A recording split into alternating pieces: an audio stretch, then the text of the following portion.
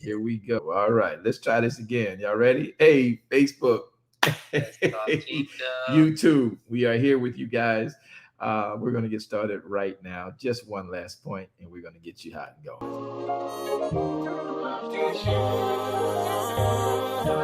Let's talk kingdom. He's the one you can lean on. He don't change, he stays the same. Won't find a better reason, no. So come tap in, just listen. And bring a friend, let's spread this vision.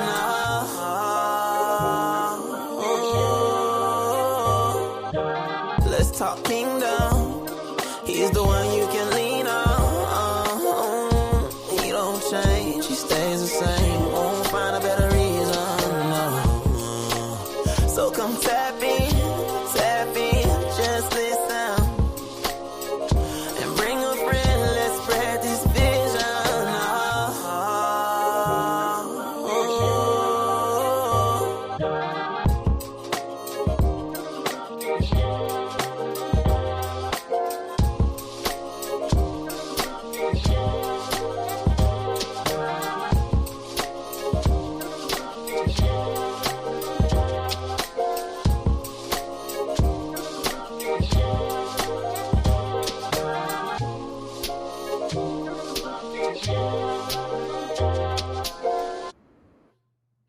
And shalom aleichem to each and every one of you today. So glad and honored to be with you all. Those of you who are with us now on the Facebook and the YouTube feeds that were with us on Clubhouse, you know what just went on. But I want you guys to hit that heart sign, hit that like sign. Come on, y'all, just hit the heart sign, like signs, and do what you need to do over there. I got more eyes than I got hearts. And Clubhouse, I'm so sorry to have you guys go through that, but y'all know me, redundancy is the best teacher, right? Get the joke? Nobody? We did it twice. Okay. All right. So anyway, I get it. So anyway, we were sharing that this is the day that Yahweh, who is our Elohim, has made. And I could not be more happy to be here with you all in this high holy day of Chag Sukkah. And in this day of the first day of Chag Sukkah, which is the time in Sukkah, which is an 8-day period of time, we have been teaching over these last 24 hours, actually for me more than that. And we've been sharing with y'all that, how in fact, by the timelines of the Bible, using the book of Luke, as well as the instructions of the feasts using the book of Leviticus, we have been sharing with many people who don't know that Christmas is not, one, done of Elohim, and two, our Savior could not have been born in the month of either Kislev or Tevet, which would represent anywhere from November, the end of November, to the middle of January. So in doing that, we have received both from students of mine, which is common, a necessary thing, but then also from many who have been viewing in because they were invited and they're questioning because they have theological training and seminaric training, and they've not been directed to this type of information. And so many people have questions about it. You start to search it out. So I woke up today to a myriad of alerts in my email and quite a few texts from many of you who are viewing right now. I'm glad you at least asked the questions. Matter of fact, some of you don't ask questions, you just submit and then tell me, well, that ain't what the Bible say. Instead of asking the question that says, hey, apostle, here is something I saw. Can we study this? Instead, well, I saw this and you can't teach that. And so again, don't come for me if you don't know me, because it don't go well. But I want you to come with your questions. There's a way you ask your questions. There's a way you present the information that you believe you have understood. All right. And if you know me, we're going to walk through the writ, and I'm going to give you everything you gave me, and we're going to walk through it together. That's what a resident theologian does, or at least one who wants to make sure that we all see the light of day and we do it together so that we don't have this question again. But this question, these questions must be asked. So many of you have questions, and I promise you on last night, and now as I was last night, I was tired. I was elatedly tired. I was tired of celebrating, and I don't mean like I'm tired of celebrating. I was tired from celebrating. You know, those kind of good tireds where it's like, this has been a celebration, this has been a great day, and I'm actually exhausted in a good way. So when I say I was tired from celebrating, I wasn't tired of celebrating, right? And so in that tiredness, it was just time to shut it down. And I slept well, and we had a family emergency. I was able to talk with my grandson, which if you're a father or a grandfather, to be able to talk candidly and to talk confidentially and to talk openly with your children who you've raised, and they get their own perspectives of life, and to talk now with your grandchildren who are grown and they have perspective on life, and they honor you as the OG, right, of the family, as the patriarch of the family. And then they come to you respectfully and say, hey, I got myself in a jam, or hey, this happened and I got hemmed up, or hey, this, that, or the other. What should be done? You of course say, well, you should have came sooner, right? But you don't go in at them like that. You don't go in, I told you so. It's none of that. It's like, hey, I'm just glad you came. So when you understand that as a parent, you don't miss those opportunities, especially in Sabbath, to sit with your family and talk about Elohim in a high holy day. I can't tell you how elated I am right now, and I don't mind sharing my testimony with you. And you may think it not, of importance because it's not happening to you, but I am a very elated Black man today. I am a very elated believer in the way of YAHSHUA HaMashiach. I am a very elated Torah observant individual today, because the manifestation of family in my space, while Torah and a Moedim are active, and the ability to converse as Elohim would, is just, it's beautiful when you see it play out in front of your eyes and you know what it is, right? So I am very elated today. And then in the midst of that, as I slept and rested well, Yahweh gives his servants sweet sleep. I promise you, it's true. But when I woke up to a buffet of texts and emails from bishops and pastors and students of mine, some supposed students, some people who watch our ministry and know how to reach us through emails. And I even started to check around on some of the apps and see what was being said and how it was being said and why they said it and what the questions were, and watching how certain people know how to communicate and other people don't know how to communicate. And you factor all that in, and you're actually what you call, you're compassionate about making sure that people who are trying to communicate are communicating well enough that you want to respond back to them. So I want all of your questions today. We want, as they say, BTS, bring the smoke. All right. Because where there's smoke, there is fire. I promise you, I'm going to lead you to the light, and you're going to do it yourself, because I'm going to show you how to do it. Whenever you come and bring smoke here, I'm going to bring you to a do it yourself so you can go and see it yourself, because the data you utilize is always the answer you're looking for. You just have a different perspective based on how it was sown into you prior. And then you come to a place that shows you that you have to be transformed by renewing your mind. And that renewing may require reprocessing what you were told or sown earlier.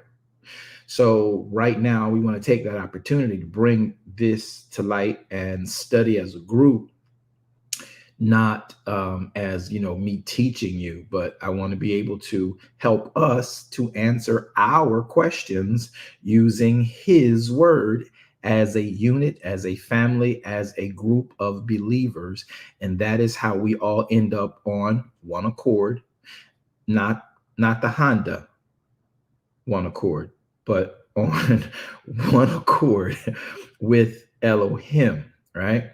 Because some of y'all be on one accord in the Honda, and then y'all jump out of the Honda and get into the Mitsubishi, and you thought you was in the spirit because you spoke in words nobody could understand. That was funny. Y'all don't have to laugh, but I promise you, I'm an elated black man today.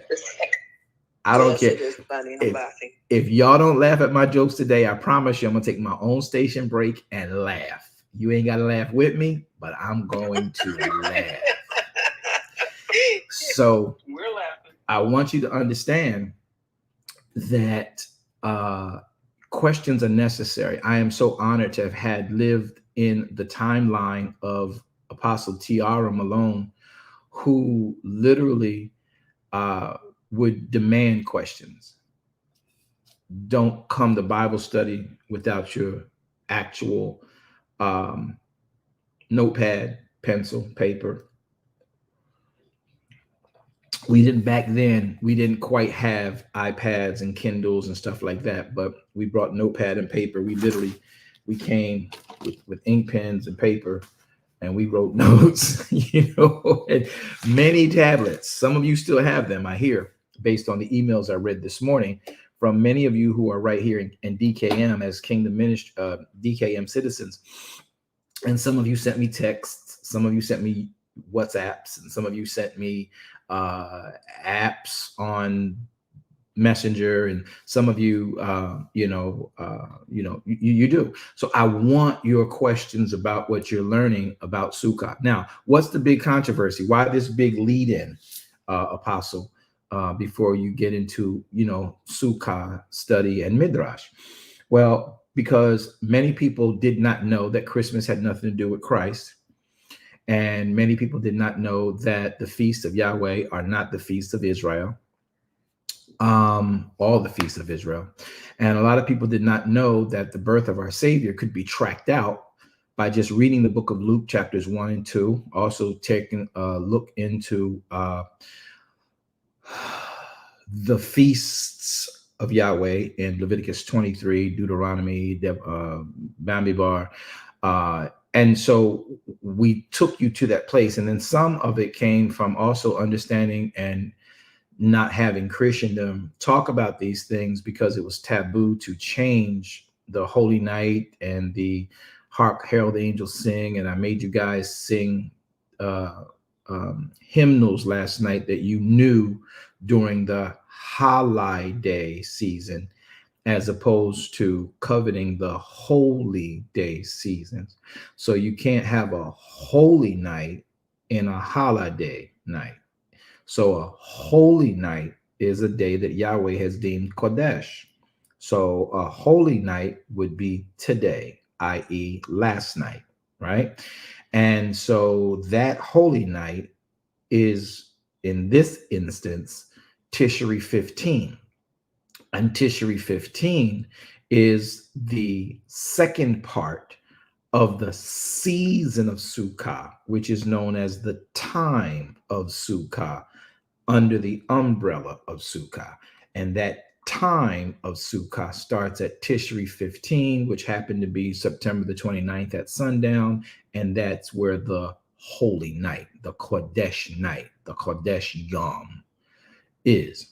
And so the demonstration that we did for several hours yesterday, literally 20 hours, we talked about the birthday of our Savior and how it was not connected to the religion of the Roman Catholic Christendom that has been propagated and populating all over the world as the accurate time and day of our Savior's birth. And then we broke down to you in Sukkah how Sukkah is the beginning and the end. That's a lot of information to feed people with and cause theologians to become upset with. And then we talked about Sukkah also being the first and the last. And then the way we broke down the first and the last had nothing to do with you and I. The first shall be last and the last shall be first. It was about how Yahweh structured his feast times and seasons. And in Sukkah, There was a first of Sukkah and a last of Sukkah. And then in the last of Sukkah, which is the 15th today, is when our Savior was born. But that last will be the first thing to help us understand the process of Elohim. And the last thing that we see about this process starting will be in the first of Sukkah. So the last shall be first, and then the first shall be the last thing you experience before you go to see the Father. It turns a lot of heads, and then people start looking at you as if you just making up stuff. You're being eisegetical, you're being subjective, you're taking this into a different vein. But we never left the Torah, we never left the Brit Hadassa, we never left the Tanakh to explain it to you. We're not using commentary of the rabbis. We're not using commentaries of Christendom. We're not using commentaries of your favorite preacher. We're using the writ to help understand where we went left.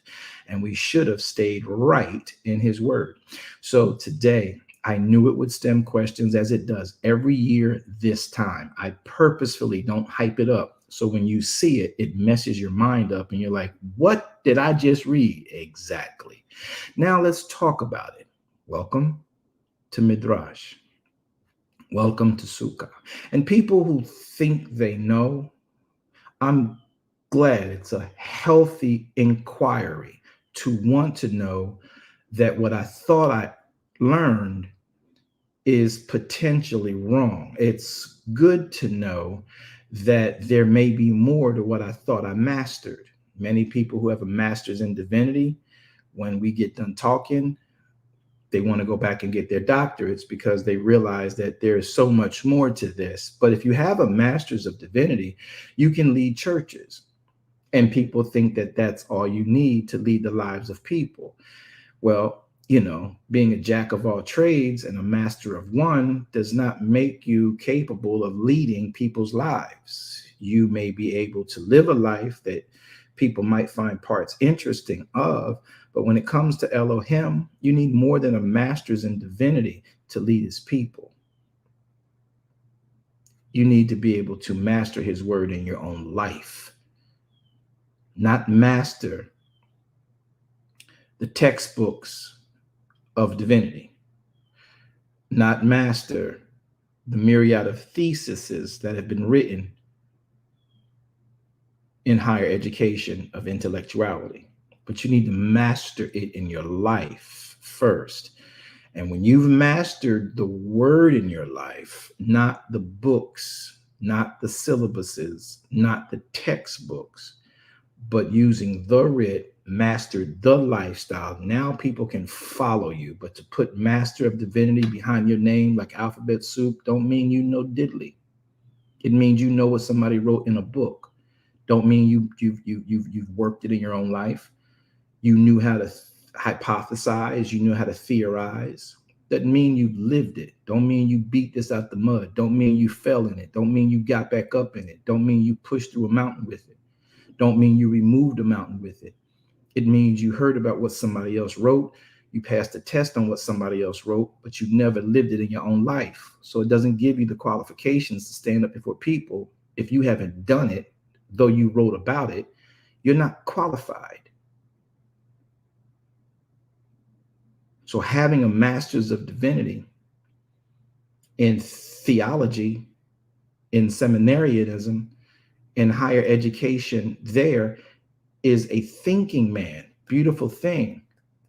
But I know some people who do this and don't have that degree. And I'll follow them before I follow the person with a degree in a heartbeat. We got a lot of matriculated intellects that have no understanding of how to apply the information they have. They have the potential, but they have not. And if you get hung up in the laurels of what you've been educated on and you haven't lived it, then that becomes problematic. So until you live this, don't brag about what school you went to, because I know a whole bunch of schools that have no real good understanding of the Bible, and they publish Bible. So let's get into your questions. So my apostle T.R. Malone is gone. And but what they left me with was an understanding of, if you don't have a question, you're not trying to learn. So here we ask you to ask questions. And sometimes your question might take me into remembering things that I'd forgotten long ago, but am more than glad to have resurfaced so we can learn together. Let's learn together what the word of Elohim is. So you got questions out there about the fact that, you mean to tell me in Sukkah, that's when Yeshua was born? Why y'all talking about happy birthday? Ain't no other Jewish people, ain't no other Sabbath keeping people, ain't no other Hebrew Israelites talking about happy birthday, Jesus. So what is you talking about? I know you like your Hebrew and all that stuff like that, but I don't understand. You can't go around changing stuff. And what that got to do with a Christmas tree, and what that got to do with tinsel, and what that got to do with gold and silver, and what that got to do with moving the tree from here to there. We don't need all that. We already got the religion. God already set that stuff in Jesus the Christ. He done already did that. Married a little baby, Mary's little baby, the baby lamb, all of that. And it was in the manger and all that. We don't need to know all that stuff. And then what you talked about, the timing ain't right, because if you read this, then you'll see this, and this, that's wonderful. Just keep those questions coming. Look for interpretation before you drop what you think you know on someone who knows it for real, and then walk on as if you made some very impactful statement. So always ask your questions and then wait for the study together so you can see what the writ says. Now you'll be able to tell in the efforts to study together your question or your revelation that this person does or does not know what they're talking about. This word does or does not line up with the answers that make sense according to the writ. So today, many of you have questions, and we want you to have those questions answered, because I know in Christendom you and I came from, they didn't tell us this. They told us that in December, the baby was born, they did this, they did that, the Magi came within 16 seconds of the birth.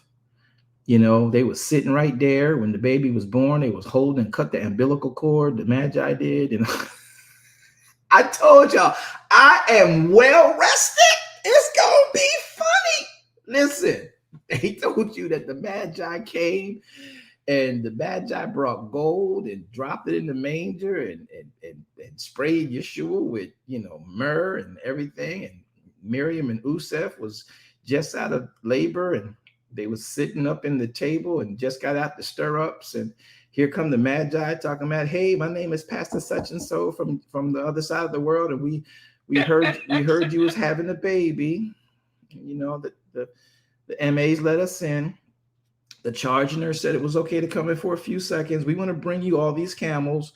We want to bring you all this gold, and we're going to bring you all this fine purple. We're going to bring you all this frankincense. Yeah, we're going to go see your king now. We'll come back in a little bit, but I don't like your king. He seems like something's wrong with him. And this is how they projected that whole story. And then the shepherds on one scene was over here on the mountainside, and they was talking to the angels and crying. And then they all ran down and met Miriam right after she spit out the baby, and the umbilical cord just got cut. They were still putting Thorm around the piece that came up, and all of that, they had him wrapped in swaddling.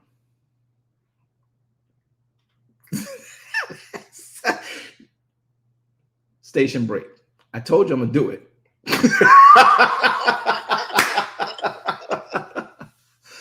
Okay.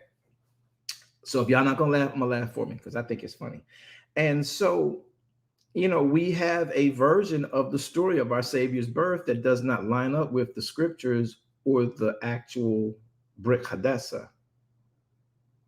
So many of you had the questions in my emails. Some of them I answered in my emails. Some of them who are students of this programming and citizens of this Kingdom House, you're going to have the opportunity to ask your questions live, because I don't want you to give it to me secretly. So I want to make sure you get a chance to put it on platform. That's what this platform is for. And I'm hoping moving forward in a newness of life in a new year, you all understand how important it is for me to teach with you.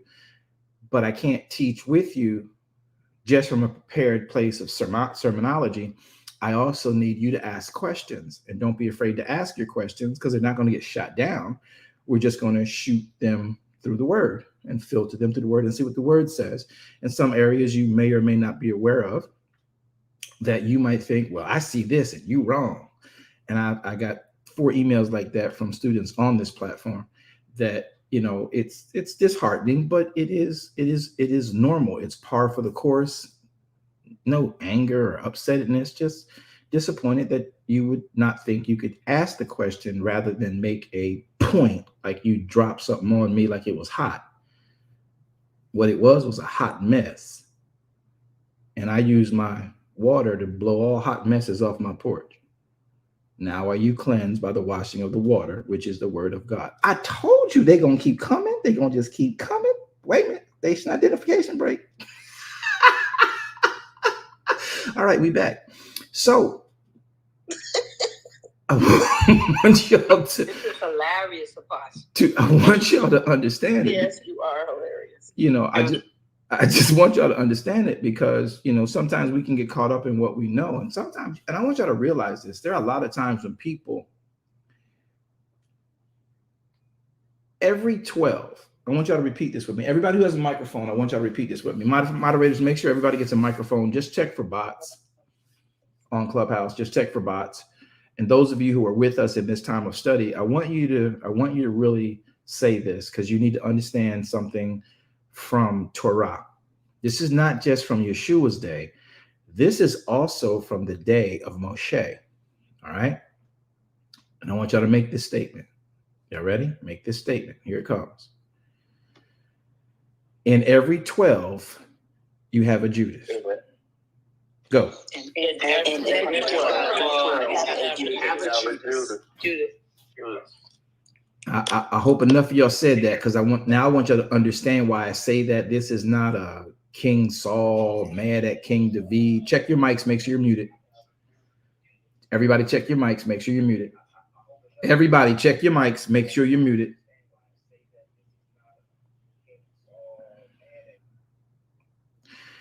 And so this is not a King Saul mad at King David or King Saul trying to hold back King David or anything like that. This is just a fact. Did y'all know that Judas didn't know he was going to be Judas? Judas loved Yeshua. He just didn't know he was going to be the Judas. Right? And so we want to make sure you understand that the person who acts like Judas doesn't even know they're acting like Judas. Judas didn't know he was acting like the Judas we have classified as Judas. If y'all understand what I'm saying, say, oh, I get it. I get it. So it's not like you can say out of every 12 and you go around in your ministry or you go around in your circle of friends or you go around in your peer groups cutting 1, 2, 3, 4, 5, 6, 7, 8, 9, 10, 11 Judas. No, this is not how they are going to keep coming. That's not what that means. Judas didn't even know he was Judas. Judas was with the group because he loved Yeshua. But you know, it's funny whenever you get into a place, and I want everybody to say this. Everybody come off mic and say this. And when you get done, check your mic to make sure you're muted. Ready? On 3, you're going to repeat after me, or I'm going to say it, and then you're going to repeat it. So on the count of 3, I'm going to say it, but I want y'all to repeat it and repeat it fast. Don't be all day because we can't have slow, dead air. All right. So on the count of 3, 1, 2, 3, I'm going to say it. Then you're going to repeat. Ready? Here it is. And I want you to remember it. Familiarity breeds contempt. Ready? 1, 2, 3, go. You know, Udis was just so familiar with Yeshua, he didn't know he was being the Udis you and I classify as Udis. People trying to get familiar with you, they do that so they can get to know you because it's like, great, we're accepted, everything is good. But then they get to a point where in their ideal of being familiar with you, if it can't be the way they want it to be, they then start to try and make it that way. And if you don't budge on it, then suddenly their energy for good turns into energy to actually discredit that which has been doing them good this whole time. You can say, wow. Wow. Can you say that again? Wow. Please. Break that down again. So wow. when you're dealing with familiarity, people who come to be and they love and they appreciate, they love what's being done. Udis loved Yeshua. Udis got real familiar with Yeshua. Guess how familiar Udis got with Yeshua, y'all? He got so familiar that Udis was the one Yeshua could trust with the actual finances of the ministry. That's a huge, intimate position. And this is why I'm very leery of giving people certain authorities when it comes to ministry, because I know the history of familiarity that breeds contempt. And then people say they love you until they don't. And then when they can't get what they have accomplished in getting familiar with you and wanting to do certain things, and Yeshua was like, Judas, we can't do that, just chill. Well, that don't make no sense. Why you let that girl put all that oil on your legs and on your arms, and we could have gave that to the poor? Didn't you say we supposed to have good charity and tzedakah? And why you just sitting there letting her stink up this whole house with that beautiful ointment? We could have sold that and got 300 pence for that and fed some people and helped some people, and you was a hypocrite basically. And that's the first time you did that. Now we're not going to do that again. And then to watch him do something else that you, because you got familiar, got intimate with him, and you see him making raw decisions, see them making unpolished decisions, and then you get them in their raw thoughts and you're familiar with them, and now you think you can judge them in their thoughts, and you forget why you came. You came because you didn't know what they were teaching. Now you're starting to learn what they're teaching, and you think you know it better than them. So now that you don't get to have your way in their world, suddenly you now become one who challenges everything that they say, because you're trying to be them now rather than be with them. You're trying to be them now rather than be with them, which is why you started this journey. Wow. Yeah, that's a wow. Yes. That is so good, Apostle. But Judas don't know he's like that. That's the thing about evil. It creeps in. Satan, Lucifer, didn't want to be against Elohim. He just got lax, thinking because he was so intimate with Elohim that he was responsible for bringing in the music to Elohim, that now after a while, he like, I did good. Elohim, you should do this when I do this. And like, boy, just be quiet and do what I made you to do. Well, wait a minute now, hold on now. And then evil creeps in. Before you realize it, Satan becomes Udis. Udis didn't know he was going to be the Udis. Satan didn't know he was going to be the Satan that we talk about. That's the thing of evil. It creeps in. And it creeps in under the guise of familiarity. That's why you have to be careful who you let get close to you. You have to be careful who you give access to your privacy to. Because after a while, if people who like to be in control and have control don't get control, they're no longer with you to be with you. They're with you to now be the new you. And that is competition, and that is dethroning. But they'll use everything you have to give to replace you and be you. Watch, in the end, the priests came to Udis and said, how can we betray him? And he went to them to say, yeah, I'm tired of him. You know, I'm in the inner circle. You'd have never got this close if it wasn't for me. So let me tell you what I know, familiar with him. Oh, I know his ups and downs. I know his ins and outs. Matter of fact, I know a secret place. Did y'all know that the only reason the Sanhedrin and the rabbis knew where to find Yeshua was because Udis knew the secret place Yeshua would frequent? Nobody else knew that Yeshua was going to the Garden of Gethsemane, but those intimate to him. That was a secret place. Nobody knew that Yeshua went up there and frequented that space except Udis. That's how he knew where he would be. Udis didn't know he would be the Udis we talk about today. Are y'all understanding what I'm saying? Absolutely. That's a scary thought. But it's a real thought. So be careful who you give access. And people who press and push to get into access into your life, you They don't know that their anxiety, they don't know that their aggression can lead them into a place of that combative state later. And if you've been wise enough like me to live through so many different types of encounters with so many different types of unsuspecting Judas manifestations, you know the aggression looks like this. The aggression is going to end you there. Just slow down, just relax, just wait. We'll live through together. The more you try to push to be intimate, the more the person tries to push to be familiar with you, the more they try to push to make you their best friend, the more they try to push to be what's close to you. It's what they want. And though what you have, they really can use, they want it the way they have it factored in their mind, which now overrides why Yahweh connected them with you or you with them. And now man's design has begun to play into this rather than Elohim's design. And man's design sounds like Elohim's design. You know why? Because if I read the word of Elohim, you hear this: A, B, C, D, E, F, G. Listen. And if I read the will of me, it sounds like this: A, B, C, D, E, F, G. See, it all sounds the same because it's my voice.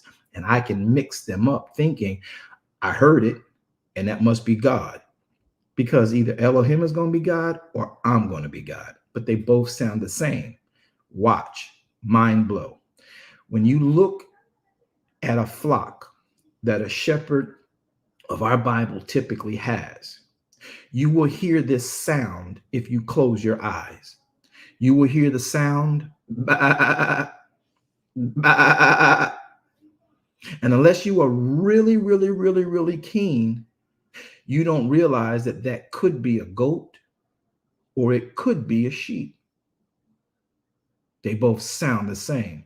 Until you open your eyes and see it, you will hear bah from a goat and you will hear bah from a lamb. And the shepherd got to deal with both of them. But he can't address either of them unless he's heard them and seen them to know which one needs what. Because the goat is more rambunctious. The goat is more aggressive. The lamb is willing to learn. The lamb is willing to be guided. But yet, as a shepherd, you have them both, and you have to know how to handle them both. I'm giving you more than you actually anticipated for this morning. So you have to be very careful. Udis didn't want to be Udis. Lucifer did not want to be Satan. But evil has a way of creeping in and getting you off balance, especially when you're aggressive, especially when you're assertive. You got to remember, Yahweh says, be anxious for nothing for a reason, but through all things, through prayer and supplication, conversation with the Father, make your requests known before the Father. Make your requests known before his word. Filter everything through his word. And this way you can live a better and more productive life. Are y'all understanding anything today? Yes, absolutely. Yes. Very much so. So leaders, be very careful when people come to you saying, I'm going to do this, I'm going to do that, I want to do this, I want to do that. What you're going to do is sit down over there in that corner. If you want to be here, because I got to teach this class. But if you sit over there with the rest of the students and learn like the rest of the students are learning and stop trying to jump to the head of the class, your gift will make room for you. There's a difference when your gift of Elohim makes room for you because you're learning Elohim and now you know how to use your gift, as opposed to you coming in and bullying your way to the front of the class. Now you're disdained by the class. Now you're not liked by the class. Now you become forcibly familiar. And the class looks at that like, well, what's that about? We're all sitting here learning. Do they know better? They know more than me? And why are they always talking what the teacher's talking, but then when they out of here, they talking something different? And then they try to, because we're in the same class, drag me over to their parking lot class that don't have chairs, don't have a board, don't have amenities, don't have a bathroom. Well, I guess we outside, so you can just go anywhere. And they got me in the parking lot next to their car on the other side of the car from the class we just came out of. And they always calling me from the shadows, talking about, hey, come over here. I ain't really, you know, I'm not trying to be funny, but you know, I don't think what was said was right. See, that's what Udis did. He's like, I don't think he should have let her put that oil on him. That was a lot of, do you smell that? That's spikenard. I know how expensive that is. I could have changed that in because I look to do the will of God. And since I got on board with this ministry with Jesus, this is Judas. Y'all mind if I play Judas out for y'all? This is Judas. Judas is like, now, since I've been in this ministry and I came here because YAHSHUA was teaching us about Torah. And yes, I agree that the Pharisees and the Sadducees, they've been doing stuff wrong. But let me tell you what YAHSHUA, he been teaching it. But, you know, sometimes he do some stuff that just ain't of God. And I know, I don't know why I know, but I think I know. And I think he shouldn't have let that woman put that very valuable oil on him, because we could, since I've been in this ministry, we was helping the people, we feeding folk that ain't got no food. We done turned 2 fish into 5 loaves and 3,000 Happy Meals. We done turn water into wine. I mean, all that stuff he doing, but he gonna make this move right here. See, I think he getting next to himself, and he took that from that prostitute. You better watch that. He might be. I'm just saying. Why would she lather him down if ain't nothing? I'm just saying. I mean, just think about it. Why he got to be doing it like that? And see, you got to be very careful when you assume. Are y'all listening or are y'all hearing? I need to know if y'all hearing or listening. Which one is hearing? I'm hearing and tracking. So ever since I've been in this ministry, I came here because it's on point and it's new, it's moving. And I think we can take it to a better and a higher level. And Messiah is like, I'm just trying to get to the cross. Just stay with me.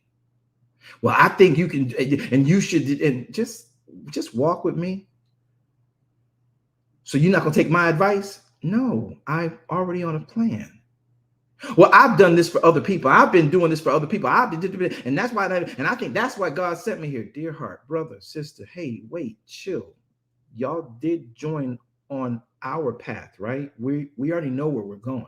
Well, you need to do it this way because everybody's going to know. And so you need to be able to explain to people why you do this and why you don't do that. Bro, sis, hey, I'm on my way to Messiach. I got just a couple years here. Just follow. Glad you're here. We hand selected you because of what you do. That's why. So that was God that hand selected me. And you shouldn't be stopping me from doing what God sent me to do for you. So why don't you just listen to me, Judas? Go have a seat over there and just keep hearing and stop listening. He gonna tell me to sit down. I got the strings to the money. I hold the bank and everything. You know what? All right. Well, I ain't gonna say nothing because I ain't gonna be smart and everything like that because I know God is with him. But whatever. Then some time goes on. See, there he go again. Why is he doing that? Well, you don't know the prophecy that you've not been revealed to. And you did read it, but you didn't pay attention to it. That there would be one who needed to anoint him for the burial. And until he tells you, hey, this was necessary because this appoints me and anoints me for the burial. But you don't know that, though you think you're familiar. And though you're allowed to be in the intimate circle, you're still thinking what you want to see done for him. He's here to do what Elohim wants for him, not what you think you should get from him and how you think the ministry should go. That's why Udis was so easy to be bought. And before you realize it, you sell yourself out because familiarity has the ability to breed contempt. So many people have come into this ministry and left this ministry. Many people sit in this ministry right now, even under these teachings, still looking to point things out that are wrong. See, I told y'all he ain't right. I told you this ain't right. Did you see this? I don't think that happened that way. And you know what? All of that, dear heart, be careful. Brother, be careful. Just be. We didn't come looking for you. You found this, and what you found intrigued you. And that's why you're sitting here. We're not trying to be deep, but we're trying to dig deep. You're more than welcome to join. And if you have questions, ask the questions. Don't try to slam a point down on the table in the middle of a class and act like you just trapped them in something. If someone is really, truly your teacher, they want to see you excel. They want to see you exceed. And they will do that even after having to be utterly patient with your anxiety and with your aggression. And they will patiently, watch this, suffer long with you. And I do mean suffer with you, because they know in the end, if you can get it, you're going to be a dynamic gift when Yahweh says so. Unstoppable. So when you sit and you allow for the suffering and you allow for the teaching to happen, when Yahweh makes these things clear, when Yahweh makes this thing pure for you and helpful to you and understanding for you, you have to realize what he is doing is setting you up. So when that teacher has taught you and is teaching you, and they don't let you into their library and give you full access, it's not because they're hiding you from its power. It's because they know you're not mature enough to handle that reveal yet. And that's not a control mechanism. That's a protection mechanism. Yes, it is. So when you don't do that, you can never, if you have a real teacher, your teacher always wants you, I want every one of y'all to be 3 times greater than me. 3 times. Whatever I know, that's why I pour it out for you for free. I don't sell it to you in a book. I don't sell it to you in an app. If I have a book or an app, I'll probably give it to you, because freely I received and freely I will give it. But if you ever have a teacher who wants the best for you and wants you to be 3 times greater than them, these works you see me do or you hear me do, these revelations, you're going to do far more. And when I'm gone, they'll really explode in your soul. But a teacher will always want you to be greater than them. And even though they will cheer you on in being great, they will cheer you on for being great, they will infuse you with the wisdoms and the fuels that make you great, you'll never be greater than your teacher. You'll do more works, but after a while, your teacher doesn't do it anymore for the quantity. Your teacher does it for the quality, so that when you now pushing exponentially more quantity, they can give you a better quality of fuel, so your quantity can be effective. Oh my. Amen. This was good. So true. That's wisdom. That was good, Apostle. But sometimes people think they know better, and because the teacher lets you be rambunctious and do what you feel you big enough and grown enough to do, like any parent, you've raised your child, moms raise their daughters, and the daughter's smelling herself, and mom is like, well, baby girl, you can do that, but I don't think you really want to do that. I know what I'm doing, mom. You ain't the only one. I haven't seen other people do it. I'm saying, yeah, I've seen other people do it too successfully, and I've seen the horrid failures as well. So I'm not sure you want to do it that way. Well, I don't know. You get on my nerve because the last time I checked you anyway, I be checking you, mom, because I be seeing you, mom, and I know you, and you be saying stuff, and I see you how you talk about this and you talk about that one. It's like, okay, baby, I might have made my mistakes, and you had access to them because you're intimate with me, but don't get it twisted. I've done some stuff you don't know about. I've brought in some stuff you don't know about. And just because you can don't mean you should. But you grown now. Go do you. I can sit back and say, I raised up the child in the way that they should go. And when they get old and start feeling themselves and realized, like the prodigal son, it didn't work out the way I thought, because I thought my head knowledge, I thought my book knowledge, I thought my sermon knowledge, I thought my thesis knowledge, I thought my syllabus knowledge would get me through the pitfalls and the thorns and the brush and the quicksand and the waters and the mountainsides. Because I read about it, but you don't know about it. You got to apply it, and it takes time to get through thorns. It takes time to get through the thistle. It takes time to get over the quicksand. It takes time to swim through that lake. It takes time to climb that mountainside. And good, you have the knowledge of what can kill you and what can't kill you, what you should eat, what you shouldn't eat, but you got to have time to get through the actual manipulative. Just because you can do that don't mean you should do that, because you might not make it doing it that way. You can't tell me what to do. You trying to hold me back, and I got people that want to put me up and do this and do that. Dear heart, I wouldn't get in that car if I was you, but I ain't you. If you want to get in it, you go ahead. I'm hoping you will let the wisdom I put in you sound off. If you see me sit back and become quiet, I'm looking for you and I'm looking at you, and I'm saying, don't do it. Dad, son, I know I taught you how to make a little bit of money. I know I taught you how to do this over here. The reason I did that was because I wanted to show you this side of business.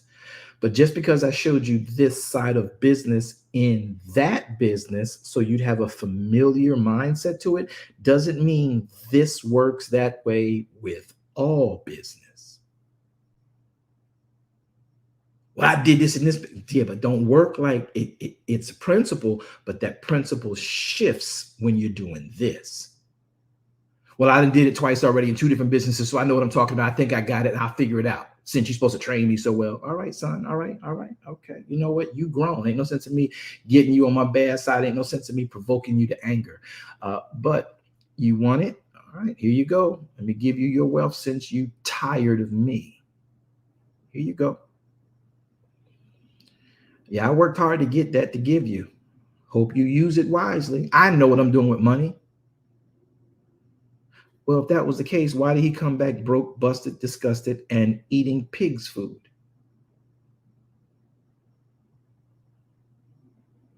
And see, the father knows that this is going to be the potential end, but he has to let him or her live it out. And the beauty of it is that the teacher, the father, the mother, the matriarch, the patriarch is going to sit here patiently waiting because you're in their heart.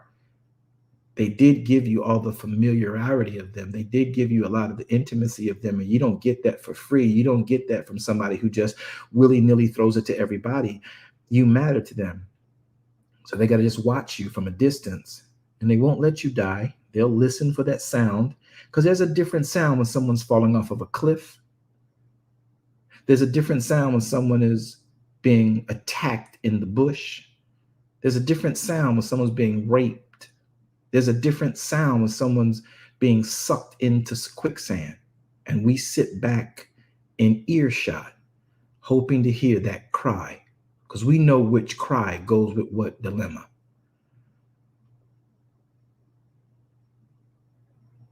Yes, I'm under the anointing right now. Yes, you are, Apostle. Say that, Apostle. So we sit back and we listen, because we don't want harm to come to you, because we reared you. We guided you to be aggressive. We guided you to be a critical thinker. But don't ever forget where you learned from. Especially if where you learned from doesn't want anything from you but you to have a great life. I'm not talking about a mom. I'm talking about I raised you, so you owe me. That's not a good parent. That's not a good teacher. Well, I'm going to teach you this so when you get it, you and I can go into business, and then you and I will be 50-50 partners. No, I teach you so you can go have your own business. And if you felt like I've been a blessing to you, when you look back and realize what you've accomplished and what you've attained, and you say, you know what? I want to bless them. I realize what they've done. I realize who they've been to me, and they never asked me for anything. They just gave it to me and told me to use it. And they never came back and said, hey, build me a house, or hey, put me up with you, or anything. They just said, go be great. If you need me, call. Before you make a decision, think. They wasn't holding me back. They were protecting me. Though I was running around in my plans, trying to get it all together. See, that's good parenting. That's good teacher. That's good patriarch. That's good matriarch. They wait to hear you cry. And we know the cries because we've already fallen in those pits. We already dropped off that cliff. We already ran through that bush. We barely beat that bear out of it too. Yeah, he was right at my daggone heel. Almost broke my Achilles. Say that, Apostle. We know that cry. There's a different cry when you exhausted. We know, oh, they're exhausted. That means they're fighting quicksand. They're out of breath. All right, I know how much time I got. Then there's a different sound when you're falling off of a cliff because you lost your footing and you lost your grip. And then there's a different sound when you're running from a bear through the thicket and the thorns. We know the sounds because we went through all the crisis. And though we taught you how to keep your head on a swivel, that's a principle. But keeping your head on a swivel in each given situation has a different perspective, a different view. And because we taught you to put your head on a swivel, you think you know everything now. You got it then. And then you want to fight about it? And then you go to somebody who says, well, you come over here because they're not really giving you time. They're slowing you down. They ain't trying to put you up fast. And well, look, you just give me $300 and I'll make sure you get on that platform. You should know better. If they're giving it to you for free and it's a slow cook and they're giving it to you for $300 and it's fast, somebody's being anxious.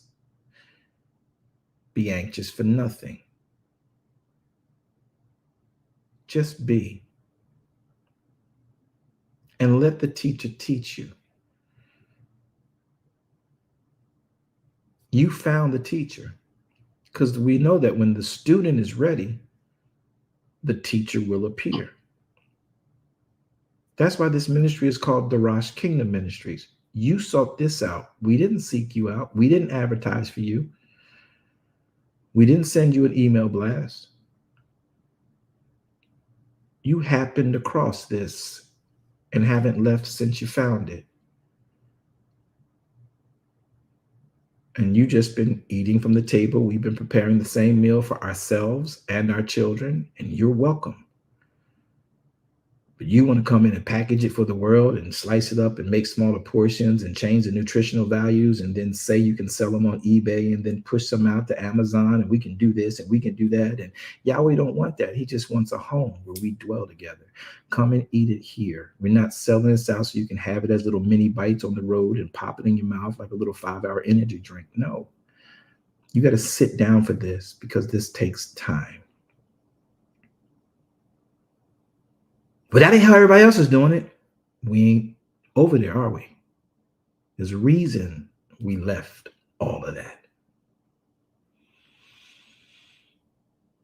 Well, I still think this is wrong. You said this and that ain't right.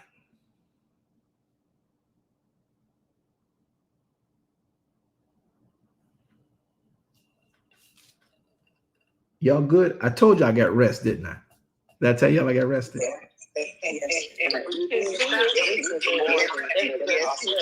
Well rested, sir. Well rested, sir. Who said that? Who's that? I sound like Wanda.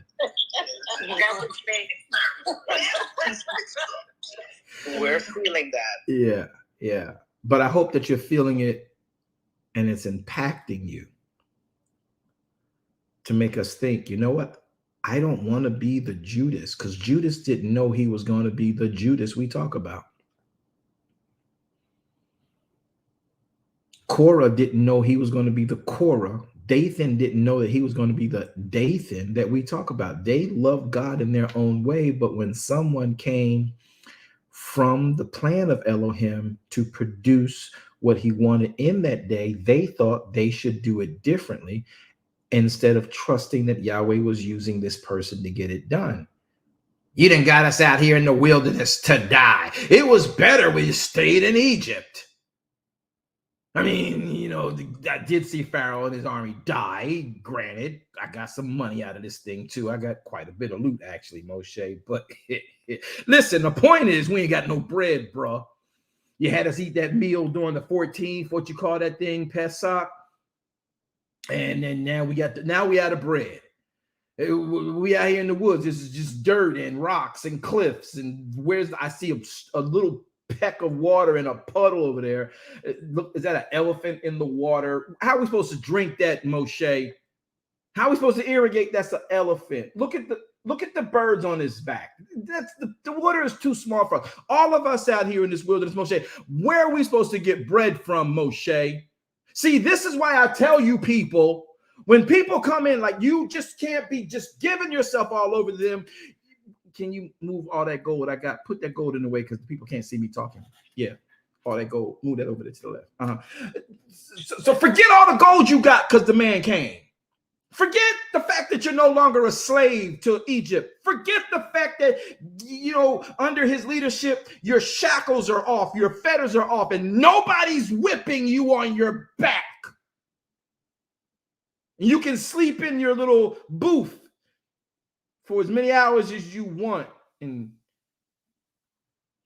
hug your grandchildren. Forget all of that. We ain't got no bread. Forget all we got from meeting Moshe and the way he said Elohim said move. Forget all of that. He ain't got no bread out here, do we? Ain't y'all hungry? Y'all want bread, don't you? He ain't got no bread. You can't eat this gold.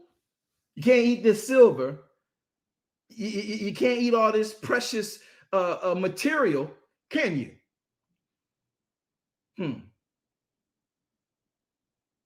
Yeah, I mean, I ain't working in nobody's pit. It'd be better that I go back to Egypt right now because I don't know where to get food at. At least in Egypt, we knew what the flesh pots looked like. They had leeks, they had onions. I don't see nowhere out here on this dry rock we can start planting. The elephant then farted in the pool. So that water is not any good. I told y'all I'm too rested. This is not good. This is just funny. Station break.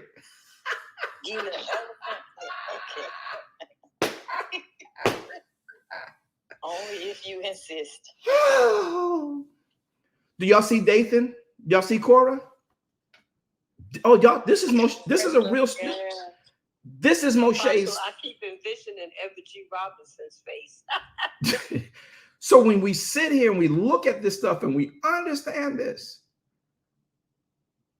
they don't want to be that mean, that nasty, that poor, that bad person. They want to be able to be what Elohim wants them to be. They want to be able to be free, but they are still now looking at this new man who brought them to this place, who did these particular things, who acted this specific way.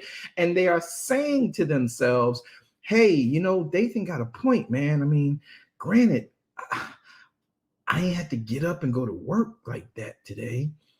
It wasn't no Egyptians snatching me out the bed and talking bad to my wife and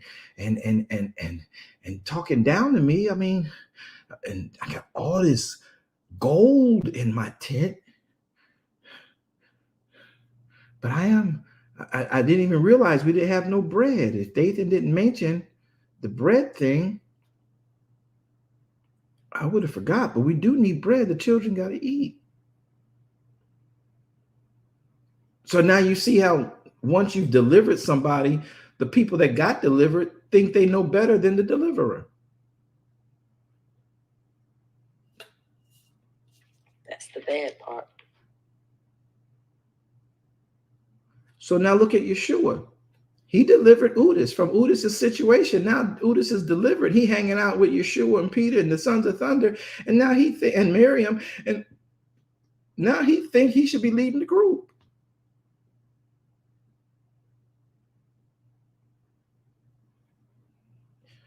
Nobody's talking to me. I know some people who like me, who really like me on this platform. Can I introduce y'all to them? They really like me. They really Let us hear. They like me. They've been with me, and they only come out when I say I need y'all to come out. But you know, they know what to say when those kind of moments come. I just introduce y'all to some children that really like me teaching. Whoa! Whoa! I met this brother a little while ago. He cool too. Amen. Yeah. Oh my. Put him back in the box. She said, "Put it back in the box." But Apostle Walker, am I making sense? Am I just making it up? Does it? No, absolutely. You've been with me a long time. You've been with me a long time. You've seen the rises and the falls of everybody who says, "Oh, we love you, Apostle," and people love you till they don't, man. And That's the truth. And sometimes they don't realize they don't love you until they get checked for what they did and their believed actions of love. And you're like, that's not love, and that's not what we do here. Well, you ain't the boss of me, and then God told me, I see.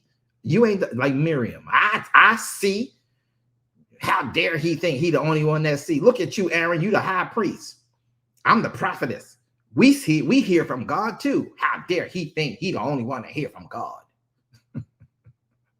So my point is, be careful how you pose your questions, if they're actually questions, because in what you present,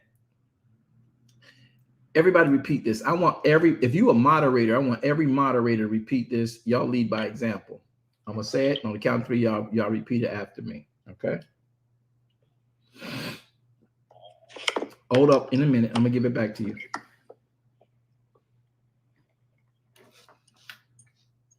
We'll do that in a minute. Thank you, Ruach. He said, hold up on that. So I'll tell you I want to do it in a minute. But Miriam is sitting there and she's like, we hear from God too. How dare he think he the only one that hear from Elohim? Now, I repeat this after me, moderators. Here we go. Out of the abundance of the heart, your mouth speaks.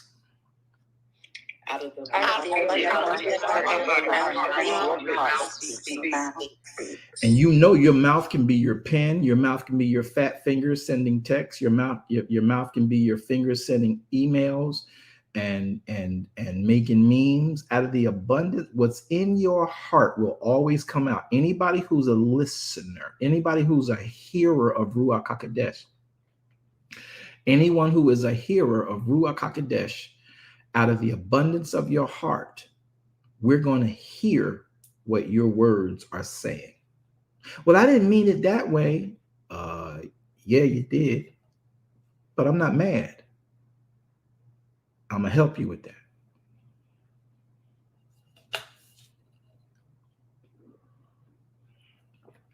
I'm going to show you what this looks like. I'm going to give you what you need to move it the right way. Well, I didn't mean to say that. Well, yes, you did, but it's okay. At least you can see it now. And this is what Torah does when you filter everything through the word. So, Father, we thank you for the opportunity to share with your people. We thank you for the moment that have become.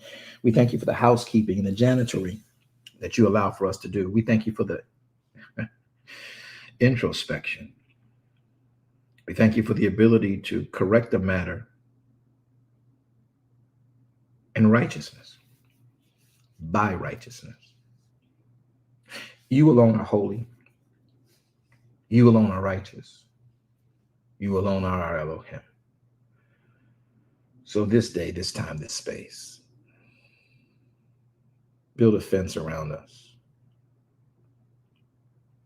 You selected Udis to do what Udis did. Udis didn't even know he would feel this way about one who freed him, he loved.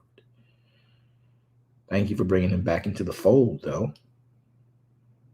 Thank you for bringing him back to his senses. Thank you for the prodigal son, his storyline, but thank you for bringing him back to his father. Thank you, Father, for the storyline of Moshe when Korah and Dathan refused to come back to their senses. Thank you for the storyline that you actually had a smart and an intelligent earthquake to consume those who felt they should rise up against their teacher and their deliverer.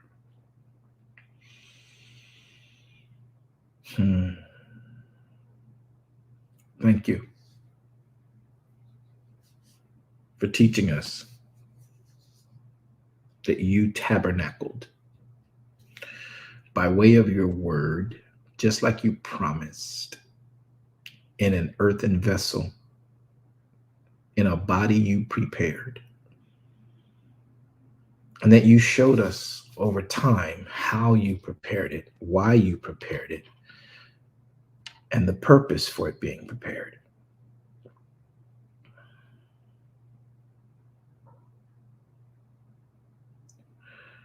Hear our cry, O Yahweh. We bow down to hear of you. We still our minds and our aggressive nature, our anxieties, our aspirations. And we ask you to align our energies and our abilities with your word. We surrender who we are to you.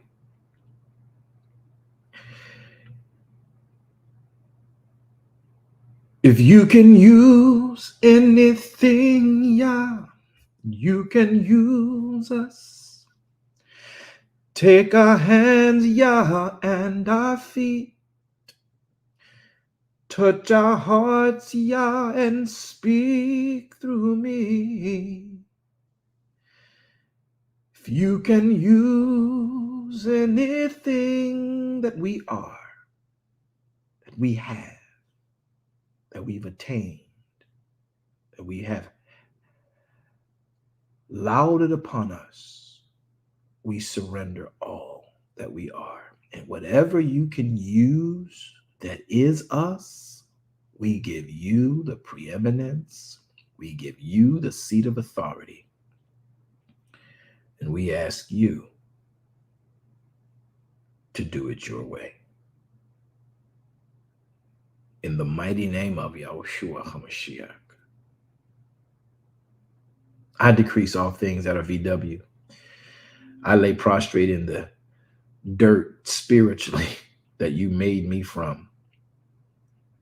We come to you like broken pots, and you are the potter that made us before we broke. We lost our luster, the shine you put on us. So we roll back, we fall back, we crumble back into your yard,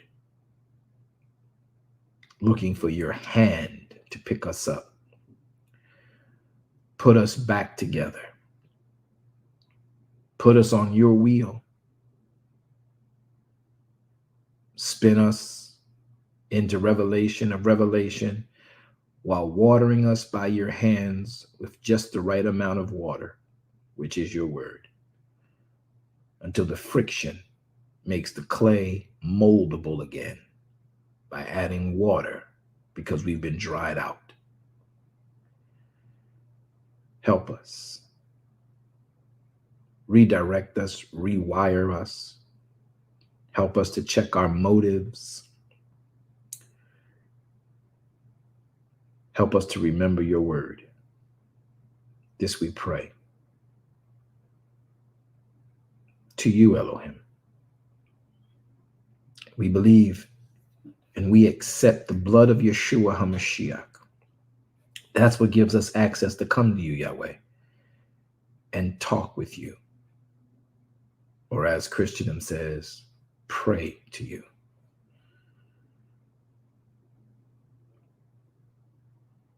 We know that you are our strong tower. We know that you have the ability to provide our every need according to our knowledge of who Yeshua HaMashiach is.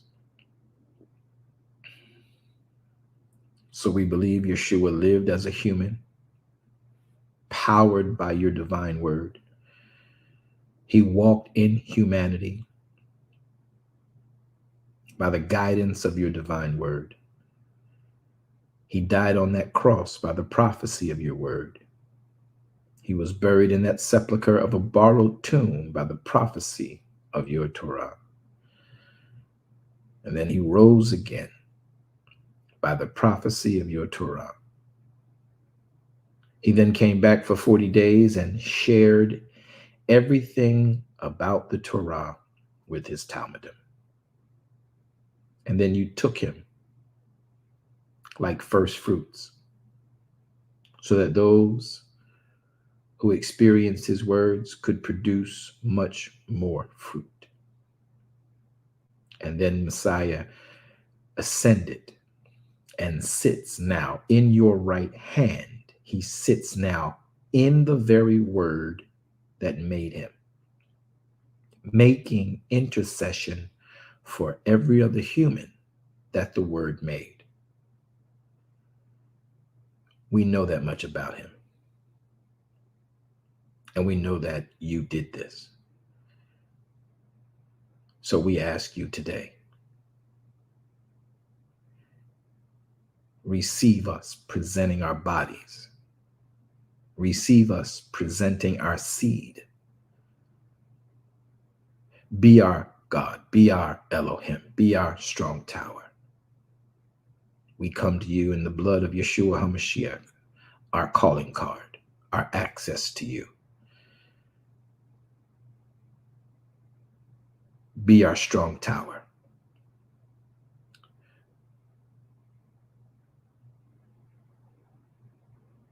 Help us to sit still and know you. In the name of YAHSHUA HaMessiach, we pray and we say, Amen. Amen. Amen. Amen. All right, Amen. Zion. Amen. Amen.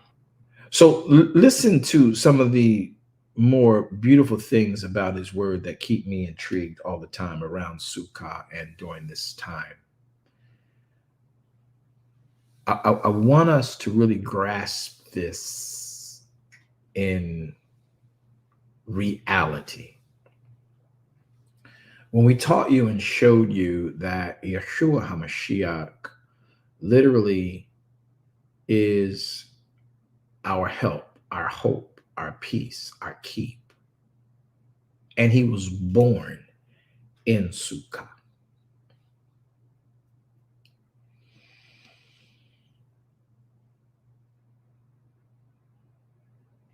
It makes a big difference. So many people, I had a couple of emails, I got a couple texts about even his timing. As I told you in the writings, Messiah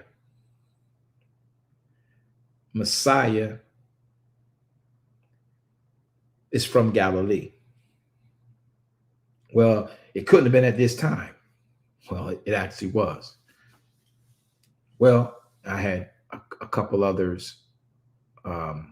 One gentleman says, well, you know that there's a purification process for Miriam, right?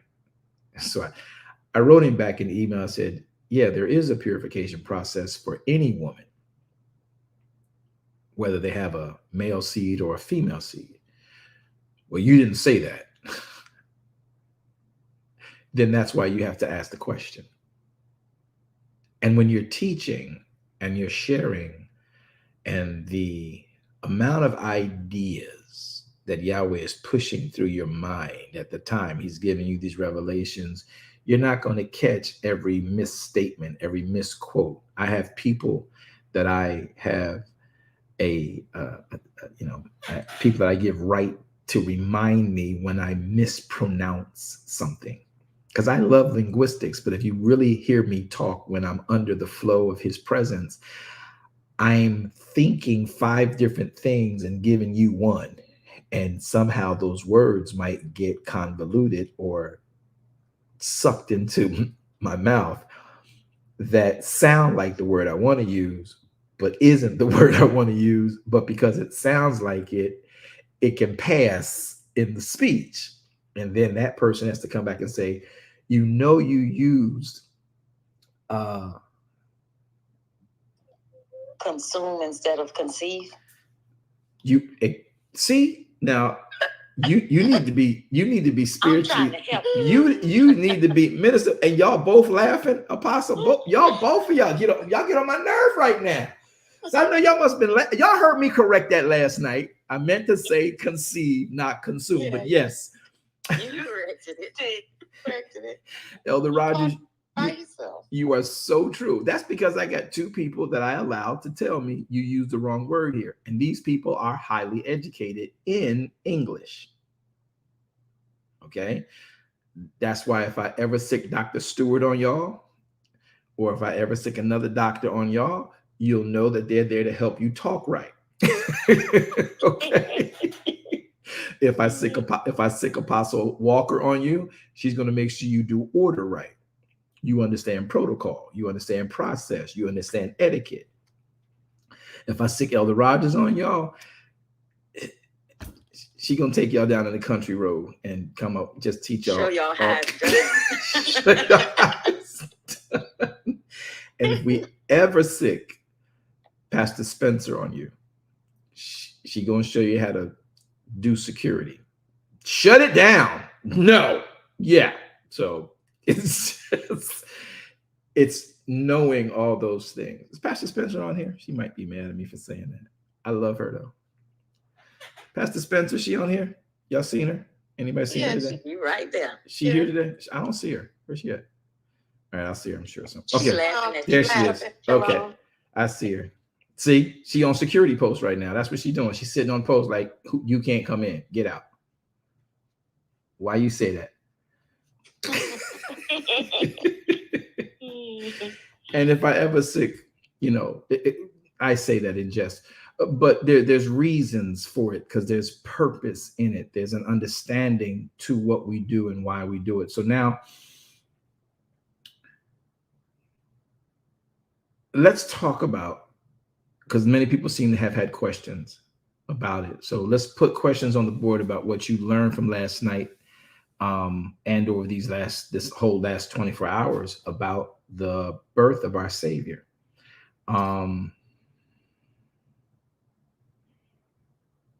Why was he born in Sukkah and not during Tevet or Kislev? How do we know? Why do we know that he was born in Tishri, the Hebrew month Tishri, which would be September, October? Rogers. Okay, Rogers, what you got? If I'm not mistaken, Unstoppable had a question. Okay. Or at least she said her name earlier. She always saying her name. She quick with it like that. That's what she didn't got quicker. She now has been quickened by. Wow. Yeah, she eating different things now. She got a chef cooking for her. She being quickened by the meal that thou have prepared me in front of my enemies. What you got, Unstoppable? That ain't quick enough, Unstoppable. I meant to say, you can hear me good? Oh, okay, hold on. Okay, so I wanted to say, like, wait a minute, you wasn't here the whole time we was talking? No. Yes, no, I heard you. I can hear you just fine. Oh. I heard you say she was quickened. I heard you. And that's all you heard was me saying she was quickened? How about the prayer? Did you hear me say consume as opposed to conceive? We've been on for a long time. When you hear what I'm going to say, then you're going to see that I've been here for a long time. You lucky I like you, and I don't even believe in luck. Go ahead. I know you. So what I was going to say is earlier when you was talking about how sometimes people just come to sit so they can be like, oh, see, you said this wrong or you did this wrong. And I don't understand that, just because studying with you always take someone to the rib. So it's not about, like, I don't understand how people will want to challenge you or say, oh, you did this wrong or you said this wrong or that's not true, when they can simply say, hey, can you show me where that is?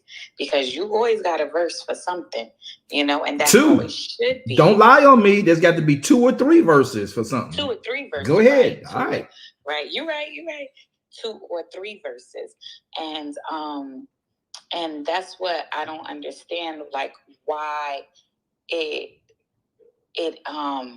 ushers someone to want to sit here and then like, oh, wait till you say something that doesn't, go with what they're believing or what they known or what they read or something like that, instead of just saying, hey, show me the 2 or 3 places that you saw that at, so I can study more upon that, because I didn't get that from that. You understand what I'm saying? I do. I don't understand. It's just a maturity thing. Like, let me help you. I don't understand. Let me help you understand that, because that's a great question, and here it is. I'm gonna say it again. That's why I had all moderators come off mic and say this. Out of the abundance of the heart, the mouth speaks. Everybody around you ain't with you. Linda. So true. On the clock. So now we're not going to make this a thing. I don't want to get into some, oh, people do this, people do that. We're going to stay to the rip. I'm just saying, to answer the question, it is motivation. And you have so many biblical storylines and testimonials and records of why people do what they do, and it doesn't make sense to us. But when you understand the plan of evil, evil uses whoever or whatever is having enough breaches, and breaches can be where, okay, I want Jesus because I want to be saved. I want Jesus because the preacher said if I get Jesus, then he'll fix everything. And that's all I want, is everything fixed. I don't want to live right. I just want to fix what's broken. I don't want to live right.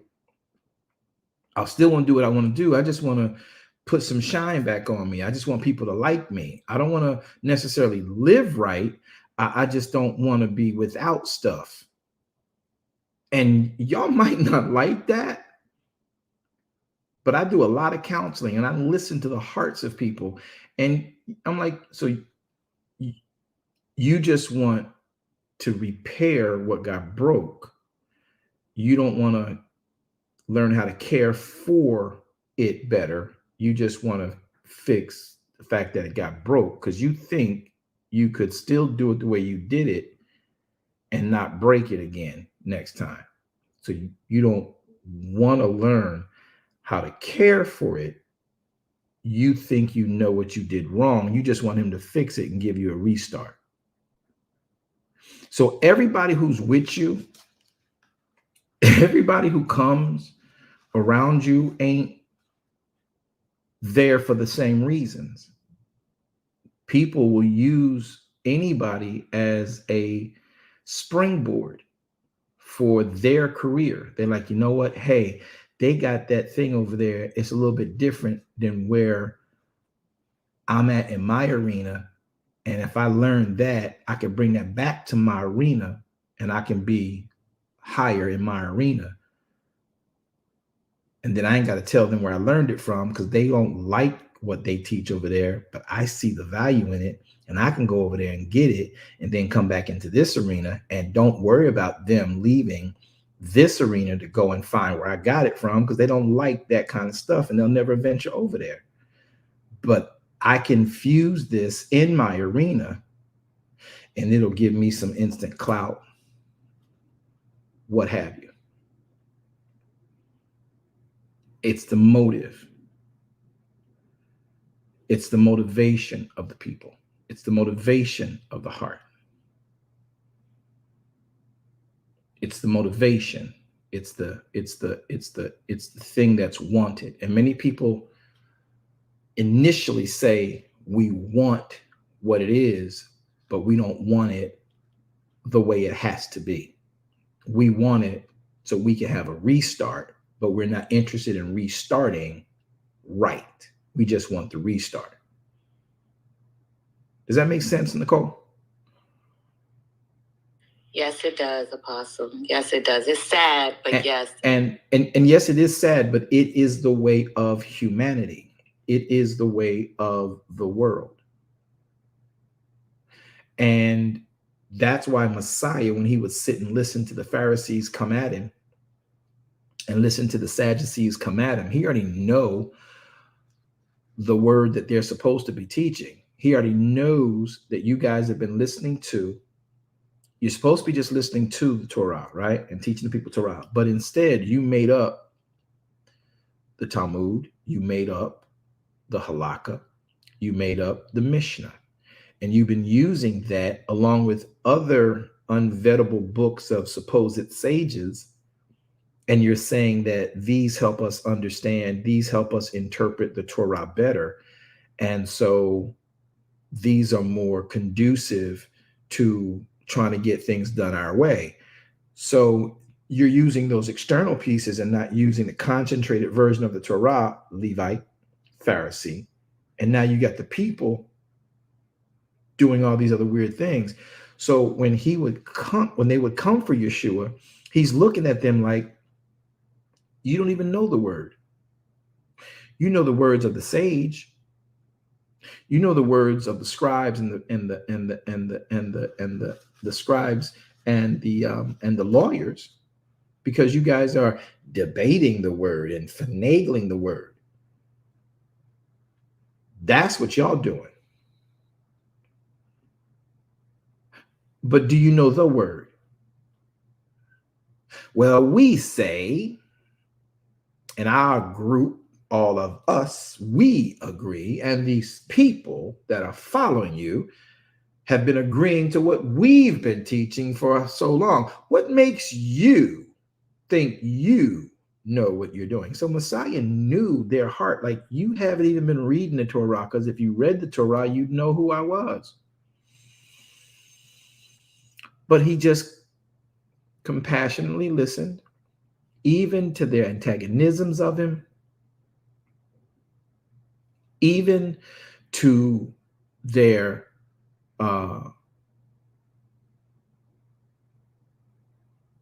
way of trying to trap him. And he's like, you're using sages, Mishnahs, Talmuds to talk to me about Torah. I'm the living Torah. He's going to pick that apart, chop it up like it's Swiss cheese. And he just listened to him. And I get it now. I sit back and I listen to people, because you got caught up in an organization of learning instead of getting caught up in the organism of Torah. Y'all can make that a quote. They got caught up in the organization of learning, the organization of religion, instead of getting caught up in the organism of Torah. So when the product of Torah presented itself, their organization, except for a couple of people back in the science lab, didn't recognize that this was the product of Torah. You know who those couple of people back in the science lab of the organization of religion were? Nicodemus. He was the one in the back of the lab like, I get what we do, but this works this way too. That guy's doing that. See, and then like, well, that's not him. He's a blasphemer. Oh, y'all mad about that. Oh, so y'all don't, so we can't bring him in to talk to us and lecture us. So I'll lose my benefits if we do that. Oh no, my children in college, I can't lose my benefits. Oh, you'll take away my housing allowance, so I can't bring him in to lecture in my class. Oh, okay, cool. That's why he went to Yeshua at night. See, if I meet you in the daytime, my Pharisees will evict me because I'm hard joined. My earning is from the temple. I am a Levite. I will lose my pension. I will lose my mortgage. I will lose my car rental. I will lose my children's education. I will be outcast. I'm hard joined to the synagogue. I can't contradict Caiaphas, and they say you are a blasphemer, even though I want to bring you in because I have scientific proof in my studies that you are the ultimate element of the Torah. But if I bring you in, since they don't like you, they'll hate me the way I hear they hate you. I hear what they say about you. I know they don't like you. They want to slice your throat, bro. So I got to come see you in the dark time when I can have reasonable doubt in their mind that it might not have been me. It wasn't me. I saw Nicodemus walking down. Can you got proof? It wasn't me. It was dark time, wasn't it? Did the person have a hood on their head? Was it dark? Can you see past 12 feet in the dark? So I was 25 feet away from you? It wasn't me. I need to have plausible deniability. That's why I come to see you at night.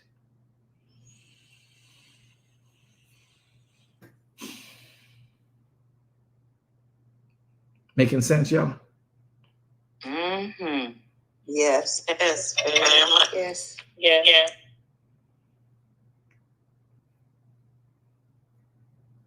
So with all that we do, with all that we say, with everything we put forward, and everything that we do, it's about your motivation. You gotta make sure your motive is right. And people be like, oh my God, this is freaking amazing. It's like going into a shop where you have everything that can help you make a really great life. And then you see, oh, this is what Elohim designed. And you never disconnect your mind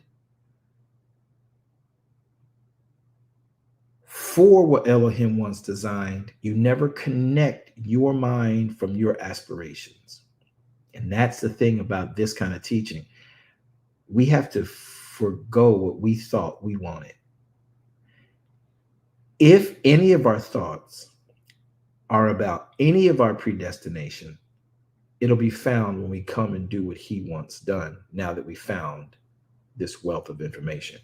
If anything we aspire to is supposed to be connected to us while we lose our mind to get his, it'll come back with ease and with purpose.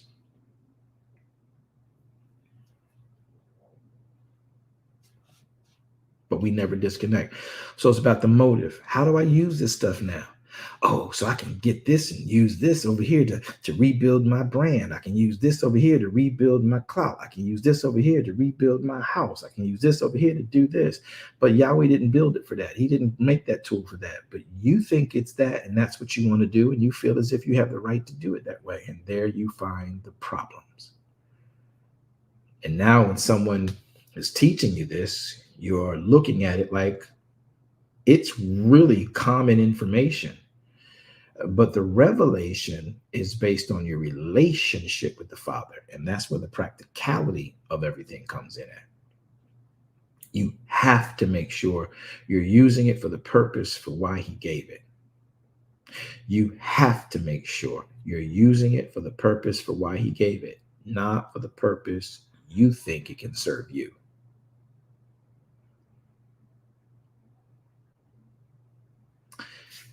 You know, people are writing books today, not because they want to share knowledge. In Christendom, you have this era of time where we are writing books today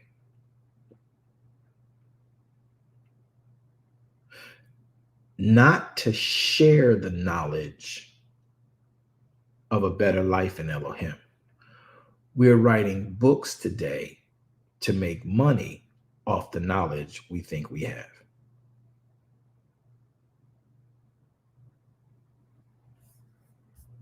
Say it again, Apostle.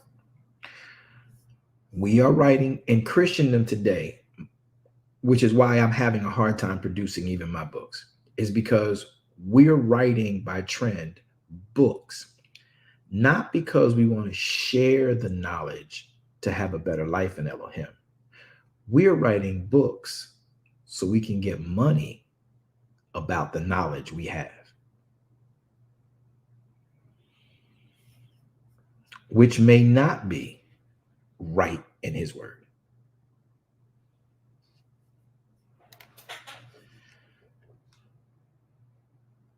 It is so quiet. Did that not make sense? Or so we could book more speaking engagements. That's the whole to purpose. Say we're an author. That's the purpose of making money. That's what that statement incorporates. Exactly. We don't write books about Elohim to share the knowledge of Elohim. We write books so we can make money on our perception, our knowledge of him. We just want to make money. So it's all about your motive. It's all about motive. And with that, we come into God and new reveal of him with that as our primary purpose. And we miss the fact that Elohim wants you to sit down and stop thinking your way, stop thinking about what we want, and find out what he wants. Repeat this with me, y'all. Be still and know Elohim is God. Say that.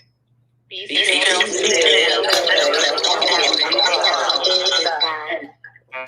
Many of us are running and ripping and running and trying to do this and trying to do that. And we on the battlefield for our Lord. And he never told you to get on a battlefield for him. He told you to get dressed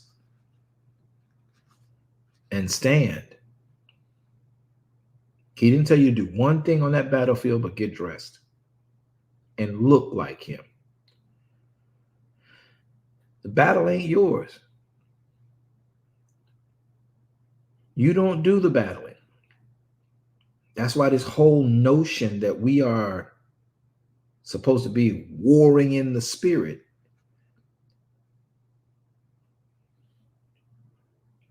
If the battle ain't yours, how is the war yours? We got to battle in the spirit and we got to fight in the spirit to do all. Why?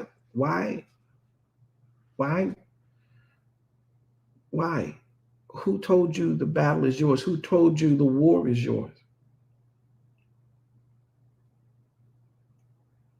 I'm on the battlefield for my Lord. That's why you running for your life. They're going to keep coming. They're going to keep coming. That's correct. I'm on the battlefield for my Lord.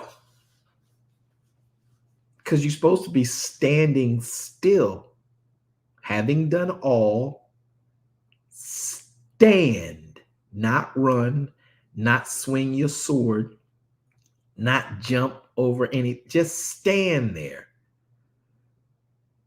I'm on the battlefield for my Lord. I'm running. The devil's on my heels. That means you are not where you're supposed to be. That's why you running for your life, because you out of place. I hope you make it back home. Does that make sense, Zion? Are y'all understanding that? Yes. Definitely. That's exactly why you running for your life.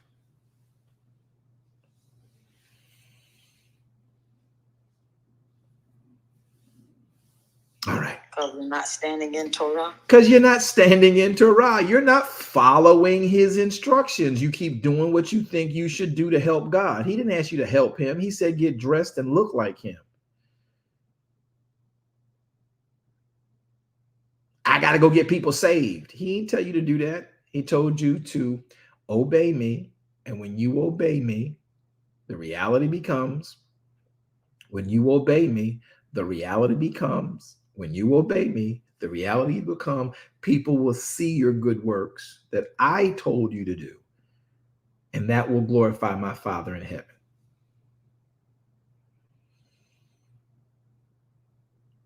I ain't tell you to do nothing else. I ain't tell you to go warring in the spirit. I ain't tell you to go chasing demons and ghosts and goblins. I didn't tell you to do any of that. I told you to get dressed in my word, obey my word, and present your body before me. Be transformed by renewing of your mind so I can show you, teach you, and grace you with everything that is me that empowers you. Because the dreams and plans you have, they're different from mine. And if you let me have my way in your life, then everything for you becomes better, becomes greater, becomes grand. And if you're willing to let go of what you thought you should be doing and let my plans take root because you sit here and listen to my word, Now your life takes on a different trajectory.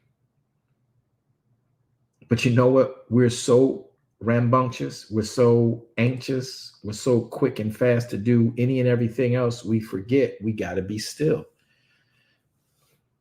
How many times do the prophets tell us, be still, be still, be still, be still, be still? Wait on Elohim. Be still. Wait on him. I ain't got time to wait. I'm running for my life.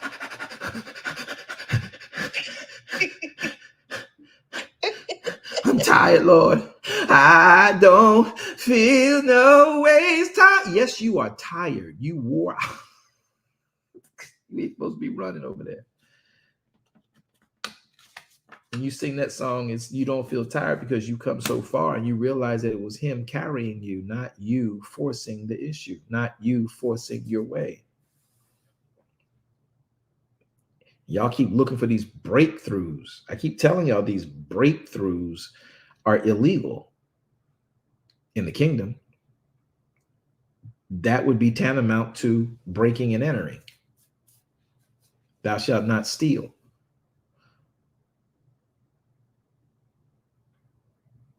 Did y'all put that together? No.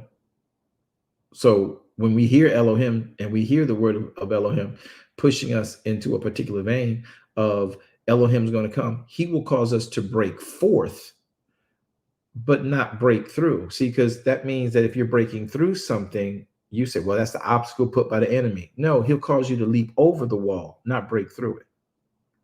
You overcome. You don't cheat and break through.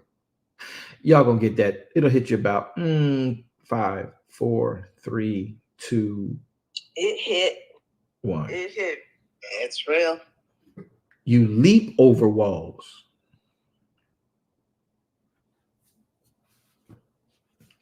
So when Elohim does anything for you, he will break forth. Your healing will spring forth.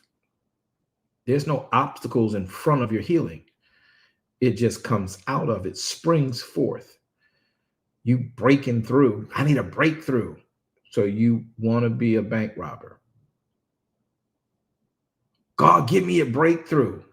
So you want me to bless your breaking and entering. Okay. No, not going to happen. I didn't get my breakthrough yet. You never will.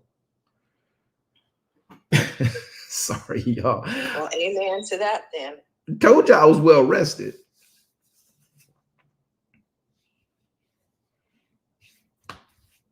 I did tell you I was well rested, right? Yeah. We can tell. Okay. All right.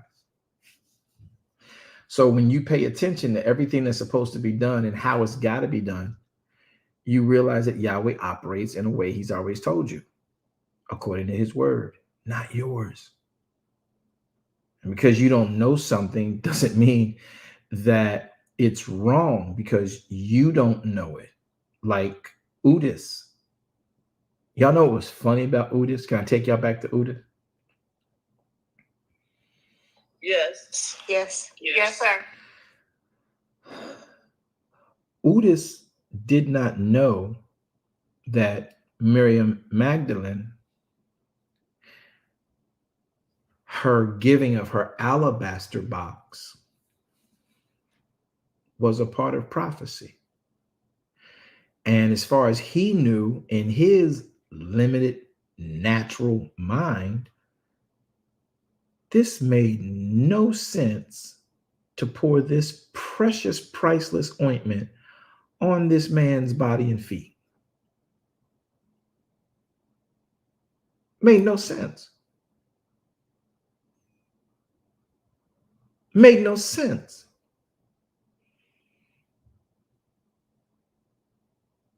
Made no sense.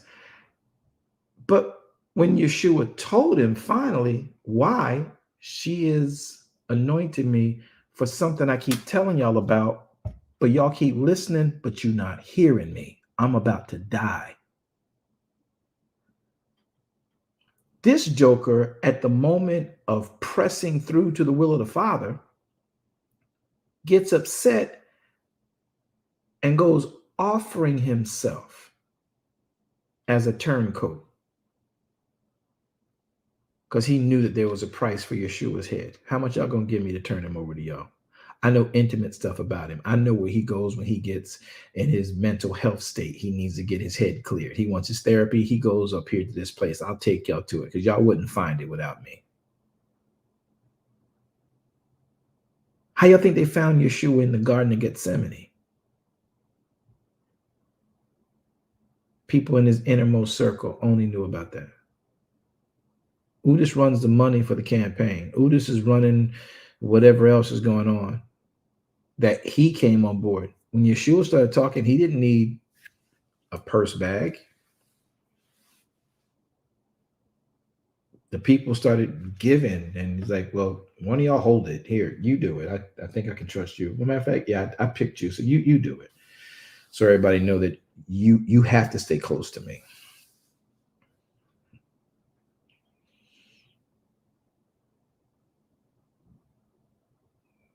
All of this is what we don't think about when we think about Yeshua. Now, we talk about his birthday, and then we got to get ready to come back at 7 o'clock for our conclusion of this day and doing it, you know, the right way. But where we need to be in this is realizing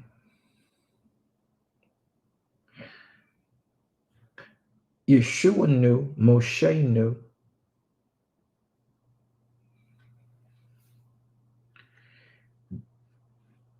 that it must be about his word alone. And everybody's motive, though being delivered from a lesser way of life and though being promoted to a grander way of life,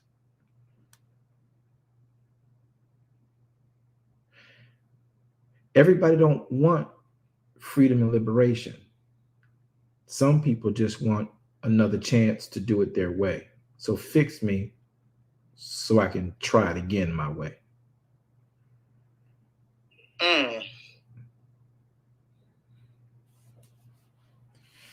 Y'all know I got some people right there, y'all. I'm pulling them out the box, Apostle Walker, because ain't nobody else talking to me, but Buddy know me. Amen. Don't do it. Man, look at here.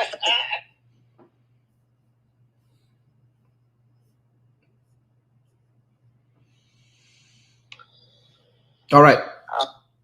Unstoppable. I hope we answered your question.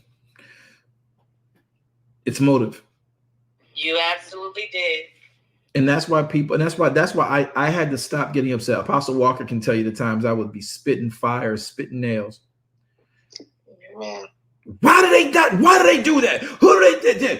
And my apostle would be like, son, calm down. No, because they would go after her. And I'm like, just apostle, I'll give you, I tell you, Apostle Tiamat.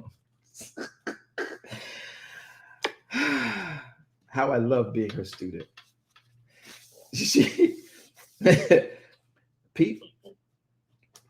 People would say stuff about her, and these people will be people she fought for and had to take a hit for, but got them over the hump and they triumphed, and she lost protecting and girding and keeping them, right?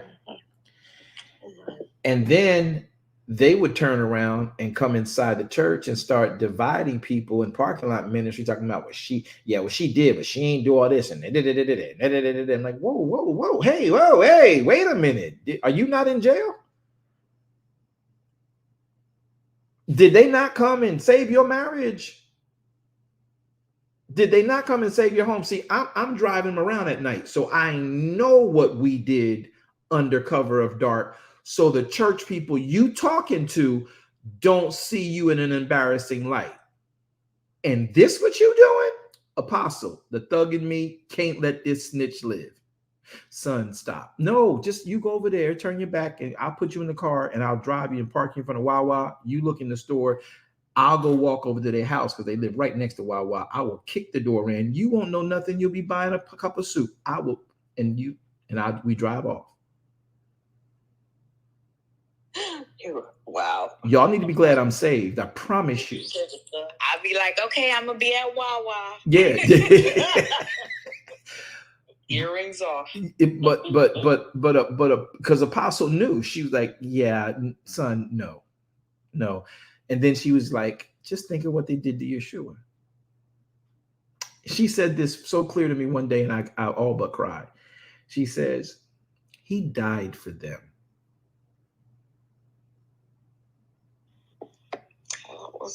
That right there. That stops me a lot of times. He died knowing they were trying to kill him.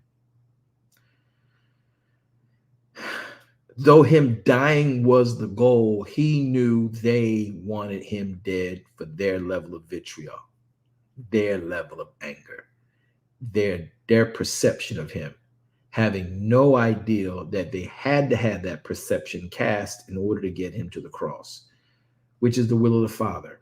And you got to remember, somebody say this, everybody say this, we wrestle not against flesh and blood.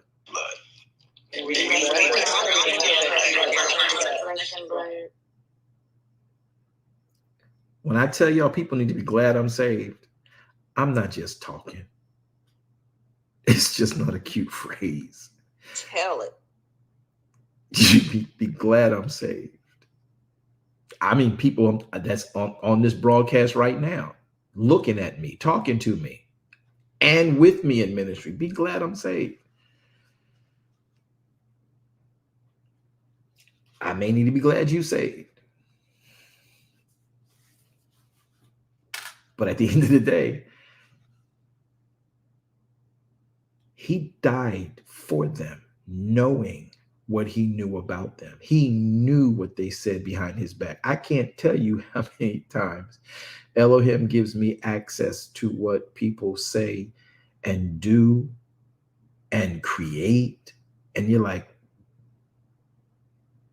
you're not looking for the information. You're just going about the will of the Father. And somebody slips up, somebody sends, and you're like, wow, really? She said, son, I know you from that neighborhood. And I got my own sons who from that neighborhood.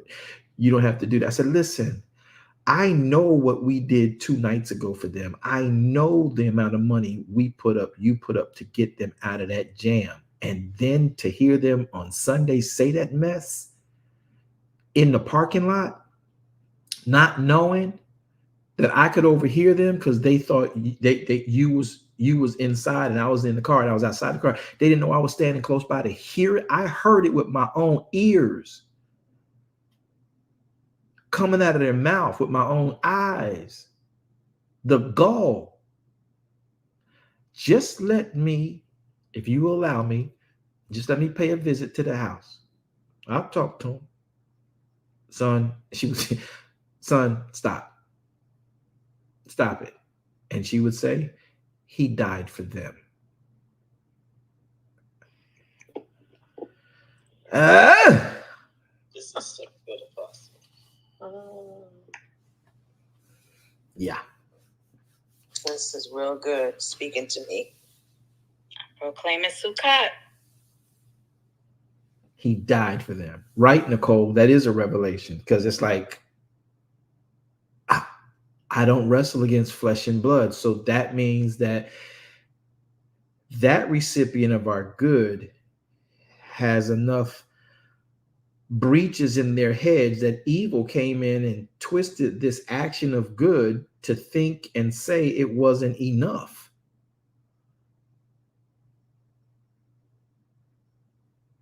And now you're going to spread that in a negative way, though you received a very positive thing from them that has you even free to stand up here and say it. Then it would, this is why I teach y'all, you don't wrestle against flesh and blood, but you wrestle against principalities and powers and rulers of darkness of this world and spiritual wickedness in high places. It's not the person you're wrestling against. It's the spirits that fight against the word that gets demonstrated in your life.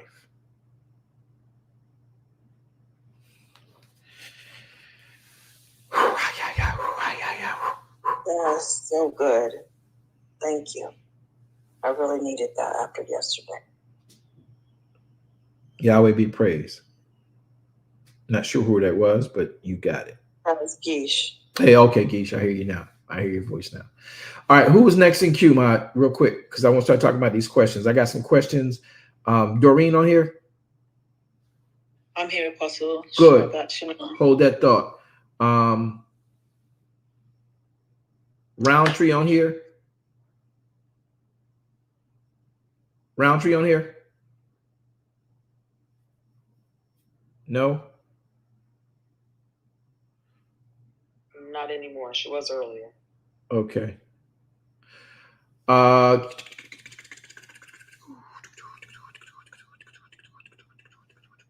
Bishop ain't on here. All right, we'll keep moving. Who was next in queue before I go to It was myself. all right. I don't know if you guys heard me after Unstoppable. This is Geesh. Okay, Geesh. Wanda, you turned me on to a list. Elder Rogers, I think you're on that list. So which one of y'all going to tell me what I need to do? I don't know about the list, but I do know that I was next. And all right. I don't know who. Hold that thought. Hold that thought. So who was holding the list? Wanda, you were holding the list? Yes, sir. All right. What's the list? Rogers is next. I'm sorry, Elder Rogers. Please forgive me. Elder Rogers is next. Okay, cool. So you just had to make sure she was right? You know how you just had to make sure she was Yahweh right. be praised for my minister Wanda. Yahweh be praised.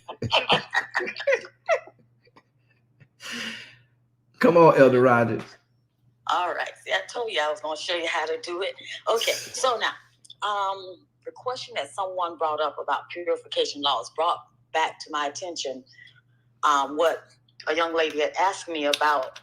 Why don't women keep the purification laws? And I was, needless to say, I was at a loss. I said that I would get back to them. And so this was a perfect opportunity to get a correct answer to get back to them. Why we don't keep the purification laws? Why do women in particular do not keep those purification laws after childbirth? Do they keep Torah? Women keep Torah. Do they?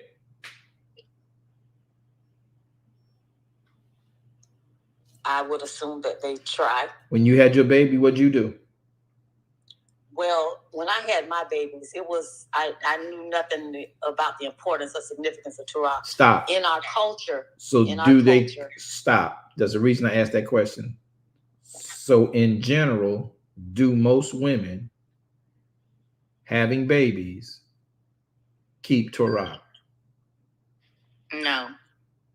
In my culture, when I came up, they did not go to church. They stayed out of church at least a month. Okay. And then they went back. So other than that, I can't not say. Yeah, all that countrified answer you just gave me, I don't need. The question is, can we say right now that people in general concern themselves with Torah when they make babies or they end up delivering the baby? I guess they do not. They do not. That's why we don't keep the process. Now you also have some not so primitive technological advances in medicine. The purification process was for health and spiritual acumen and acclamation, but spiritual processing. But at the end of the day, they wasn't thinking Torah when they had that baby. They wasn't thinking Torah when they was making that baby. So they're not going to be with Torah when they're doing it. Matter of fact, let's take it deeper, Elder Rogers. How many people know that circumcision came from Torah? That's something to think about. I guess not a lot of people do. So people just think circumcision is a health issue. I knew that. But most people think circumcision is just what you do, particularly in America and certain other supposedly non-third world countries. You know, you need circumcision because it keeps you healthy if you're a male. You know, you need to do that. How many of y'all know it though it didn't start in Torah, it did start as a covenant to Abraham, but the people who helped to create the actual elements in our hospitals, most of the physicians were Jewish. The attorneys were Jewish, and Torah governed their worlds. So they incorporated the element in the hospitals for the Gentiles and those who may not have believed in them, but they did incorporate the process of circumcision in the medical arena. We found a way to scientifically put it to something that dealt with health issues. And now we relegate it to health issues. But it started because of the people who put legislation together early on, particularly in America, for the medical administrations. Circumcision got put in. Now you don't even leave the hospital without circumcision. Matter of fact, you got to tell them not to circumcise your child now. Veronica. That is correct. That's right. Or your insurance won't cover it. And that's the thing. It most insurances do. Because insurance, yes, they do. Insurances do. It's almost, your insurance is, because of the way we scientifically put it, that it leaves for germs and dirt and buildup that is unhealthy to the phallus of the male. So insurance wants less complications. So insurance is bought in to the fact that it'll cause less complications.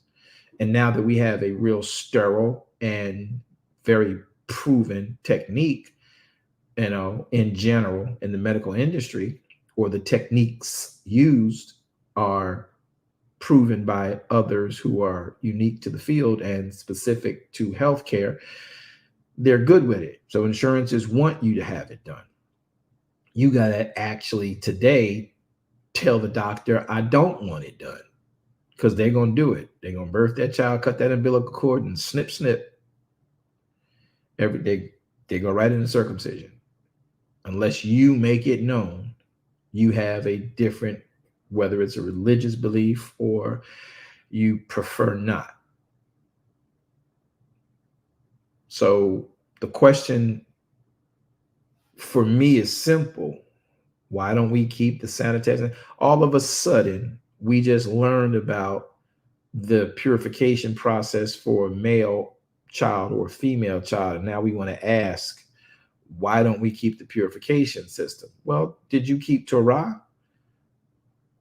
Why don't you keep the feasts?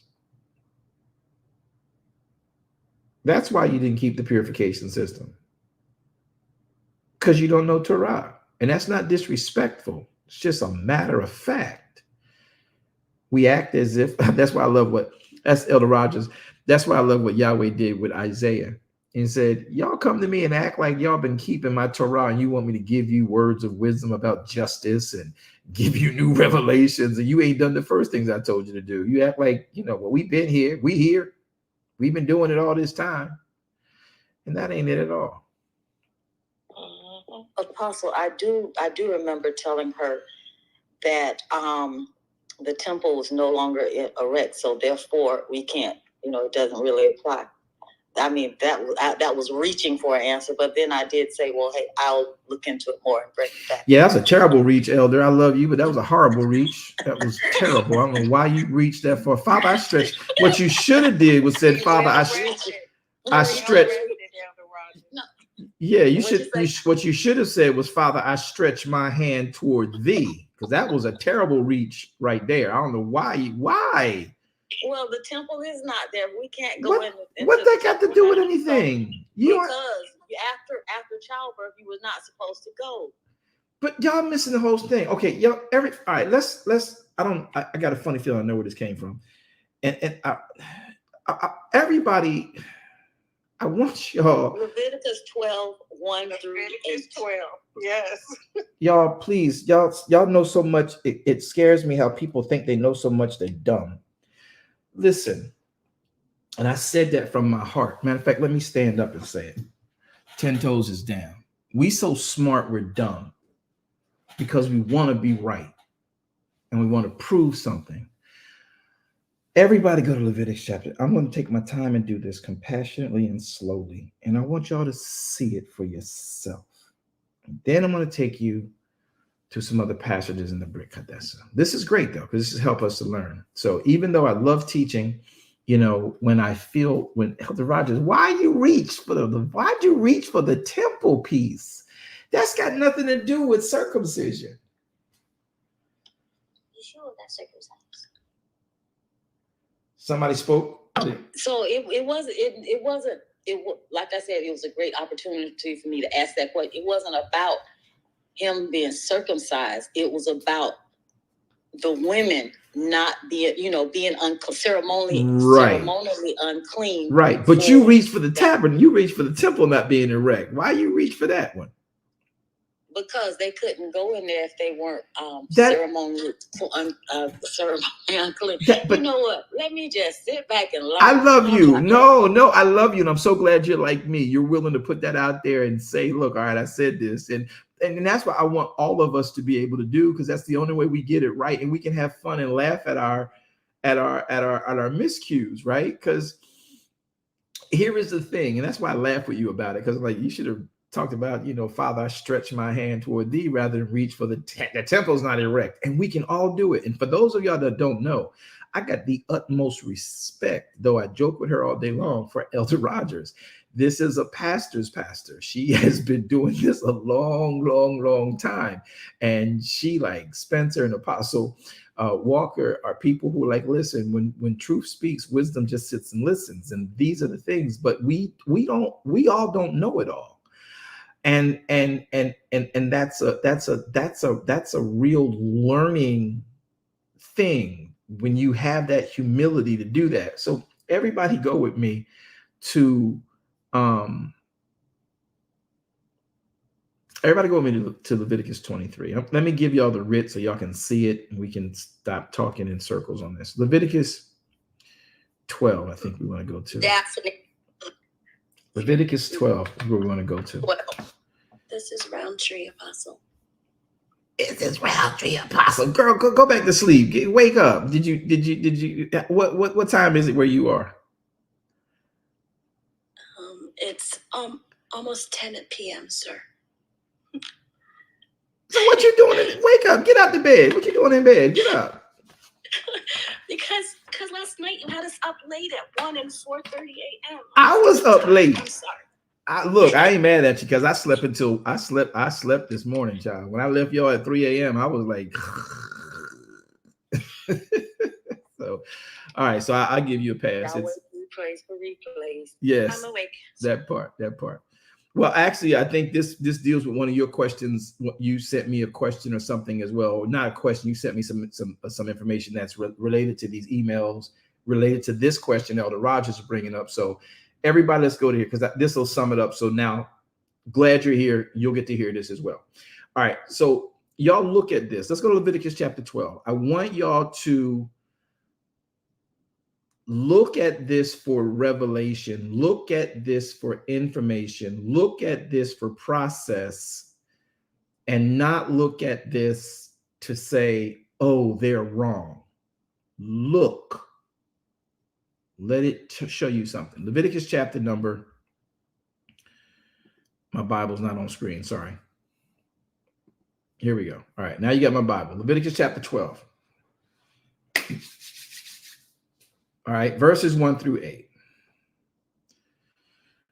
And Yahweh spake unto Moshe, saying, Speak unto the children of Israel, saying, If a woman have conceived seed and born a man child, then she shall be unclean for 7 days. Y'all got that? Say 7 days. 7 days. 7 days. Let me ask y'all the question, because I'm going to answer 4 questions in this. All right, listen, pay attention, everybody. I'm going to answer Elder Rogers' question. I'm going to answer Roundtree's questions. I'm going to answer my bishop friend's question, who's listening. I see you on. I'm going to answer another apostle who also is on. I see you. Yahweh be praised for y'all in this banter back and forth. And I'm not going to identify each question. So each of you look at your request in this reading, and then I'm going to take you out. All right. So I'm not going to identify you people. I'm just going to make sure you all see the answers to your questions in Leviticus 12. And we can even go to Luke to help you guys understand this better. Watch. Speak to the children of Israel. Let them know that a woman that conceived seed born of a man child, then she shall be unclean for 7 days. How long is Sukkah, the feast? 7 days. 8 days. 8 days. It's 8 days, huh? Amen. Okay, and how many days is that person unclean? 7. 7 if it's a male child. 7. Okay, so verse 2, let's read it again. Speak to the children of Israel, saying, If a woman have conceived seed and born a man child, then she shall be unclean for 7 days. According to the days of the separation, for her infirmity shall she be unclean. And in the 8th day, the flesh of his foreskin shall be circumcised. So Yahweh made it so that she's unclean for 7 days. Therefore, she can present on the 8th day her son for the process of circumcision. Y'all thought that was a coincidence? Verse 4, keep reading. And he shall then continue in the blood. She shall then continue in the blood of her purification for 33 days. Because y'all know, y'all would still be bleeding in a lot of cases if we did not have the technology we have today. Now they spitting y'all out the hospital like 24 hours after you have the baby, because they got such a system that helps you to clot up, helps you to lock up, help you to clamp up, whatever they do. I'm not no physician, but they do some stuff that get y'all out of there. I remember when babies were being born in my, 4 decades ago, you didn't leave the hospital for a minimum of 3 days. You may have been there for a whole week. Okay. And that's what the technology we got today. They didn't have the internal technology they got today then. So that bleeding process could be depending on the child, each woman is different. Each birth was different, and they could have bled longer, shorter periods of time, but you had 33 days for this purification of the blood, this blood piece. So let's go to verse 4 again. And you shall continue in the blood of her purifying for 33 days. And she shall touch no hallowed thing, nor come where? Into the sanctuary until the days of her purification be fulfilled. So some of y'all heard me spewing a lot of information and thought that I told y'all, or thought that I was telling y'all, that she went inside the temple.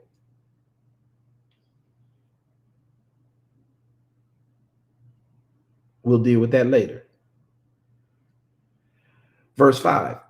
But if she bear a maid child, then she shall be unclean for 2 weeks, as is her separation, and she shall continue in the blood of her purification for 66 days.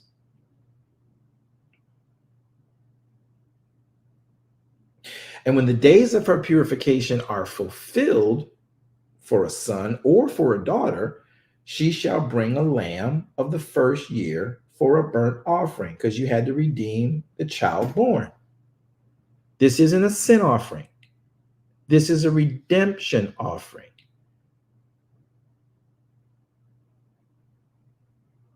When the days of her purification are fulfilled for a son or for a daughter, she shall bring a lamb of the first year for a burnt offering, and a young pigeon or a turtle dove for a sin offering. Oh, unto the door of the tabernacle for the congregation, and you'll bring that unto the priest. Whosoever shall offer it before Yahweh and make atonement for her, and she shall be cleansed from the issue of her blood. This is the Torah. This is the mitzvah for her that hath borne a male or a female. And if, verse 8, this came up as well, and if she be not able to bring a lamb, then she shall bring 2 turtle doves or 2 young pigeons, the one for a burnt offering, the other for a sin offering, and the priest shall make an atonement for her, and she shall be cleansed. Verse 8 again. Those of you who asked this question, there's 3 of you that I'm talking to. You know what this is. If she be not able to bring a lamb, very dynamic piece here, then she shall bring 2 turtle doves or 2 young pigeons. Danielle. And that's for the redemption piece. The one for a burnt offering, the other for a sin offering. Now, let me ask y'all a question. If you're already in moderate income and you brought your offering for Yom Kippur and Sukkah, you may not have enough if you happen to be having a baby during this whole holy day because you done gave your lambs up. You may not have enough. You have to use a pigeon, a turtle dove for the redemption of your child. And until Yahshua HaMashiach dies, they still gave the sin offering. I'll break it back down for y'all in a few moments. Regina. Now, in this process, there is a cleansing for the blood, the purification for the blood. There is a time for the blood purifying. For men, it is 30 and 3 years. For women, it is 30 and 3 days. For women, it is 66. It's double. It's double for the womb man. So the female has more time to purify and to be cleansed. The male, because he's got to get up and go, it's half the time. 33 days for a male, 66 days for the woman. Did y'all get? Are you saying that if the woman birthed a male, it's a shorter time than she would have for a female? That's what you're saying, right? The devil is a lie. I did not. That's no. Stop it, Miss. No. Listen. Let's see what I did not say that. Let's read what the writ says. Matter of fact, verse 1, Elder Rogers. Who's talking? Yahweh spake unto Moses. Okay, thank you. So don't be trying to put my name in none of this. I'm just trying to guide us to who wrote what and when they had said it, did it. I told you I'm well rested. Don't play with me. Look, verse 2. You just the narrator. Okay, I got you. Verse 2. Speak unto the children of Israel, say unto them, if a woman has conceived and born a son, a man, she shall be unclean 7 days according to the days of separation for her infirmity. That's how she shall be. She's considered unclean.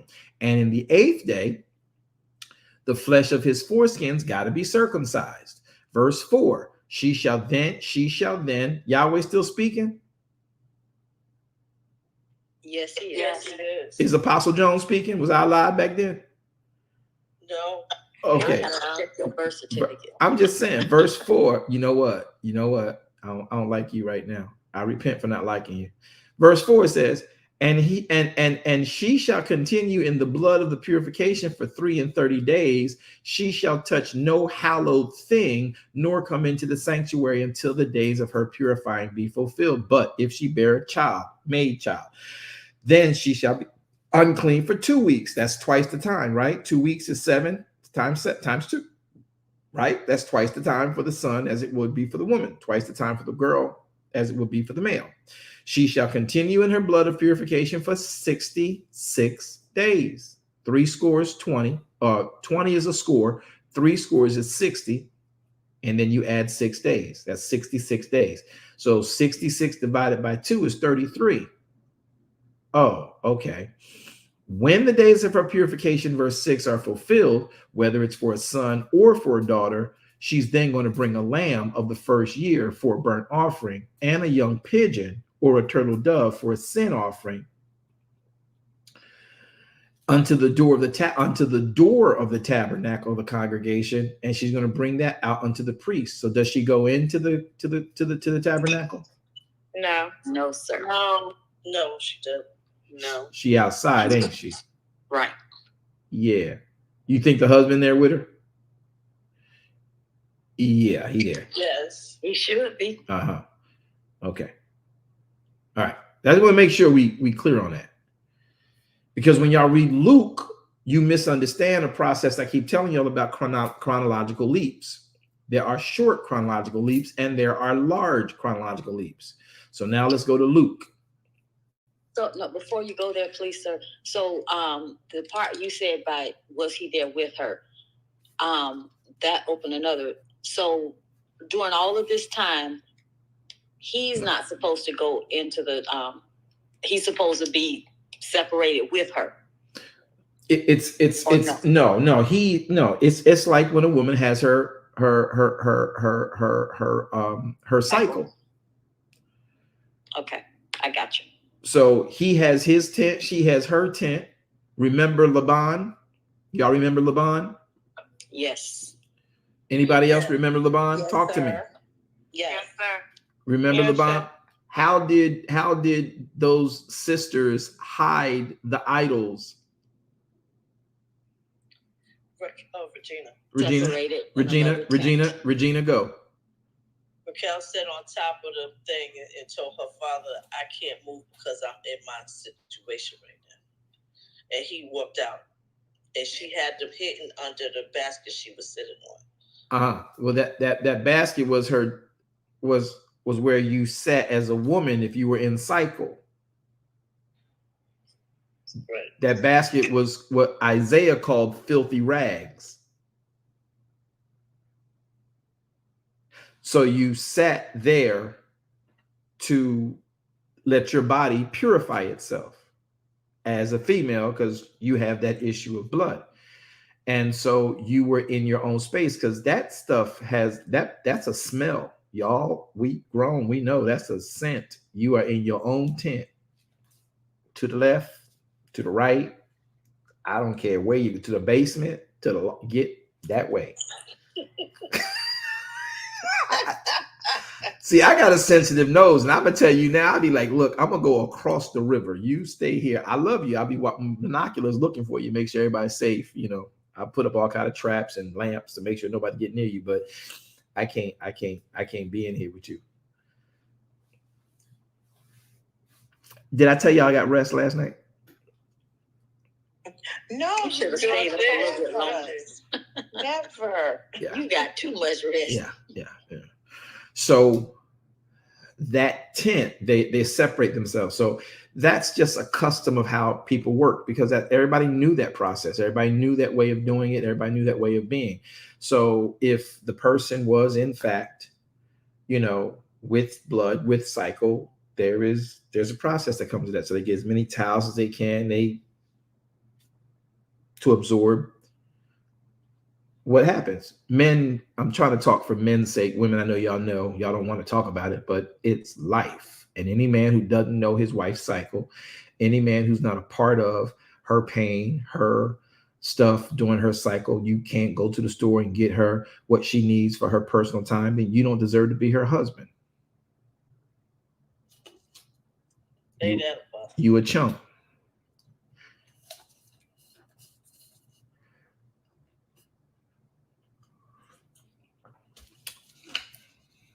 This is for better, for worse, for sickness and health, till death do us part. Because if you sitting up there with some kind of disease you picked up or some wound you picked up because you got cut open, they're going to be right there with you, making sure that you got all that you need, got your wounds bandaged and everything covered, and you got stuff crawling at your back and everything else you can got yourself into. They're going to be right there helping you, but you can't go to the store and pick up some Tampax or some Kotex. Winged, heavy.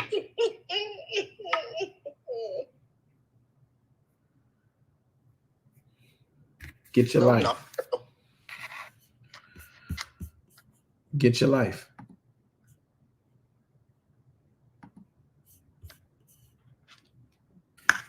Y'all understand that? Absolutely. Yes, sir. So brother, if you want to be a part of the punani, you got to be a part of the cleanup.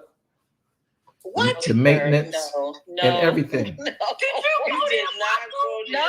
I knew he was changed his topic. Okay, so Apostle should not be Okay, we have the little sister thing on YouTube. Okay, now what y'all gonna do? You want me to delete it from YouTube? Not at all. No, you don't need to. Not gonna happen. Keeping it real, Apostle.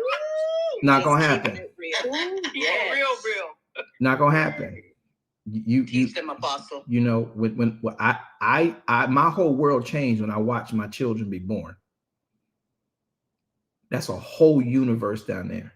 I became very interested in how all that works and what all that is. And when I cut that first umbilical cord, I don't know what it was that came over me when I watched that first head come out of a natural birth, and I watched the C-section.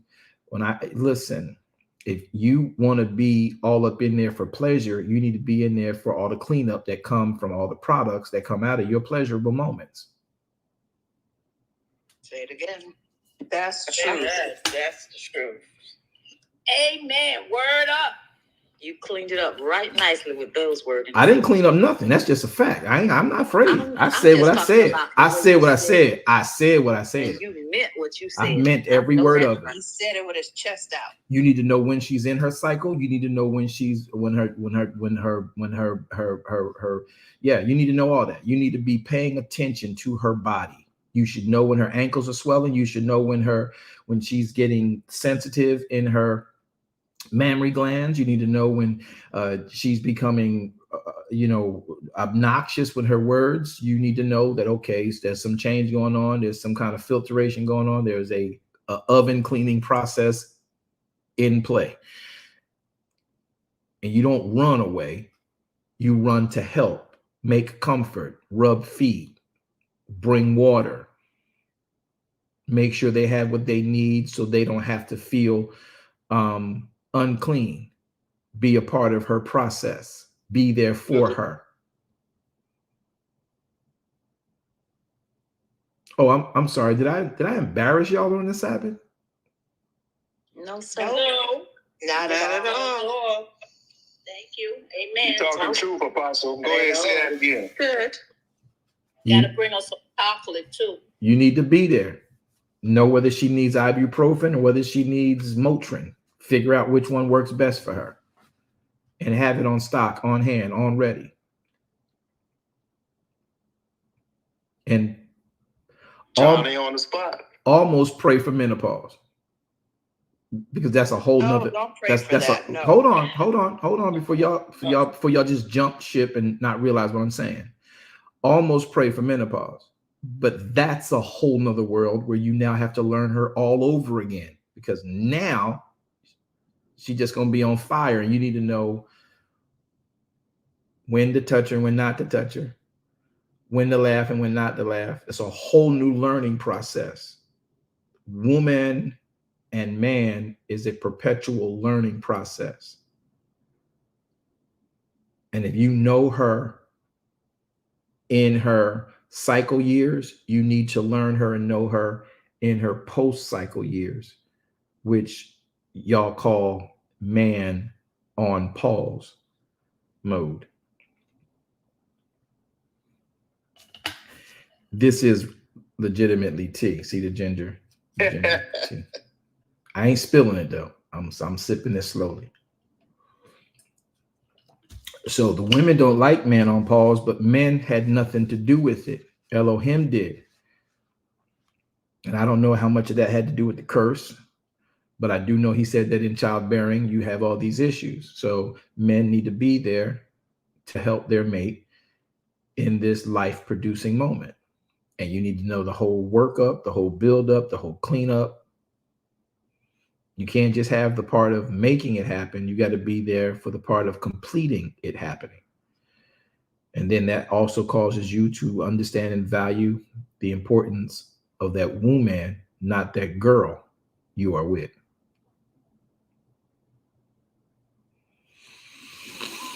All right, let's get back to some other stuff here. So I didn't say that. Torah said it. So Elder Rogers, did that help y'all? I just want to be done. Yes, so you gave me a whole lot to go back and tell her. Thank you much. Good. So it doesn't say she went into, don't touch the holy thing. She didn't go into the tabernacle. She stood outside.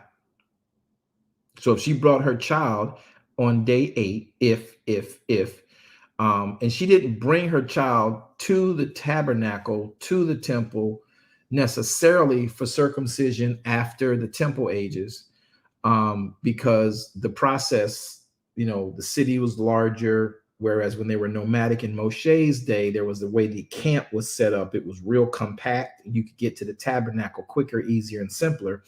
But even the midwives would be responsible for the circumcising.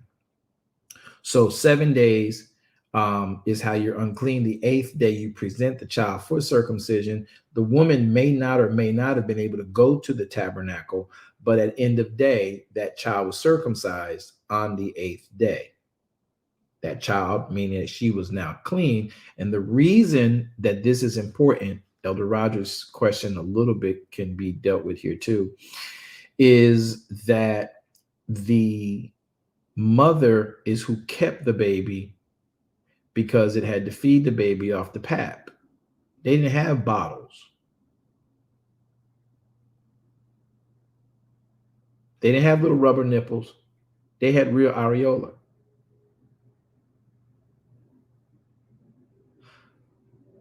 So in order for the baby to be presented for its process, separated from its mother, the mother had to be considered clean. So 7 days, and then the 8th day you circumcise.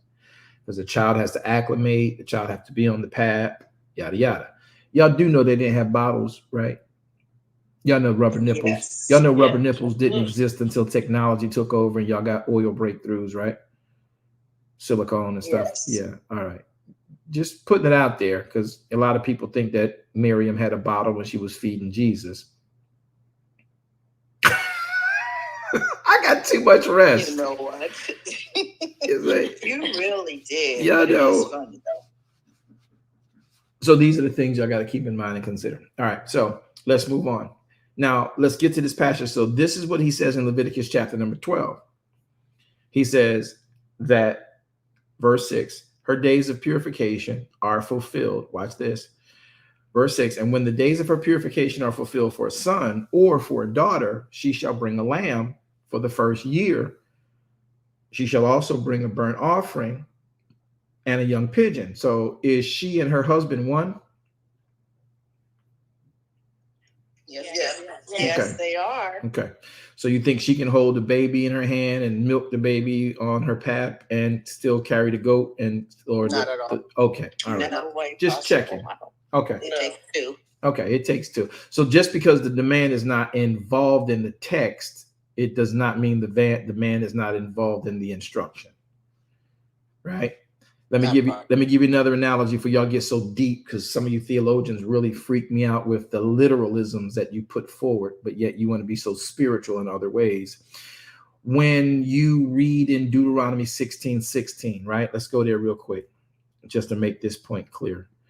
All right. So just because he wasn't written in this, and she's talking about the woman has a baby, the woman does this, the woman has a son, the woman has a daughter, you do this, you do this. Look at Deuteronomy 16:16. I want to make sure y'all get this clear in your heads so you understand as well. So watch this in verse 16, chapter 16. Go down to verse number, let's go down to verse number 13. Thou shalt observe the Feast of Tabernacles, verse 13. Thou shalt observe the Feast of Tabernacles for 7 days. After that, thou hast gathered in thy corn and thy wine. Verse 14. You shall rejoice in your feast, you, your son, your daughter, your manmaid, and your Levite, your stranger, and your fatherless, your widows that are within your gate. Verse 15.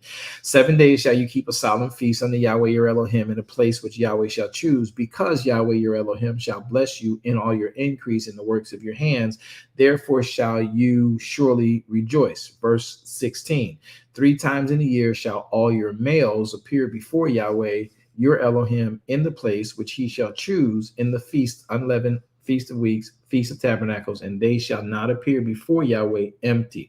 Every man shall give as he is able according to the blessings of Yahweh your Elohim, which has given to you already. All right, now verse 16, 3 times in the year shall all your males appear before Yahweh. So here's a question. Just because all males is implied, do you think the wives are not going to follow their husbands?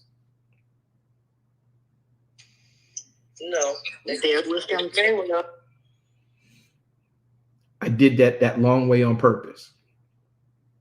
So just because the caption has, or the writing has, the woman dealing with her, because this is about her. She's birthing this child. She has to be clean. She's ceremonially unclean. She's ceremonially clean during these processes. She's got to bring, well, she's got to bring. That means that she's got to be, she and her husband are one. So he ain't leaving her. Now they may have to be separate in the tent because she has her own tent. He has this tent because they're in this process, building a tent or a space where they can be separated like this. And she sit on her mound of towels or her bucket or whatever it is. That's just a process. That's the technology of that day. All right. Until they came up with pantalones. So for all y'all who thought that women should not wear pants because it's a man's garment, you have no idea how ignorant that sounds, because pants were developed for the woman because of the issue of blood. Men wore tunics, which were legless.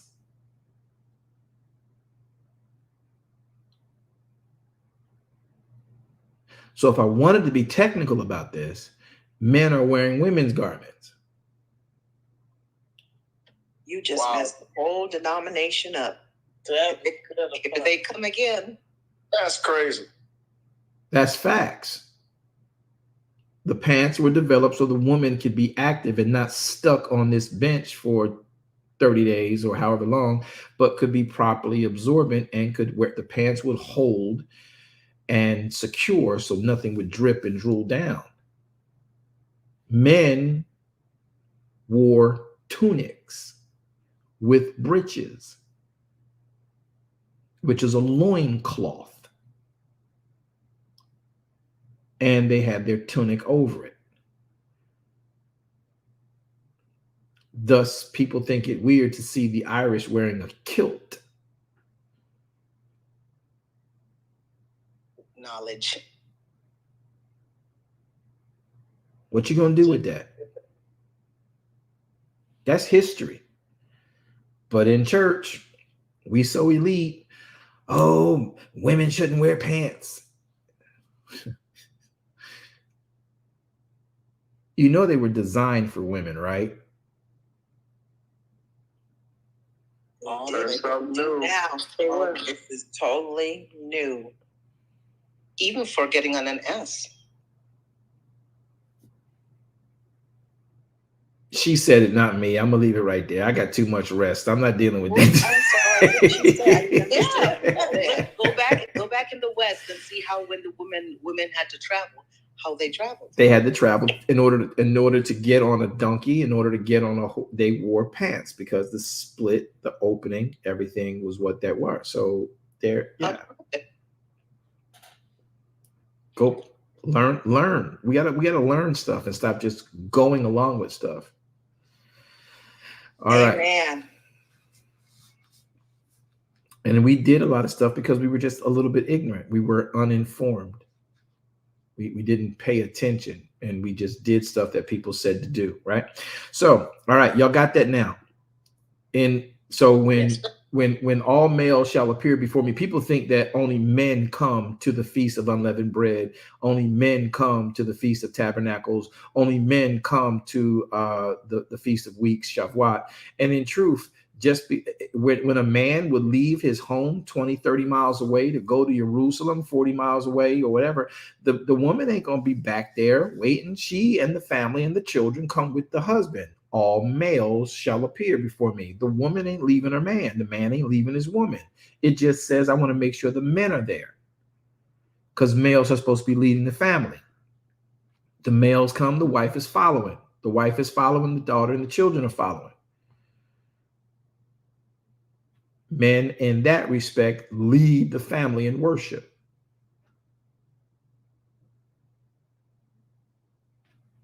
We just did way too much and thought way too wrong. Continuing. So now we understand what happened in that time. Let's go to Luke chapter 1. Some of you have brought this to me in this process because we may not have liked how we presented Miriam having the baby in the manger, and people thinking that we are implying that Miriam went into the tabernacle. She didn't go into the temple. She didn't go into the temple. And then there is also an understanding of this process of where she was at the time. So everybody, let's go to Luke chapter number 2. Now, we want to read a little bit about this because it is Torah in flesh. It is Yahshua HaMashiach. Are y'all okay with that? Can we read some of the writ? Yes. Absolutely. So verse number 1, Luke chapter 2, on the screen if you're looking on Clubhouse and YouTube, Facebook and YouTube. And it came to pass in those days that there went out a decree from Caesar Augustus that all the world should be taxed. And this taxing was first made by Cyrenius, who was the governor of Syria. It went, and all went to be taxed, everyone into his own city. Useph also went up from Galilee. Where he come up from, y'all? Galilee. Out of the city of Nazareth, he went into Judea unto the city of David, which is called Bethlehem, because he was of the house and lineage of David. But where did he come from, y'all? Galilee. So doesn't that imply that that's a pretty good ways away from Bethlehem if they had to make a pilgrimage to go there? Long way. So if you do a map search and you look up Galilee, you look up Nazarene, you will see how far it is from Bethlehem. And Galilee is not in Judea.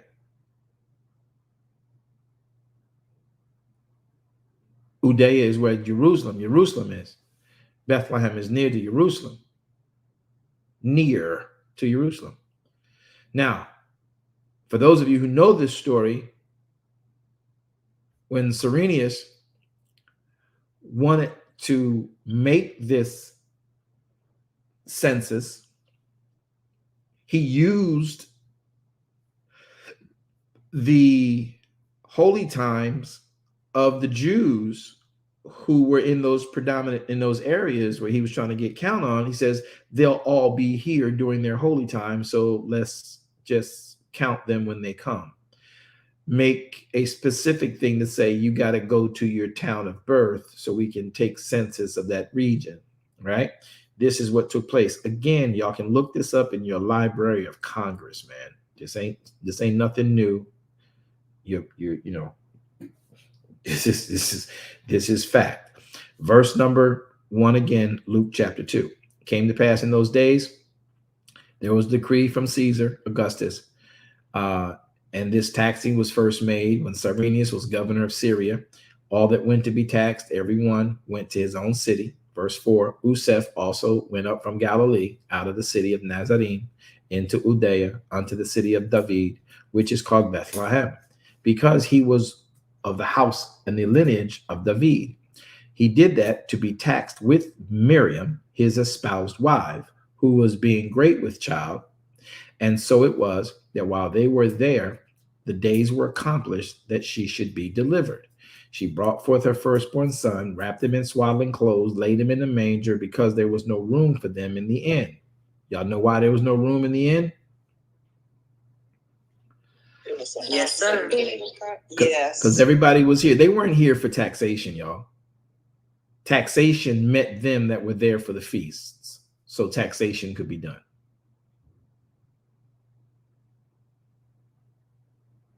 Y'all got it? Yes, sir. Yes. Just a Yes. great logistical, great management call, right? So, verse 8. And there were in the same country shepherds abiding in the field. Now, listen to this, and I want all of y'all to say the words, moderators, every moderator come off mic and say chronological leaps. Chronological leaps. Verse 6 again, it was so that while they were there, 3 days were accomplished that they should be delivered. Verse 7, and she brought forth her firstborn, wrapped him in swaddling clothes, laid him in a manger. There was no room in the inn. Verse 8, there were in the same country shepherds abiding in the field. So if the shepherds were abiding in the fields, though we were here for the season of Sukkah, would they be in the fields with their sheep during Sukkah? No. Yes. No. Okay, let's keep reading. I hope you guys that sent me these emails are listening. I'm not going to pull your names out, but here are your answers to your questions using the texts that you sent me. This is where, because you read the Bible doesn't mean you understand the Bible. Read the Bible to understand it. Pay attention.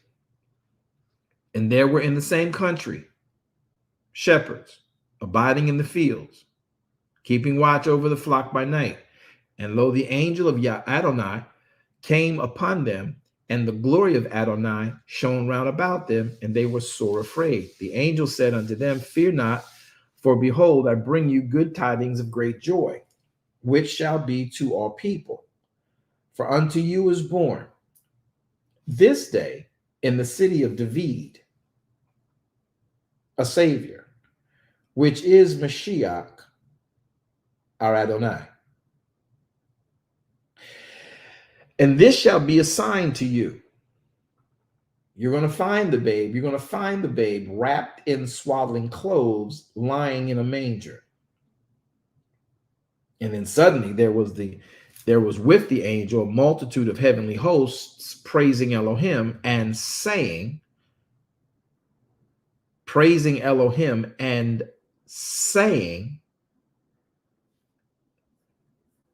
glory to Elohim in the highest, and on earth shalom, Elohim's will toward man.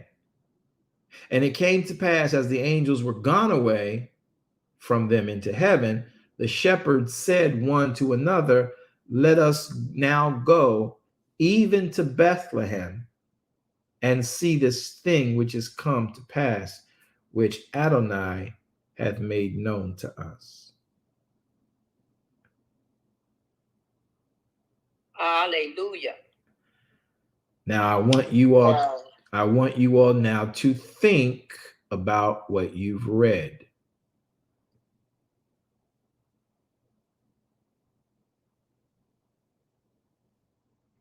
Verse 14, glory to Elohim in the highest, and on earth shalom. Elohim's will, you can say goodwill toward man. And it came to pass, as the angels were gone away from them into heaven, the shepherds said to another, let us now go to Bethlehem. So they weren't in Bethlehem, were they? No. They. But Miriam was in Bethlehem. We know that because Usef took her there. Right? Let's think. Right.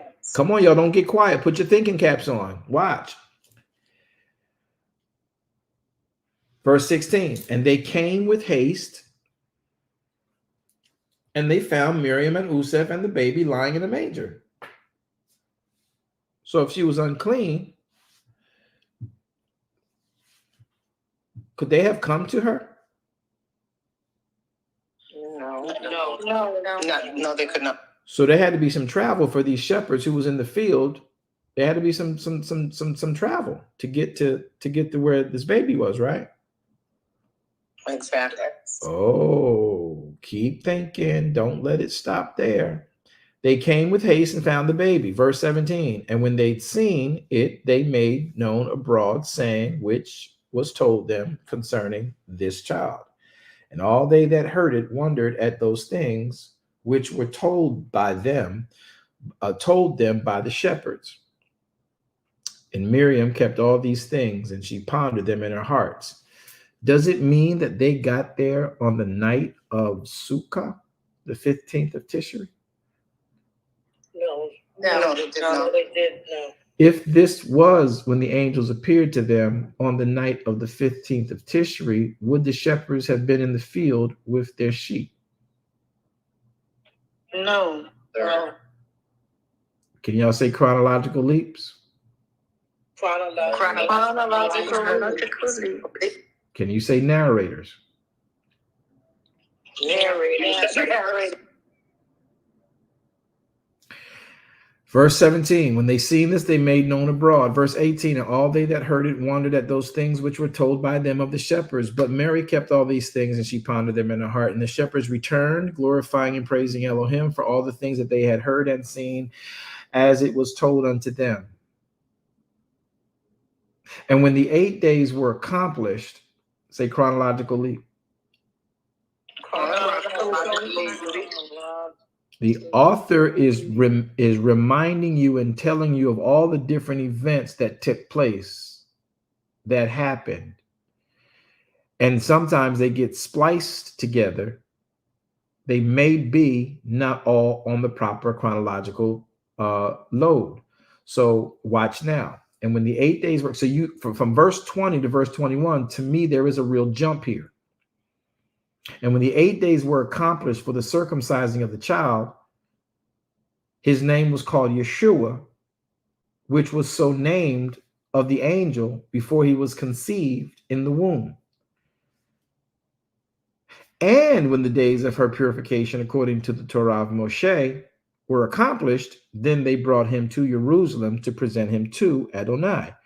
Okay, so his 8th day circumcision does not mean he had to be at the temple.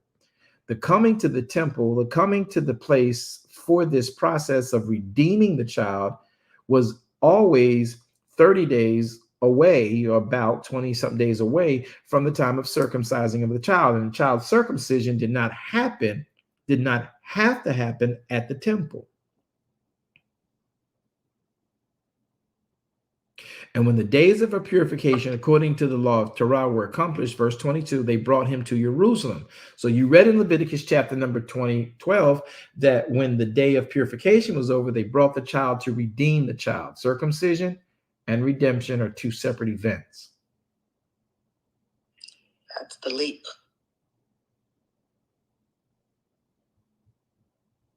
Now, when she gets there, and I think I was thinking about it, I may have said this just in trying to get it out and didn't clarify it as best I could. But let's now clarify it by reading the writ slowly. Are you all okay out there? Yes, sir. Yes, sir. Moderators, y'all good? Yes, sir. I need my moms to give me a thumbs up or something. Amen. Let me know y'all good. Let me know y'all understand it. All right. So watch this. And it was verse 25. And behold, there was a man in Jerusalem. I'm sorry, let's go to verse 20. Let's go back to verse 22. Start at verse 22. And when the days of our purification were done, they brought him to Jerusalem to present him to Adonai. As it's written. Where is it written, y'all?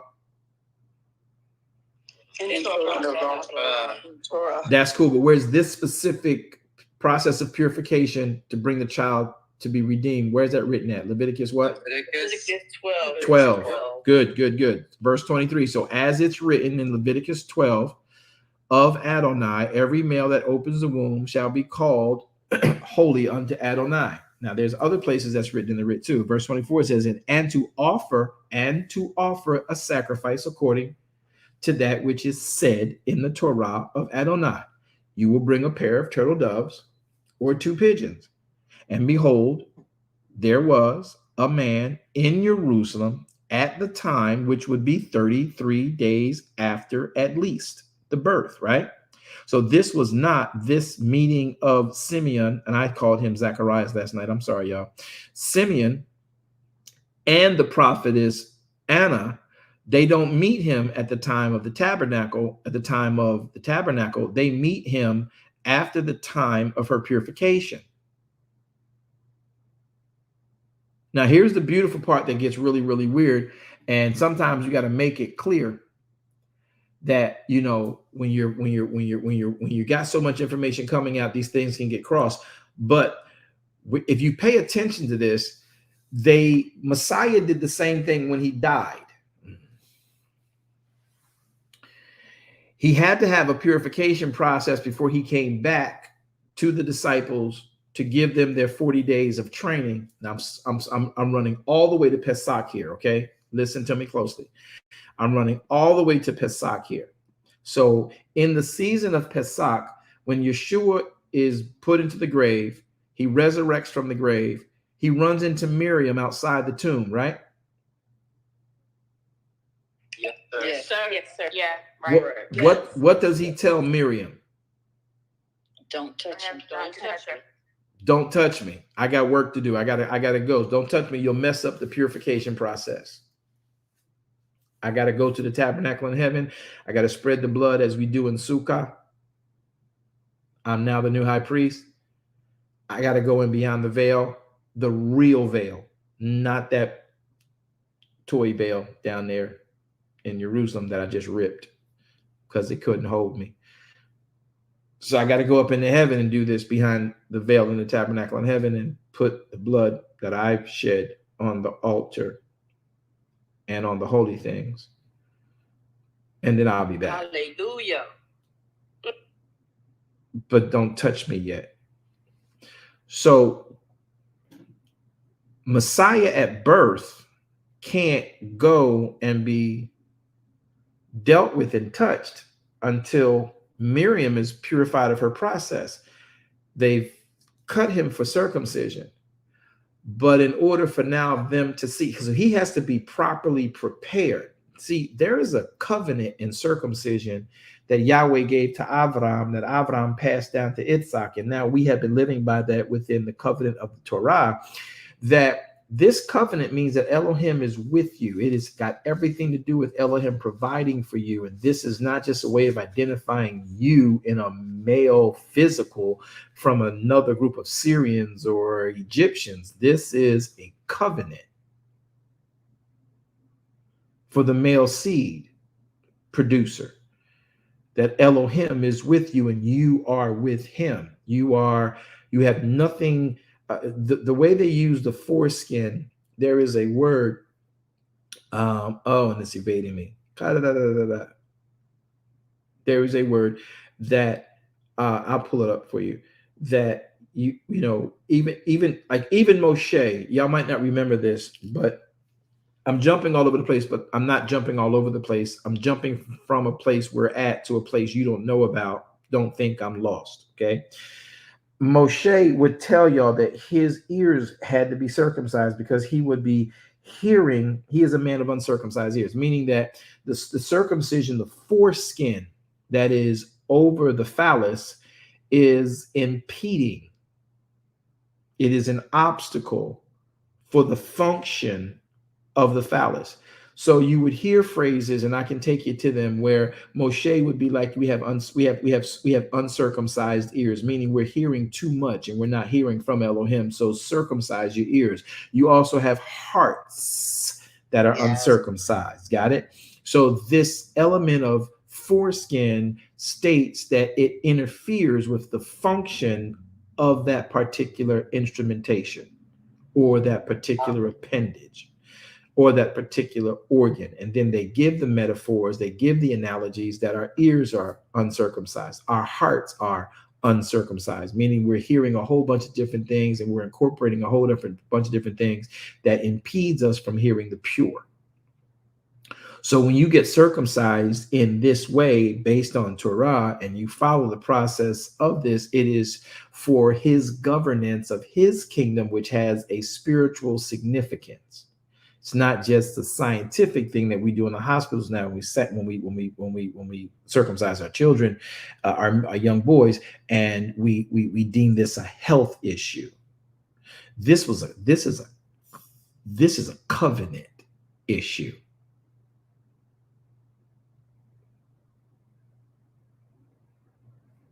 Let's keep reading. Luke 22.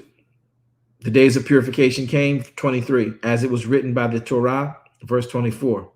They were then, watch this, verse 23, as it was written by the Torah of Adonai, every male that opened the womb shall be called Kodesh to Adonai, and to offer a sacrifice according to that which is said in the Torah of Adonai, a pair of turtle doves or young pigeons. And behold, there was a man in Jerusalem. Behold, there was a man in Jerusalem, verse 25. His name was Simeon. Where was he at, y'all? Jerusalem. In Jerusalem. Jerusalem. Where was Miriam and Useph at?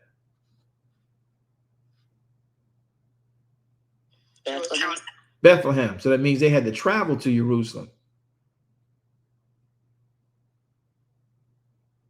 Come on, y'all, stay with me. They had to travel to Jerusalem after her 33rd day of her process.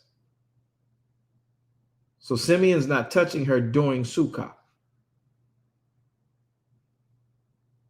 Though Yeshua was born on the 15th of Tishri, circumcised on the 22nd of Tishri, this woman was pregnant, could not be moved during that time of the feasting.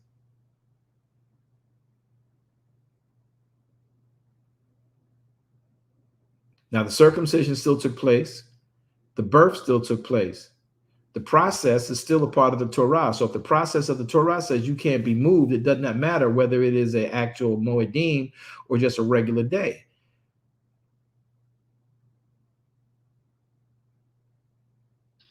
Right. It gets quiet when you start talking like this. Now read verse 20, 24. And so the job now is once she's been purified after 33 days, she is now to take and sacrifice, according to the Torah, a pair of turtle doves or 2 pigeons.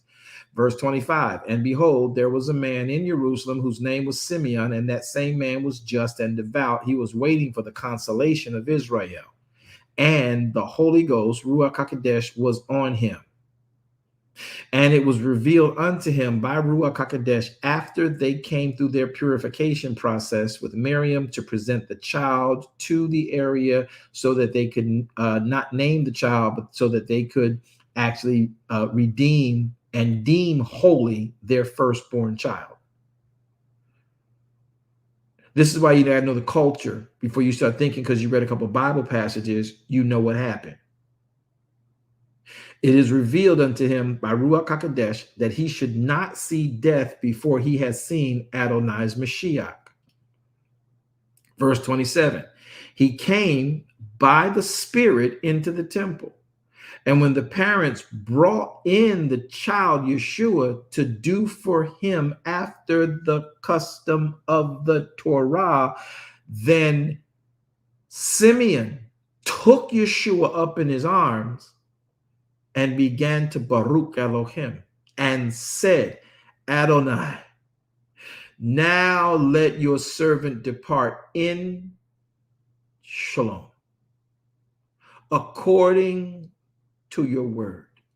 For mine eyes have seen your salvation, which you have prepared before the face of all the people, a light to lighten the Gentiles, and the glory of your people Israel. And the glory of your people Israel. Anybody thinking here? and the glory of your people Israel. Verse 32, a light to lighten the Gentiles. And I'm now seeing the glory of your people Israel. Anybody thinking? Yes, sir. What's the thought? In the light of the world. John 1:1 should be your thoughts. In the beginning was the Word was with Elohim, the Word was Elohim, and that Word was the light. That light was the light of men. And the Word became flesh and dwelt among us, and we beheld his glory as the only begotten of the Father, full of grace and truth.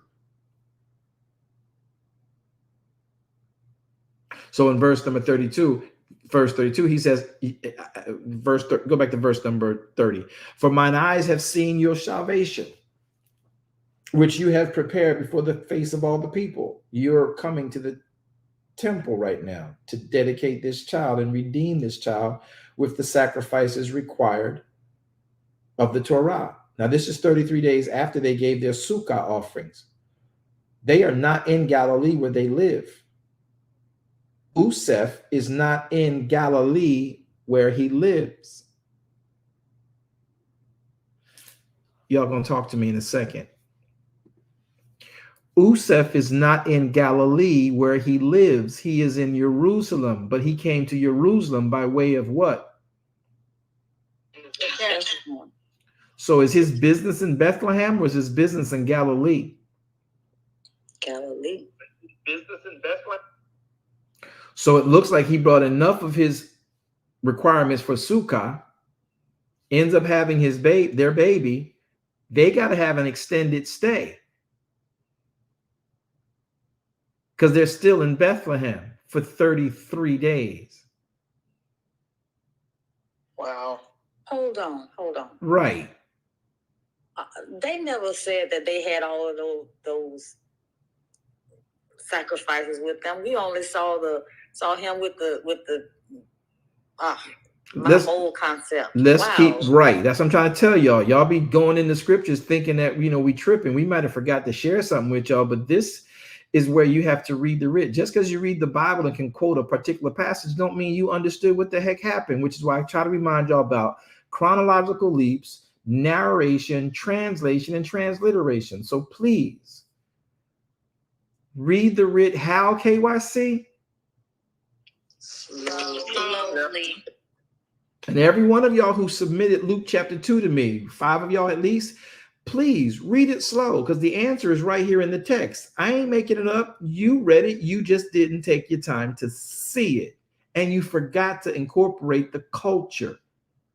And you forgot to incorporate the Torah, because now you try to use the Torah to talk about the purification process. Couldn't have been at the tabernacle. Never said that. She didn't go inside the tabernacle. She's not touching a hallowed thing. She has to be cleansed. The process is baby was born on the 15th of Tishri. Then the 22nd, the baby was circumcised. 7 days requires her to be properly cleaned, so that she could present her child to whomever, however, for circumcision, a covenant seal. Then she has 33 days, including those, to be from her blood purification process. And after that, now you take the baby. Nobody should be bothering y'all in that period of time. You're bloody.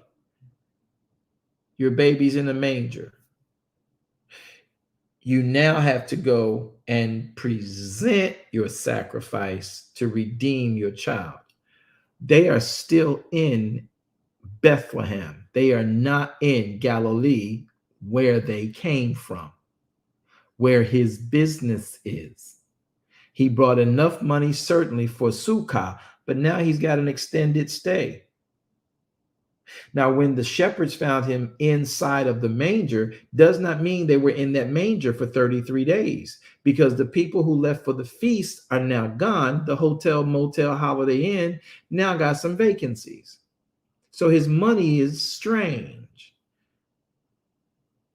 So for him to have, I think two people said, well, it proved that you ain't supposed to bring no offering. They just brought that offering to 2 turtle doves. I think one other said, it proves that, they didn't have the offering. No, that wasn't it.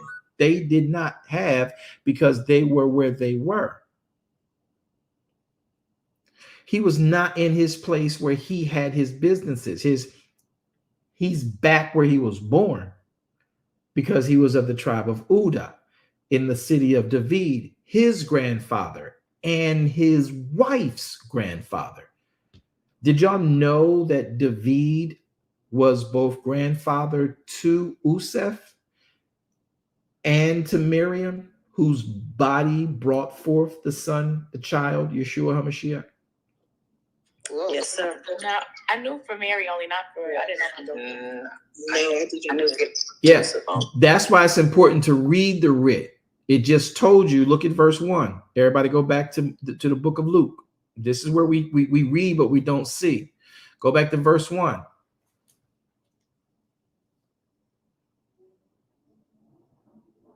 Y'all ready? Look at verse 1. It came to pass in those days there went out a decree. Verse 2. The taxing was first made by Cyrenius. Verse 3. All that went were taxed, every one of them in his own city. Verse 4. Useph also went up from Galilee, out of the city of Nazarene, into Judea, unto the city of David, which is called Bethlehem. Why? Because he was of the house of the lineage of David. It didn't say he was of the house of the lineage of Judah. Y'all look at me in my eyes. Don't get quiet now. Just listen. He did not say he was out of the lineage of Judah. He says he was out of the lineage of the house of his grandfather, David. That's Useph, not Miriam. So David is responsible for both Useph and Miriam.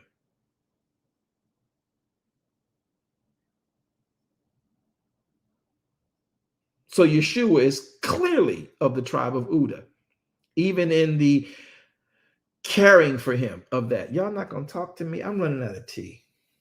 This is good. This is good, Apostle. I'm learning. So this is why when you get teachings, be very conscious to go back over. If you know that I'm going to bring something. Hold on, Apostle. I got to go and sew my thinking cap up because it's just bursting at the seams.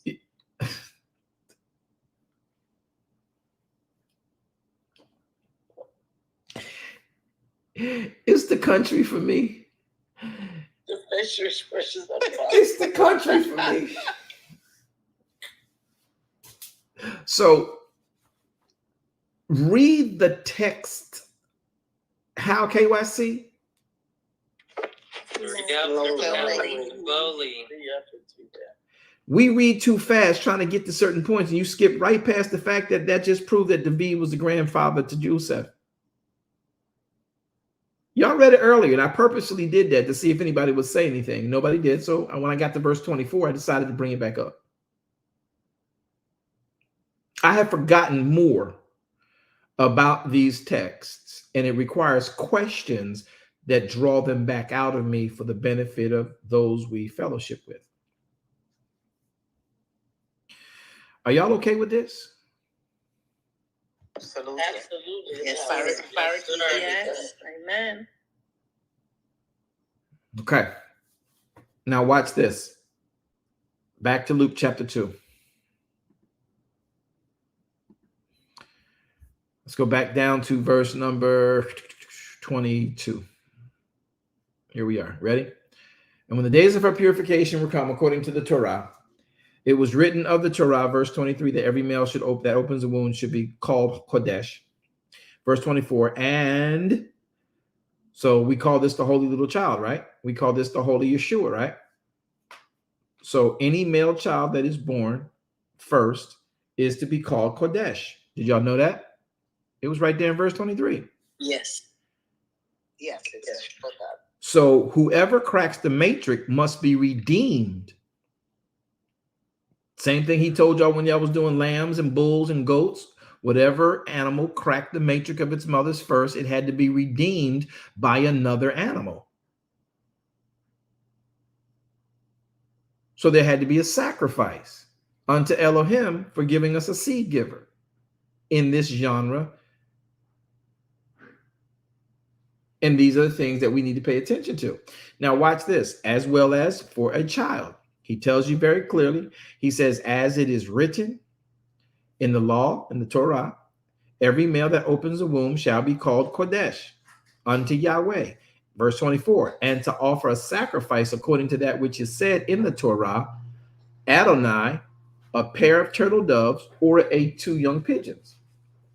And behold, there was a man in Jerusalem whose name was Simeon. So you're understanding that now all this process and procedure is done, right? But with regard to that, even though all that stuff is done, there is a way that Elohim expresses his spirit and brings discernment to play. Watch this, verse 24. And the other sacrifice, and they were supposed to offer sacrifice according to that which is said in the Torah, a pair of turtle doves, or they bring 2 pigeons. And behold, there was a man in Jerusalem whose name was Simeon, and the same man was just and devout, waiting for the consolation of Israel, and the ghost and Ruach HaKodesh was upon him. And it was revealed unto him by Ruach HaKodesh that he should not see death before he had seen Adonai's Messiach. And he came by the leading of Ruach HaKodesh into the temple, because he's being drawn to the word, right, y'all? Did y'all see that? Y'all didn't see that? He's being drawn to the word. Y'all get anything to eat? I'm starving. Can you bring me that bag of M&Ms? Thank you. And it was, mind your business, and it was revealed unto him by Ruach HaKodesh that he should not see death before he had seen Adonai's Messiach. Verse 27, read it with me. And it came to pass that Ruach, and he came by the Spirit into the temple. There's one with you can give me that. You can give me that. There's one with a resealable.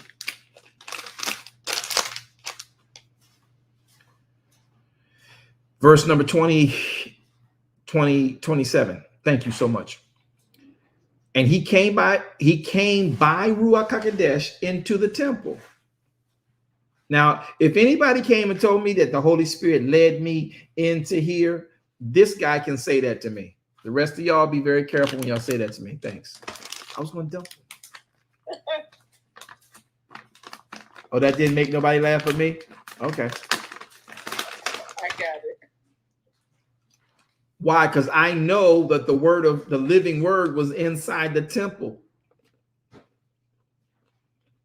And the Holy Ghost is hastening to the word to perform it. Oh, y'all not going to talk to me today? Not one soul. No. You talking right, preacher. You talking right. You preach it.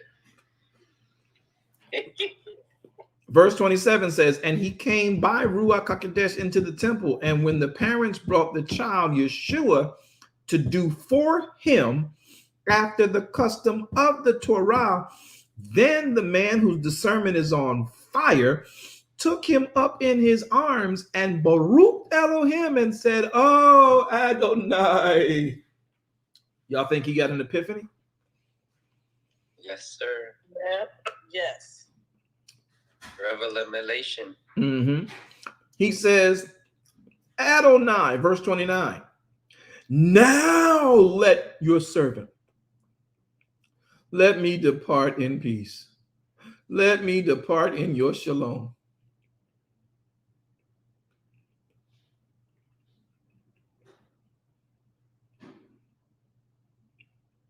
Y'all not getting that yet? Okay, I'm gonna say it again.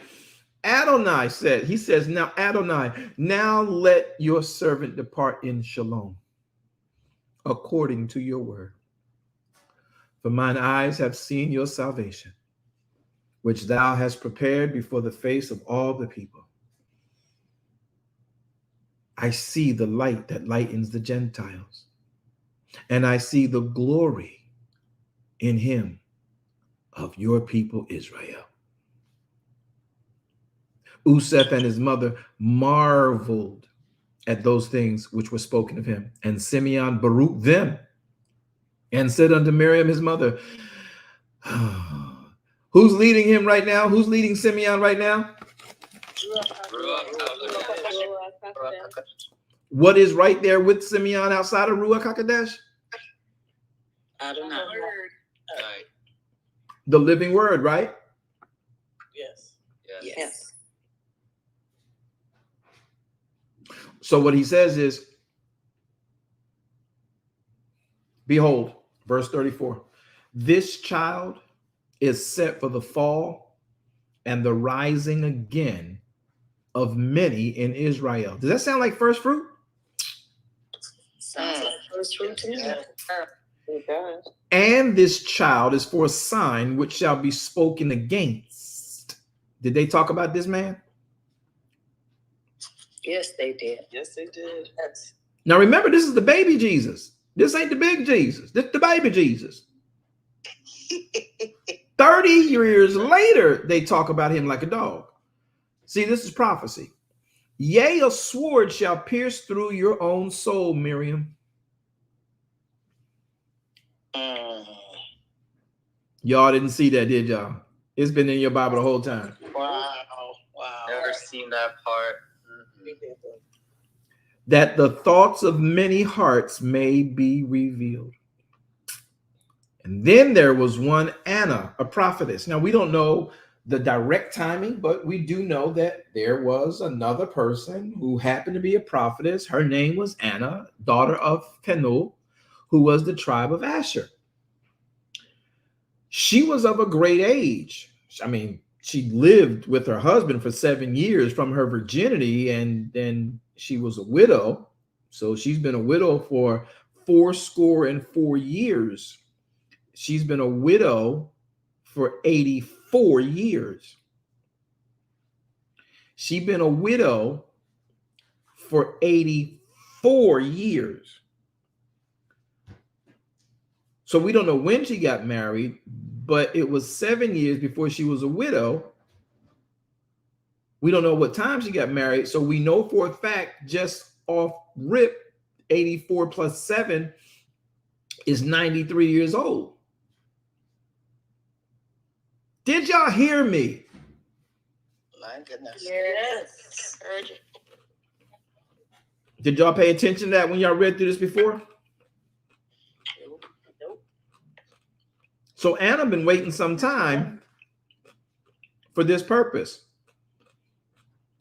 Oh. Long time. Mm-hmm. Few days. Okay. She was of great age. She lived with her husband for 7 years from her virginity, verse 37. She was a widow about 84 years, which departed not from the temple to serve Elohim with fastings and prayers night and day. Now, can I tell y'all about the fasting with prayers? Does not mean she did not eat, y'all. It means she's consecrated herself from the rest of Israel, the rest of the people.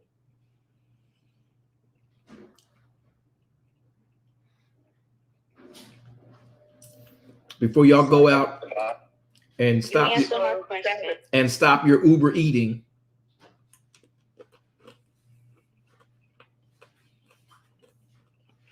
I'm telling y'all, I'm funnier than y'all laughing. But let's go back to Anna. Look at what she says. Look at what's said about Anna. Verse 38. She coming in that instant gave thanks likewise unto Adonai. And she spake of him to all them that looked for redemption in Jerusalem. What? Verse 34, 38, what she mean? And she coming in that instance gave thanks also unto Adonai and spake of him to all of them that looked for redemption in Jerusalem. And when they had performed all things according to the Torah of Adonai, Where did they go, y'all? Back together. Back together. To their own city of Nazarene. And the child grew and waxed strong in the spirit, filled with wisdom and with grace of Elohim, which was upon him. Now, his parents went to Jerusalem every year for the feast of Pesach. Now, say chronological leap.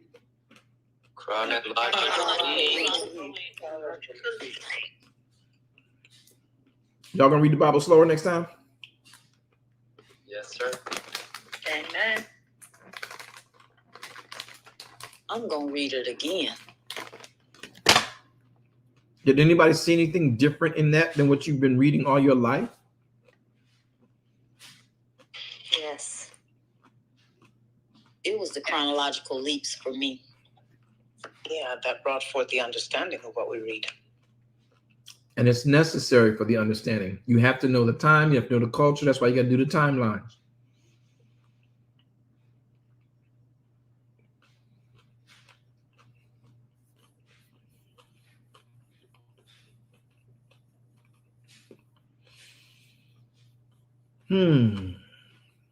There's a question I'm hoping that will come up, but nobody's going to ask it, I guess. And no, I'm not going to just drop it. All right. But I know we got a queue, and they probably mad at us because we've been going for an hour. M&Ms are addictive. With peanut, they are addictive. I agree. Yeah, they make you chew on in your mic. My wife's favorite. Your wife has class. She has style. She has grace. She's officially my buddy. Amen.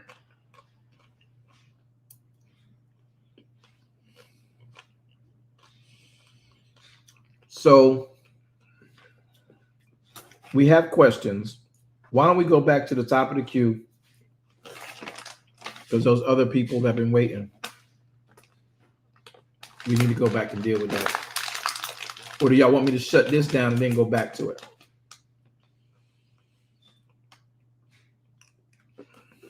Let's shut this down and go back. Yeah, shut this down and go back. All right. Patricia. So since we've been talking about this, I think Regina, what was your question? Okay, I had two questions.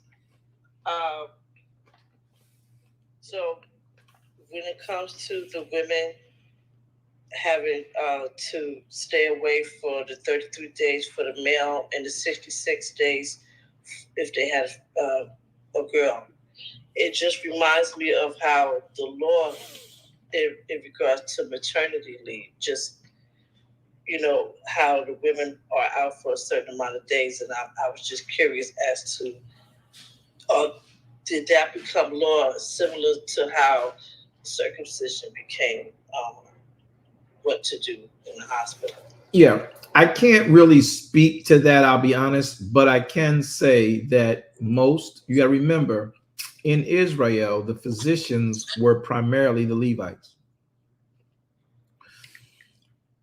So whenever Judaism would move into any particular region and given rights to be attorneys and legislators and physicians, they will always find a way to infuse the principles of Torah, just like in the great country of America. Contrary to many people's opinion and thoughts, this is still the greatest country on the planet. Though under a very serious attack on its democracy process, but Judaism has a great deal to play with the judicial system. We have the greatest judicial system on the planet. Is it flawed? Yes, but it is the most perfect on the planet based on every other law system that's out there. You can weigh that out in the cases and issues that are being judged across the globe. So Judaism plays in our financial laws, our political laws, our justice and penal laws, our taxation laws, our politics, and our medicine, because the physicians were Levitical. They were priests. They worked and incorporated the things of Torah that would benefit them in many ways. And then they let it become what you and I know as law. But because you thought it was just political law, you didn't know its root was Torah. So I can't speak to that particular one, Regina. I don't know enough about the birthing process, and if a girl child keeps you in the hospital longer than a man child. I don't recall that. You would be better to speak to that than I would. But I really can't answer that particular question using the Torah, but I can tell you that much of the laws of our culture come from those who legislate them as good attorneys. And some of your best attorneys on this planet, most of your best attorneys on this planet, happen to be Jewish.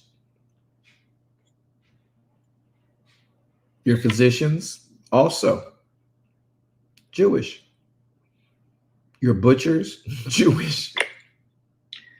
They really are. Does that help a little bit, Regina? It does. I was, and I appreciate that. I was actually speaking to the maternity leave that the mothers are given. They have up to a certain amount of weeks, like up to 6 weeks. In some places of employment, they can have up to 6 weeks to stay home. And I was just wondering, was that on behalf of the lawyers that, you know, saw that as we can search that out and find out, and that would take a simple thing, maybe about a month to research and find out, you know, where the laws came from. Insurance plays into that. Labor laws play into that. Again, when you talk about laws, who in America are really inundated in the law? Who are some of our best attorneys? They're right. Jews. And when they make legislation, it's for the benefit of them. Right. You know, and that's not a bad thing, which if, you know, Christians would stop arguing and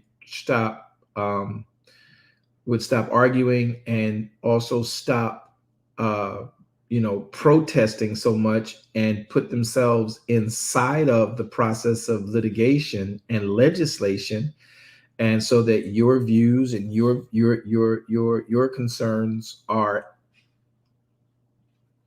in the state's eyes and now in the state's edict and governance, you would have the kind of effectiveness that they have. And what happens is once you put something in the law, it benefits everybody, no matter what its base was. They got it in. Same thing with vacations. People, I try to tell y'all all the time, y'all vacations, who everybody covers a 3-week vacation when they get a job, that comes from Torah. Torah is a 3-week process of vacating work so that you can come into and celebrate based on Torah with Elohim in those days he's prescribed. And that's the way that's done. But you got to make sure that you understand that, because if you don't know that, you just think, oh, I want a vacation for 3 weeks because people do. There's a reason that's in there like that. So, Regina, we can research that out. I don't mind doing that. Take a month. All right. Okay. I did have another question. Just last one. Go ahead. Okay. So in Luke chapter 2, we talk about the birth of YAHSHUA and how Joseph and Mary returns back to Galilee. But in Matthew chapter 2, they talk about how they went to Egypt. I've been waiting for that question. That's what I was waiting to see if anybody would pick up on. Good. So I was like, well, how did they go back to Galilee when they were visited by the Magi and they were told to go to Egypt? And then I remember we discussed in the teachings that they were in Egypt for 12 years, hence the language where he was on the cross and such. So I just want clarification. I'm not confused. I'm asking for clarification. That's a great question. And I've been waiting for somebody to ask it and looking to see if anybody's, that's why I went over it twice. So in the passage of Luke, what she's referencing is that, what verse you want? Give me the verse again. What verse were you on, Regina? Okay, here it is, verse 38. Start at 38. So when Anna came with that instance, and likewise she spoke of the child. Verse 39. And when they had performed all things according to the Torah, they returned into Galilee to their own city. They returned into Galilee to their own city, Nazarene. And the child grew and waxed strong in spirit, filled with wisdom and with the grace of Elohim that was upon him. Say chronological leap. Chronological leap. Chronological leap. If you have a map of the region where Bethlehem, Jerusalem, and Galilee are, Galilee is north. Egypt is more west. So when they were told in Matthew, this is why you have to read the stories synoptically. Matthew brings a point in, Luke brings another point in, Mark brings a different point in, but you got to read them in as a montage, because one piece you'll pick up over here, the next piece you'll pick up over there. So when the angels told Miriam and told Yusuf, don't go back the same way you came, Luke tells you that they came from Galilee, right? Talk to me, people. Yeah. Come on, y'all. Talk to me, because I got to do this fast. Yes. So Luke tells you he came from Galilee. He went down to Bethlehem, right? But then in Matthew, it tells you that the angels told Yusuf, don't go back the same way you came. Go down into Egypt. So in Luke, you just get the, what do we call that when you have, we just get the hindsight. We get the hindsight story. That's what we're getting, we get the hindsight story. So when Luke states they went back to Galilee, but then he states in the next verse, every year they came back for the feast, right? Getting back to Nazarene is a hindsight story. It's a big overview, massive chronological leap. Matthew tells you that when they left, they were told, do not go back the way you came. Go down into Egypt. So rather than go north out of Jerusalem, they went west into where, y'all? Egypt. And then they can go north from Egypt over time to get back to Galilee. But we know that they were in Egypt for a long period of time. Luke is telling you the overall scenario of the story of Yeshua, because Luke doesn't start telling you the story until Yeshua's dead. Chronological leaps, narrators, and storytelling.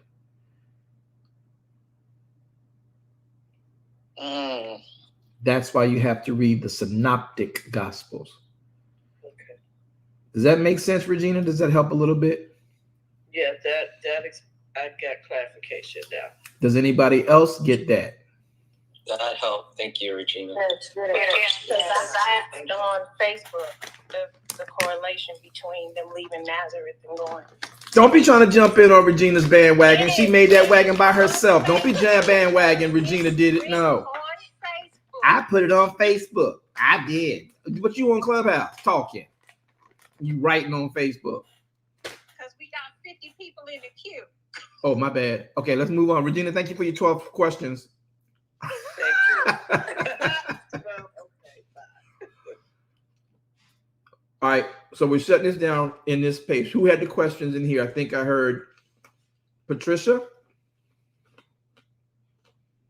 Apostle. That was the same question that I was going to ask. Where in it did we get? Everybody trying to jump on Regina's bandwagon. That's my question too. I said it before. I had thought it before, but I didn't do it until I said my name. I'm messing with you, Patricia. Okay. But does that answer your question? Yes, it does. Thank you. Because that is the question I was hoping everybody saw. Well, did he say he went to Nazareth? He came from Nazareth, yes. But how did he get back to Nazareth? See, y'all got to remember this, and this is where if you're always trying to be a deep Christian, you'll miss the element of Yahweh's word in effect for us. When Patricia. Yes. My question then too. So basically, we're looking at the cycles of them doing the feast and everything, because it talks about one where he is the baby, but when the wise men came, they're talking about him being a young child. Correct. So when you're looking at him being a child, and that young child is a child that's past that time. So when he leaves Jerusalem after doing the work, he goes back to Bethlehem because they came to Jerusalem to get that stuff handled. Don't go back to your home the same way you came. Herod is still looking for this child. You got a baby, 33 days, you're there. That's a month. After a little period of time, that's why if you pay attention, Patricia, who did Herod kill? How old were the children Herod killed? 2 and under. 2 and up. 2 and under. So you have storytellers telling us the story from hindsight, just trying to give you information. And that's why you have to have Matthew's viewpoint. You have to have Luke's viewpoint. This is why you can't make this story up about the Bible. Yahweh literally laid this out and gave you breadcrumbs and wants you to study to know him. So when they leave Jerusalem, we know they're going to go back to Nazarene. They got to go home. But they were told not to go back home. So when he comes out of Jerusalem, when do y'all think that Herod found out about Yeshua, the child born to be king? Y'all think he found out the same night that the shepherds found out?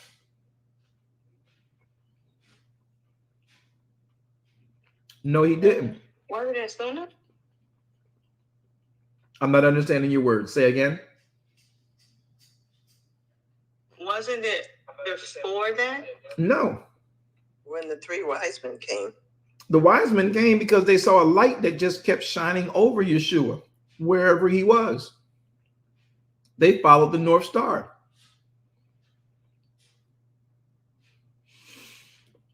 So when does Jerusalem, where King Herod lives, hear about Yeshua, this omen manifesting? When does the conversation for this kick up? Could it be Simeon and Anna's conversation? Because it does say Anna spoke to everybody about him. Prophesy. Let me read it again. Maybe y'all can catch it this time. Look at what it says. Look at it. Verse 38.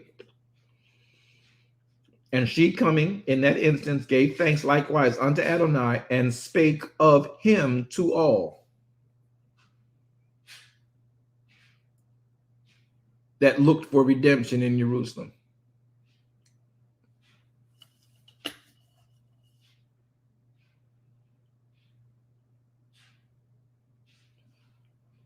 They looked for all who looked for redemption, and she talked to all who looked for redemption. What's that mean?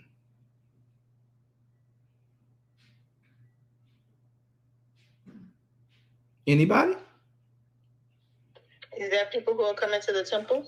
Whoever was coming into the redemption, redeeming their children, And he was also talking to whoever was looking for the redemption of Israel from this oppressive regime called Rome. She talked to everyone. Herod had a locked-in position as the king under Rome. He was the king in Jerusalem, Israeli descent, but he and Rome worked out a deal where he could be used to get Rome's requests done, using his people, using proper liaisons, i.e. the procurator, who y'all know the procurator is in Jerusalem. Pontius Pilate, Herod, Pontius Pilate work in tandem over Jerusalem. Pontius Pilate looks for the interests of Rome. Herod, being the king of the Jews, have a liaisons called the Sanhedrin, which is connected to, or the Sadducees, which is connected to the Pharisees, which is what makes up the Sanhedrin. You got to know this in order to understand how the conversations were going on and how things got accomplished in those days. Y'all looking at me like I don't know what I'm talking about. You know what you're talking about. How can you see us, Apostle? So,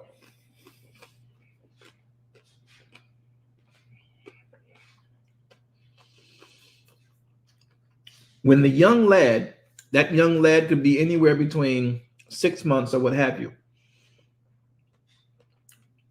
So when Yosef heads back down into Bethlehem, he is there because he's still in the region. We don't know exactly when, but we do know it was not before 33 days that they left that area. We know the Magi came from halfway around the world watching the astronomy of the skies, looking at the stars that are there for signs. They followed the signs to the manifested one.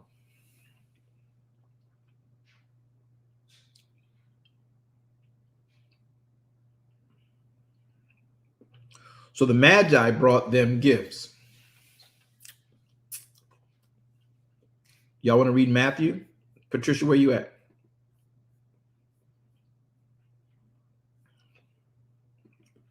Patricia still with us? I'm here. My phone is acting crazy. Well, we don't need your phone to get saved. Is it what kind of phone you got? Don't tell him. Please don't tell him. Don't tell him. Don't tell him. You know that's that Apple. Let's go to Matthew chapter 2, everybody.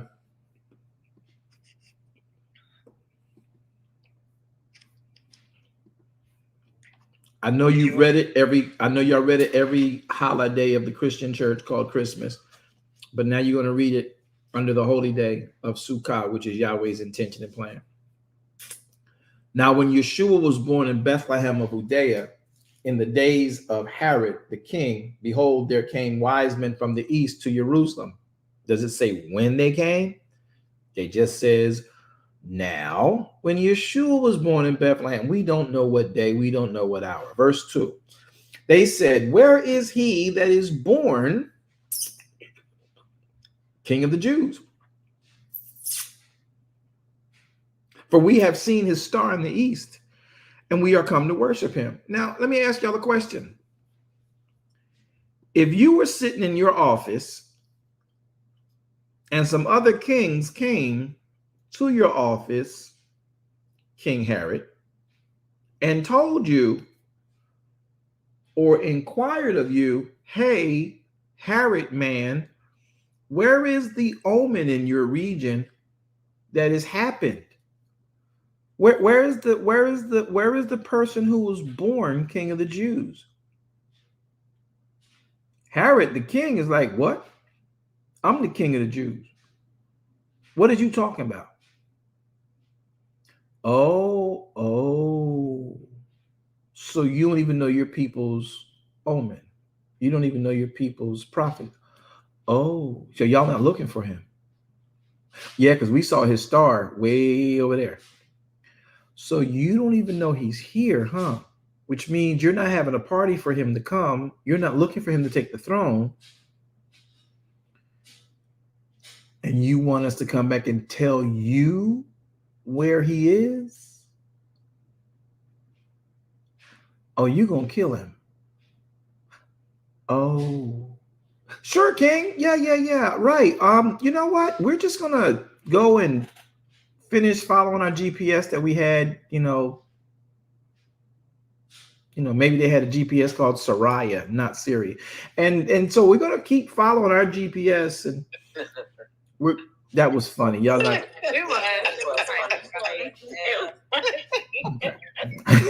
Attaches to the camera's tail. So we're gonna keep following our GPS, and we'll be okay. But if we find out anything, we'll be sure to let you know. Not. So do y'all see how this works? Because people don't really take the time to dissect this storyline.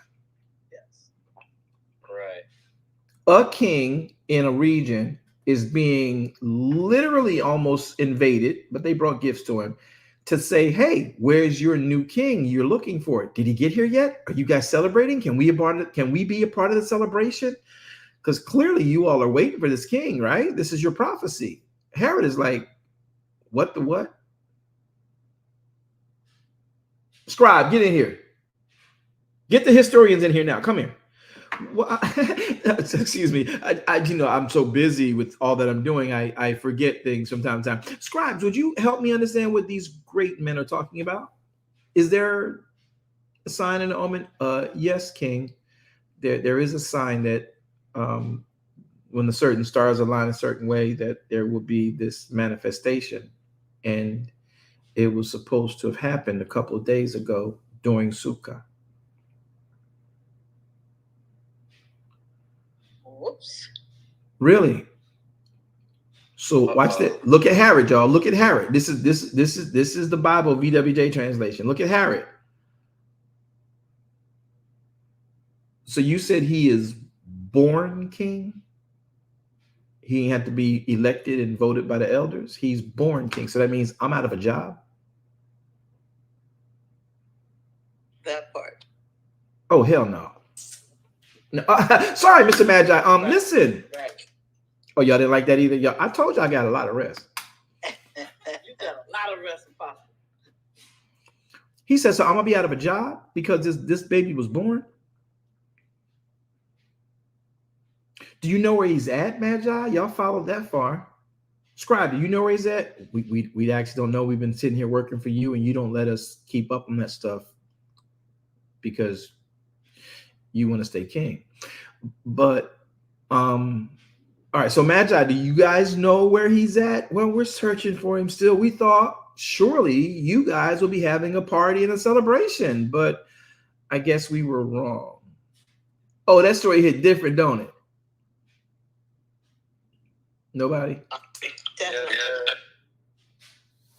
Y'all didn't like the hell no part? That's why y'all not. Oh, that was fun. Oh, okay, all right. Y'all know I'm in role play, right? Okay, all right. So he says, we clearly thought y'all be having a party for him. This is supposed to be your king that brings Israel back into its power. Why wouldn't y'all be celebrating that? Herod's like, ain't nobody taking my job. So, Mr. Magi, where are you from? Oh, listen, when you guys, would y'all do me a favor?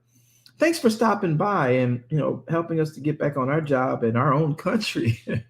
If you find him, would you just come back and tell us so we could worship him too?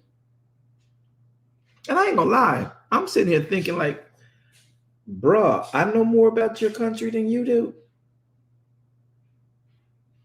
I'd have been talking to the manager like, yo, man, I don't trust Buddy. Yeah, Buddy on some other kind of time. Now, if he was in our region, we'd be having a massive party. Here is our Savior. Here is our Redeemer. He ain't got no lights. He ain't got no streamers. He ain't got no dancers out here. They ain't no celebration for the prophecy of a king coming. The dances, though. He on some other kind of time. Yeah.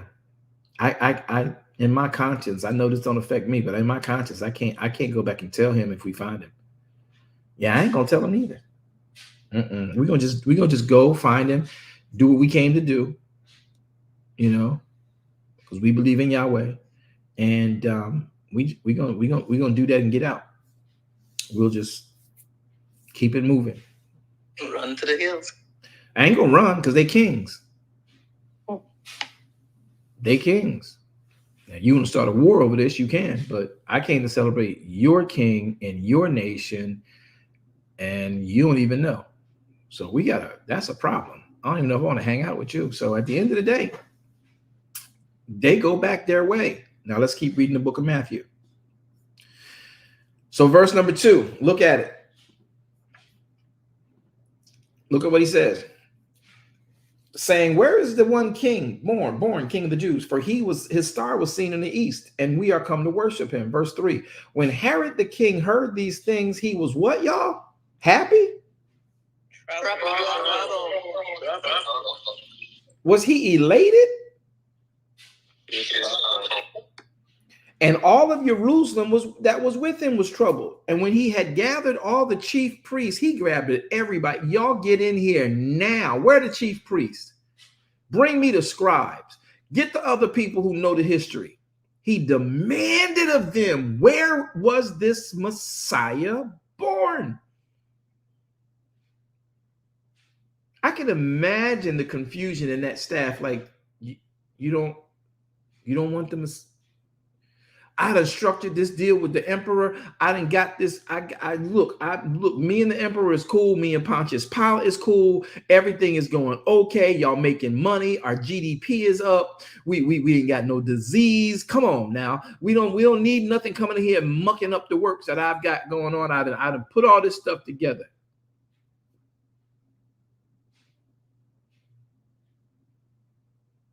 He demanded of them, where is Messiah born? Verse 5. And they said unto him, he was born in Bethlehem of Judea, from what records indicate. For thus it is written by the prophet, and thou, Bethlehem, in the land of Judah, art not the least among the princesses of Judah, for out of you shall come a governor that shall rule my people Israel. So King Herod, there you have it. That's what we know. Then Herod, when he was privately called the wise men into his office and said and inquired of them diligently, what time did the star appear?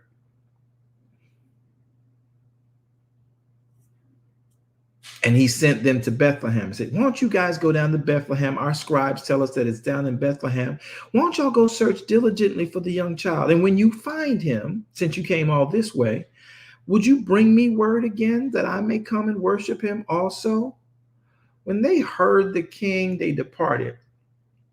And lo, the star which was saw in the east went before them till it came and stood over where the young child was. And when they saw the star, they rejoiced with great excitement and great joy. And when they were come into the house where the young child with Miriam and his mother, and fell down and worshiped him, and they opened their treasures and presented unto him gifts, gold, frankincense, and myrrh. Let me ask y'all a question. Did he say a house or a manger? House. So that whole nativity scene is jacked up, ain't it? Sure. Literary licenses. Never saw that. The whole nativity scene is off. They didn't meet him in the manger. They came to listen. They came to the house. So that means that they were no longer living in the shelter of the storage of the manger. Nope. That's right. So though his mind was to go back to Galilee, he had to get stuff settled and situated. I don't know if family helped him out, but it does say he was in a house. So therefore, it was not that much population. There were not everybody coming back for the census, and the Feast of Sukkot was over, and they were there. And so they are in this house. Now, not a manger.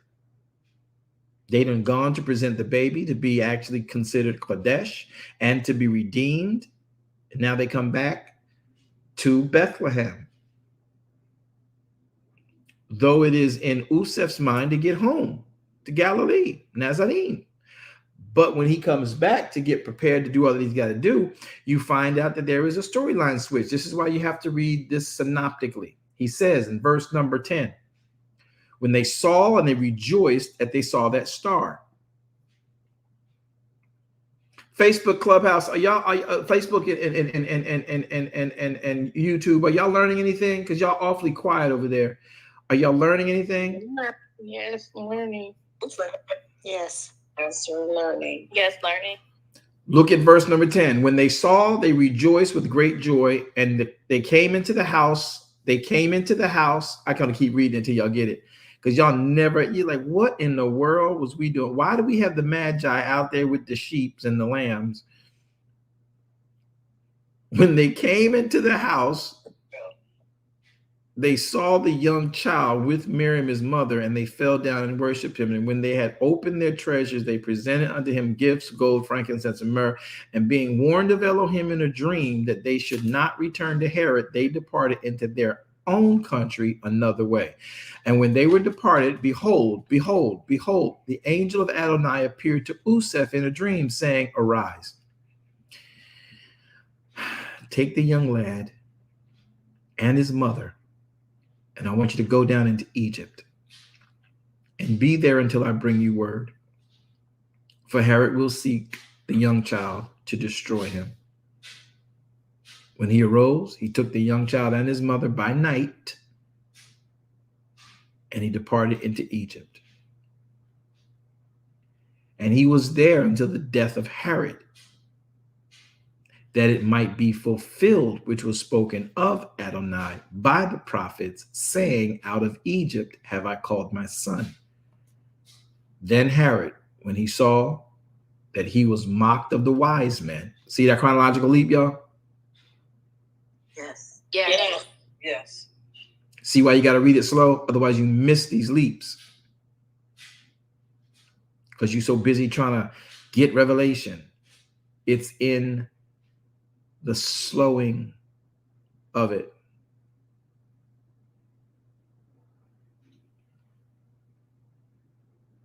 Verse 16, then Herod, when he had saw that they mocked him. Well, wait a minute. Verse 15 says, they were there until the death of Herod. Verse 16 now says, and Herod saw they mocked him. See the chronological leap? Yes. Yeah. It's like they went forward and then went back. And they do that often because there's storytelling involved. Luke is recounting someone telling him the story. We do that today. Exactly. Don't let me tell you how the movie went. No, please don't do it. Not you. Be quiet. Verse 16. Then Herod, when he saw that he was mocked of the wise men, was exceedingly upset. He was wroth. And what does he do in his being wroth?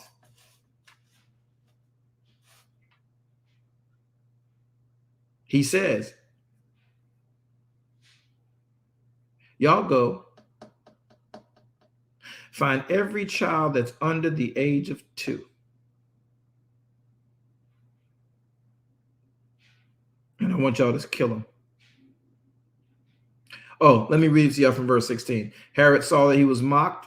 He was exceedingly wroth, and he sent forth and slew all the children that were in Bethlehem and in all the coasts of Bethlehem from 2 years old and under, according to the time which he had diligently inquired of the wise men. Then was fulfilled that which was spoken by Jeremiah the prophet in Ramah, there was a voice heard, lamenting, weeping, great mourning, Raquel weeping for her children, and would not be comforted because they are not. Can I help y'all with this one? Please do. Yes, Yes, please. Raquel weeping for her children. Why would Raquel be mentioned here? She was the mother of Benjamin and Jacob. She was the mother. She was the mother of Benjamin, and she was the mother of Usef. So part of Usef's children were Manasseh and Ephraim, right? Right. Yes. Right. Yes. Weren't they in the northern kingdom? Right. Yeah. But her son Benjamin, along with Uda and Levi, are in Udea. Yes. Now you see the connection? Yes. All right. I don't. I'm sorry. Make it clear again. Verse number 18. In Ramah, thus Jeremiah would say, prophesying to them, that in Ramah there was a voice heard of lamenting and weeping and great mourning. Raquel was weeping for her children. Raquel's child is Benjamin. So Benjamin and Uda and Levi make up Udea. Benjamin is her child. So this prophet is saying that this will cut to the soul because Raquel, Benjamin being there, will be weeping for her children and would not be comforted because they are not. It's just the connection to Benjamin, her son, down in Jerusalem, down in Judea and those borders. Y'all get that? Yes. Yes, I get it. Patricia, Okay, quickly. just the question, Rama, what is that referring to? Ramah is just a place. This is prophetic. You're talking about Jeremiah thousands of years before this actually happens. It's just a prophecy. So in Ramah, the word Ramah is the word Harmah, which is a place in Palestine, which is where, in fact, that area is, even to this day, always warred over. That's Palestinian regions. Jerusalem's fighting over that. Israel's fighting over that. So that's what Ramah represents. It represents Ramah itself. The original Hebrew for that is, again, that place in Palestine. So those borders, as it says here, verse number 16, Herod then sent forth to slay the children of Bethlehem and all the coasts thereof, from 2 years old and under, according to the time which they diligently inquired of the wise man. So it's just timing, it's just placing. So when it happens, you would know, you were told about it before. Benjamin, Raquel crying for her children. Well, her child is Benjamin. The other child is Usef, but Usef and his children were Manasseh and Ephraim, and they were in the northern kingdom. Benjamin, again, making the prophecy clear, is Raquel's child. And Benjamin's children under age of 2 are a part of this slaughter. I'm sorry, I always thought that was the southern kingdom. Benjamin, Uda is the southern kingdom. I said, what you thought I said? I got it mixed up. I thought you said there was the northern kingdom. Who? Jerusalem? No. Elder Rogers, I'm listening. thought that Judah was the southern kingdom. It was Judah, Benjamin, and those Levites that were scattered in there. I thought that was the southern kingdom. Okay. Judah is a tribe. Udea is the region. Jerusalem is the capital of Udea. Udea is the southern kingdom. Udah's property is a part of Udea. Benjamin's property is a part of Udea. The Levites came back to those two regions and those surrounding borders. That is Udea. That is where Jerusalem sits as the capital. The two kings, that's where that region is. The first king was King Saul. He was a Benjamite. The second king was David. He was Uda. So Udea is where the kings' regions were, the first two kings. So that's the southern kingdom. The northern kingdom, again, was in fact the 10 tribes, the lost tribes of Israel. Okay. All right. So Patricia Rama, you got that question? You good? All right. I got to move quickly here. So let's finish this passage so you understand what goes on. Verse 17. Then was fulfilled, which was spoken of by the prophet Jeremiah, that in Ramah the voice would be heard lamenting and weeping, Raquel weeping for her children. Verse 19. But when Herod was dead, see that chronological leap again? Yes. Yes. Yes. When Herod was dead, behold, an angel of Yahweh appeared unto in a dream to Useph while he was where, y'all? In Egypt. Verse 20 says, arise and take your young child and his mother and go into the land of Israel, for they are dead which sought the young child's life. Where in Israel would in fact Useph be going to? No, Galilee. Galilee. Going back to Galilee? Galilee. See the chronological leaps?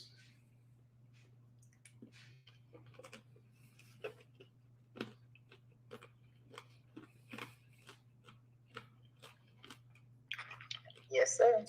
Y'all not talking to me. Look at verse 21. Y'all, it's right here. We do too much.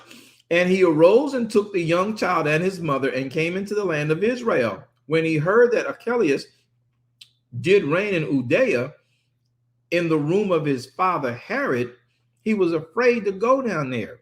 Notwithstanding, being warned of Elohim in a dream, he turned aside into the parts of where, y'all? And he came and dwelt in the city called what? Nazareth.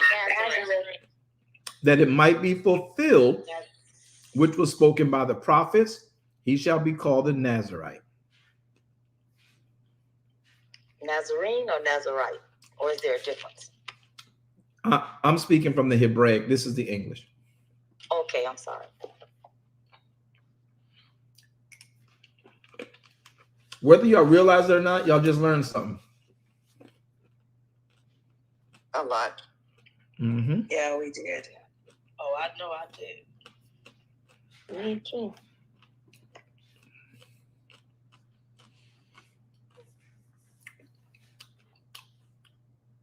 Who's next in queue? Great question. Going back to the top, and it would be Gish. Go, Gish. Shabbat Shalom. My question was, I was reading last night. I have two questions. I was reading last night, and I was thinking about something you said. I think it was something you said last night, and also when I was reading, when they were complaining about the bread, just not having enough bread, and having to eat the manna. They had all those animals with them. Were the animals only to sacrifice to Yahweh? Is that why they could not eat the animals that were with them when they were in the out and wandering in the wilderness, in the desert? No. It goes deeper than just having bread for your mouth. They had no bread and they had no grain even for their animals. So without grain, which is animal food and bread provision, how are they going to make it? So what people don't realize is that, y'all ready for this mind blow? Yes. Yes. Yes. Y'all not ready. Ready. So I'm ready.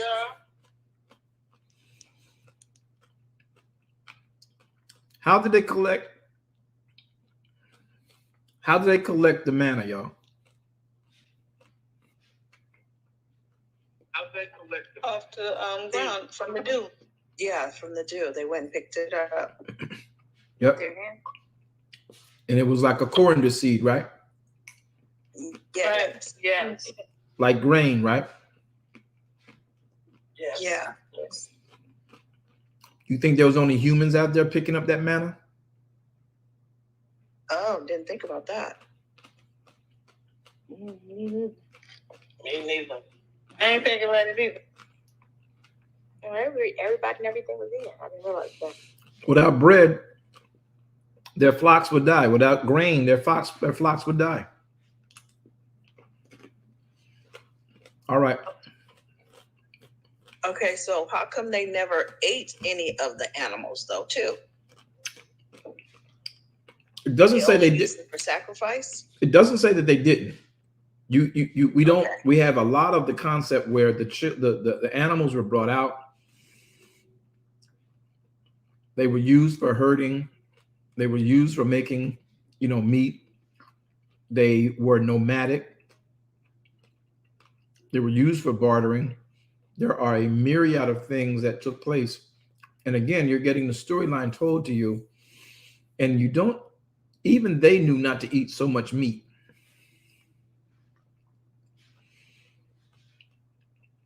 And when Yahweh gave them the charge, the sacrifices were a lot, but it wasn't just for sacrifices. He also gave them quail from heaven to eat, and killed that there that way. So it's not just for sacrifice, and even the grain was necessary for the animals to be sustained as well.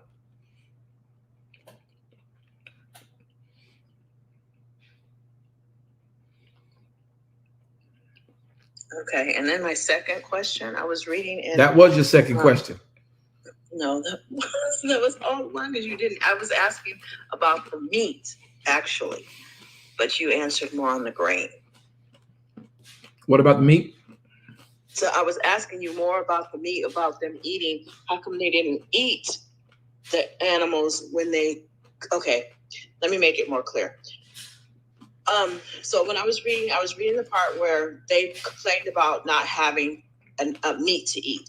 And Yahweh said, okay, I'm going to send y'all so much meat that it's coming out your ears. I'm paraphrasing my version.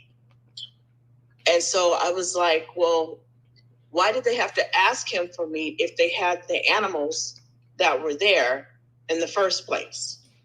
Am I making sense? You do, but we also don't know the dynamics and how many people had what lambs, what rams, and what they were doing. We know they ate the lambs on the way out. We know they took their herds and their flocks with them. But we don't know how long, many points that they were actually eating the lambs, eating the rams. You got 1 million plus people out there with herds and with flocks and with beasts of burden, as well as lambs, ewe lambs, rams, and all that stuff. But when you got 1 million plus people, those herds go quickly. You're eating bread one day, you're eating lamb, you're eating rams, you're eating whatever. And so you can get to the point where you have to be conscious to keeping enough for herding, enough for breeding, and you can't eat a certain amount. Otherwise, you will kill it altogether. We need meat. And they're complaining to Yahweh, complaining to Moshe, complaining to Aaron. We need meat. Y'all brought us out here to starve and to die. There are processes for horticulture that people have to abide by to make sure that they have provisions for the future. If I got to tighten up my belt, give us something to hope in, because right now we're going to, if we have to eat what has to bring us more animals in the future, now we have no future. So you brought us out here to die in the wilderness. Feed us. Where are we going to get bread from? We have no grain. We're not stopping to sow anything. We're not waiting for harvests. We need grain. And that really is the simplest way to make that answer. They need grain. He gave them coriander seed. He didn't give them little patties of bread. He gave them coriander seed that they had to ground down as if it were wheat seed and break it down and make it into a dough. And that was on the ground. Well, who else do you think was out there on the grounds when this hoarfrost was out there?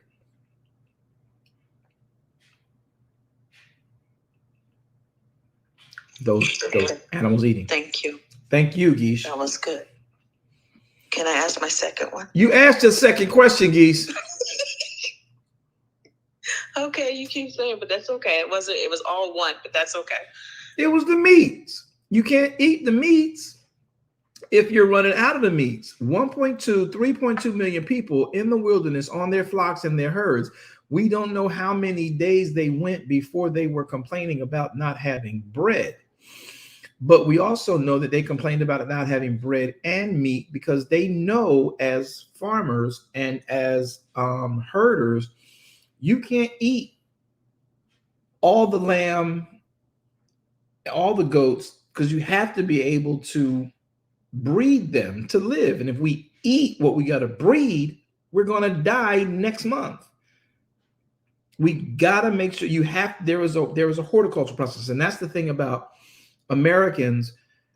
We don't understand that because we live by a government who takes care of all that stuff. But when you sit and talk with farmers and people who have cattle, there's certain cattle they can't touch because it's your future. You eat that, you're done. You're dying unless you can buy some somewhere else soon. Does that make sense, Geesh? Lots of sense. Thank you. Good question. Mods, who's next? Lindo, sir. Go, Lindo. Oh, y'all skipped me. I was at the Geesh. Who is me? Chrysla. Hey, Chrysla. Hey. I'm only my question was already answered. Mine is gonna be really quick. So why are you butting in if your question was already answered? Come in here all rough riding like you gonna run stuff over. Hurry up, get your point. I gotta go. Okay, really quick. Okay, my first thing was the clarification with Simeon and Zacharias, but then you confirmed that they are not the same because they're not. I said Zachariah by mistake. I think I remember saying that I was tired.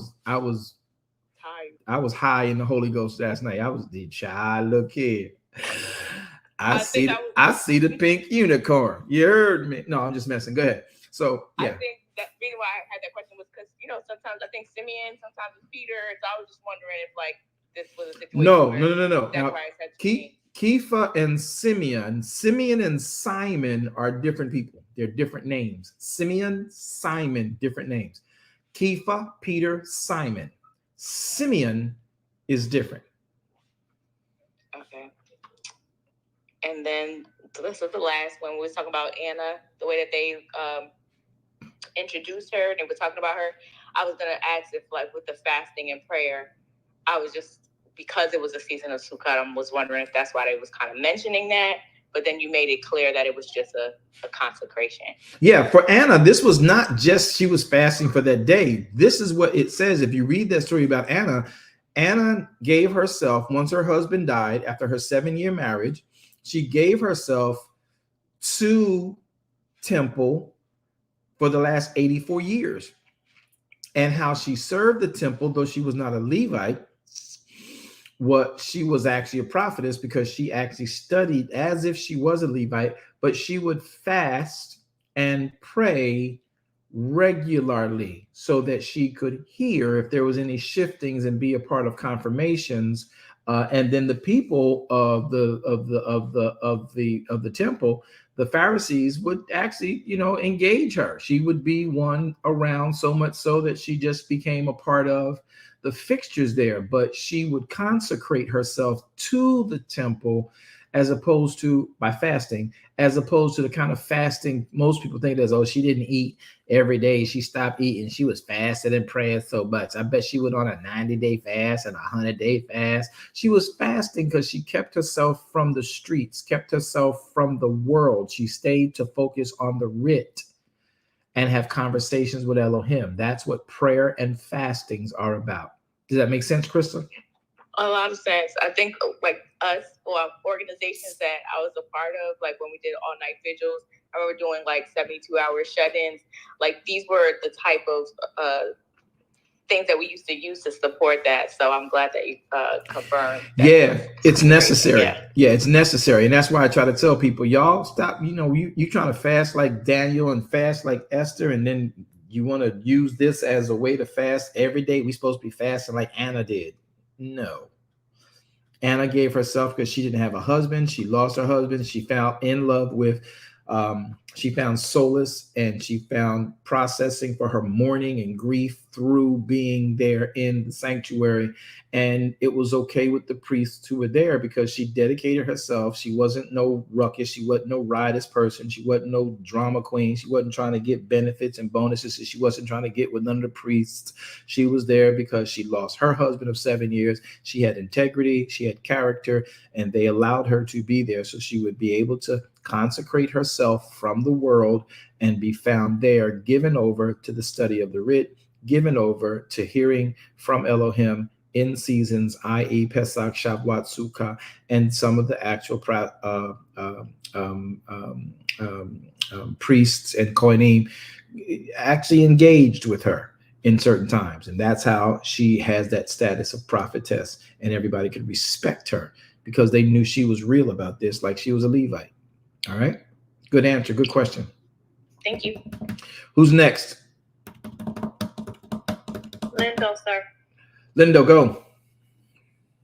Shabbat shalom. Shabbat Thank shalom. You. I had a two-part. One was actually just a statement and something that you hit quite openly. A lot was in regards to, when you said you had all these flashbacks from people who heard. And a lot of times what I see is that people will come in, and parties will come in and seek something to go tell. However, when they come and they receive, it's not palatable to them because what they know in their doctrines or where they're coming from or their construct of Christianity, they were not prepared for. So then they buck up against it and they go screaming and sending all these, you're wrong and that's not what it means and that's not what it says. But then you hit that in the earlier part of the whole question and answer thing. But the next part that actually that got me was last evening's message when you taught about YAHSHUA being the seed given or the seed planted in Sukkot for a harvest, which the first shall be the last and the last shall be the first, or whatever. That one was so super powerful, and yet I'm still trying to wrap my mind around that. Yeah, it's a seed. When Elohim put his word into the mud pie called YAHSHUA, how dare you talk about Jesus that way? Be quiet and listen. When Adonai, the creator of all creation, is now put into the dirt, that is a myriad of seed capsule put into the dirt to bring forth the fruit of righteousness in the world. So when he sowed, Yahweh himself sowed so that we would actually know how to sow, and how dear this seed was to him is why we should have no problem when he says, give me this that's dear to you so I can take care of you and you never have to worry about provision again. And so that part of YAHSHUA being a seed, Adonai in YAHSHUA being a seed, is very real. That is the power and creativity of Elohim in dirt. All you and I are, with our bone, with our cartilage, with our blood, with our tendons,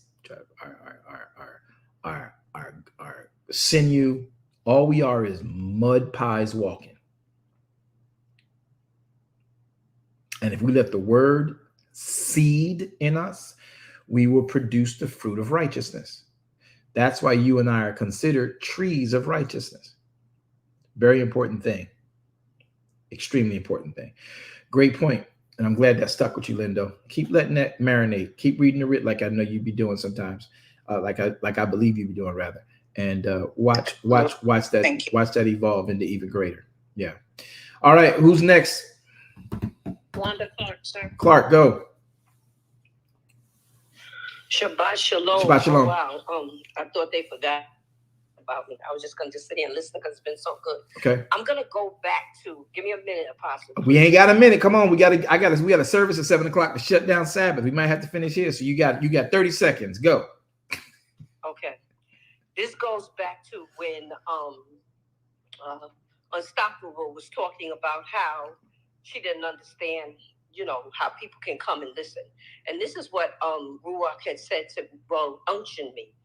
And this is what I was thinking about, how in Daniel 12:14, when he told, Yahweh told Daniel to close up the book, because in this time, which is the time upon times, is where knowledge is going to increase. Mm-hmm. So my experience coming into your room, a door was open for me through another apostle on me coming out of Christendom and understanding things. So there was things flowing through me, but the actual Torah coming to your room and sitting down and listening, because I was excited because I had known some of it, but then learning even more. Ruach will unction you to sit back and lay at Yahweh's feet through you, his Talmudim. Mm-hmm. And that's what happened for me. So how can I possibly, and this is not judging anybody, how can I buck up against what the Ruach is telling me? Because I already have humbled myself to listen through my heart, not my mind, right? To the word, through my heart, to the word. I can't buckle. I can't buck up to what's being said. So what I'm going to acknowledge is that this is that time in Daniel, where this is the time of knowledge being increased. And it is a blessing to sit at Yahweh's feet through you to understand and get all this, regardless of what's going on in the world, because this was written. It was already written. Book of Revelation tells me it's a template for me. That's how I look at it. My grandfather taught a lot of that, so I knew from a child about Revelation. Mm-hmm. So at a time such as this, when you hear that in Christendom, they don't understand. We understand now once we understand Torah. So I'm not afraid of the purpose why I came into this world at the time such as this, because being part of the remnant, this is where this information is flowing for me. This is where Torah comes to life in my spirit. That part. And that's what it's about. That's what it's about. Bringing Torah to life. I'm living. Mm-hmm. I'm living. We are living Torah at a time such as this, what Daniel spoke about 12:4. Like, it's real for me. Mm-hmm. And I release, because I can go on and on, but I'll go on with the Father when this is over. Yeah, and it's good though, because you have to realize that there is, people can get caught up in their way of seeing good things, and then rather than converting to the thing, want to use that thing for their thing. You come into a place that's got some new things, it's really fires what it need to be, and then you get caught up in trying to use that thing to do your thing. And that's where it gets conflicting, and that's where it gets crazy. And that's where it's a problem. But when you come into Torah, you come into a place where you actually are listening and learning because you didn't know. And if you really did away with your agenda, the word that's being used for you will allow you to see his predestination for you rather than your external agenda. That's really key. And I want as many people as possible to grasp that, understand that, and move with that. All right, I got to make an announcement. I hope that helped. Great ad, Wanda. I like that. Bringing Torah to life. Everybody, we need to realize that. That's why you sit in Shabbat, to bring Torah to life. Now, listen very quickly, because I'm going to have to, I don't think I have to close this room down, but I do need to probably make an announcement to the other room, DKM. No, I guess we can do it. We're on DKM, right? Are we in D-Rosh Kingdom Ministry right now? Yes, sir, we are. Yes, sir, we are. So the 7 p.m. programming, we can just keep this going and not stop it. Anybody coming on, we can just come in here and we'll still hear. And we'll just have the prayer out from here for Sukkah. Those of you who have begun the Tishri 15, if you have not gotten your compliance in these 24 hours, please do your best to do what you know to do. The writs are already clear. The writ is not something made up by man or made up by us. Please, I admonish you, as Paul says, I beseech you by the mercies of Elohim that you present your body a living sacrifice, Kodesh and acceptable unto Elohim. It is your reasonable service, and do not appear before him empty. So produce, create, allow for, your compliance to be in place even in this moment. This is not about, it's not about offering. It's about compliance to his instruction. Somebody say it's about compliance. Compliance is everything. It's about everything. Right. One of y'all got your volumes up way too loud, so that when you come on, you're going to always be echoing.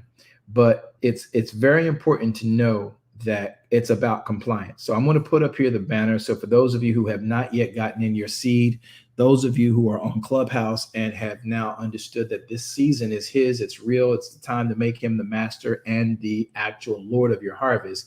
Please go, people, everyone. If you have not gotten in your Tishri 15 lamb, get it in. Don't let sundown hit you. We are approaching sundown on the East Coast, West Coast. Some of you, I know you'll wait to the end, but just make sure you get it in. If you haven't got it, you like, I didn't prepare. Just make your pledge to Elohim, make your vow, and make a seed. But you have to put seed in during the event, and then keep the vow, and that extends that for you. But please don't say amen and then come before him empty. Don't say amen. Oh, I love it. It's God. Trust him. This is how he puts you and I in the prosperity cycle and process. And that includes me. So all of that is necessary on how we do what we do. And this season, so before I make the prayer that will close out our time of Shabbat, it's a simple prayer, but it is a prayer of importance. It is a prayer of understanding. And these are the things that we want to make sure we're doing. So today is the 15th of Tishri. For those of us still in the East Coast, UK, you guys are out. I know all the different countries that came before us, you're out, but you're still here. We're going to close off this because I live in the East Coast at the end of my sundown. West Coast, Pacific, Central, Mountain Times. Hawaii, you will be closing out after us. Caribbean, you'll be closing out with us. We just want to make sure that we have the prayer. You know that after you have done his will, after you have done the will of the Father, after you have done the will of the Father, you will have need of patience. Here is the problem. Don't not do his will and then act like he didn't do for you what he's promised in his word, because you cannot have from him anything that you are not, in fact, attempting to have because of him. You have to do his will. If he's going to promise you something, if he's going to give you something, it comes from doing his will first, baruching him, and then he baruchs you. So go to vwministries.com, get your seed in, get your pledge in, and then don't defer from keeping that vow. This is not a beg. This is a beseech.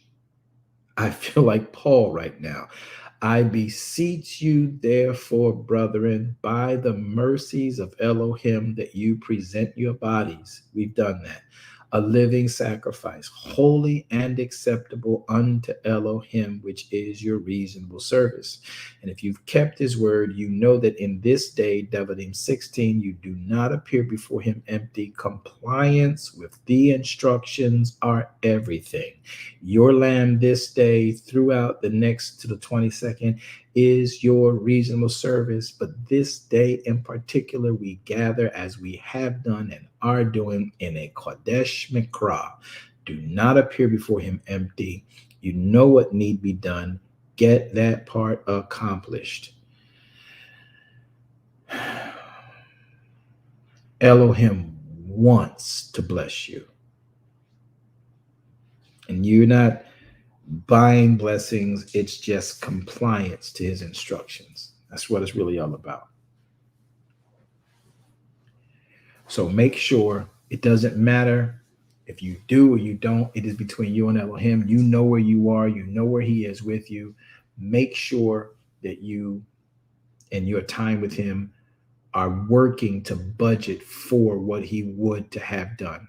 And like I say, some of us just simply need to trust him by making a vow.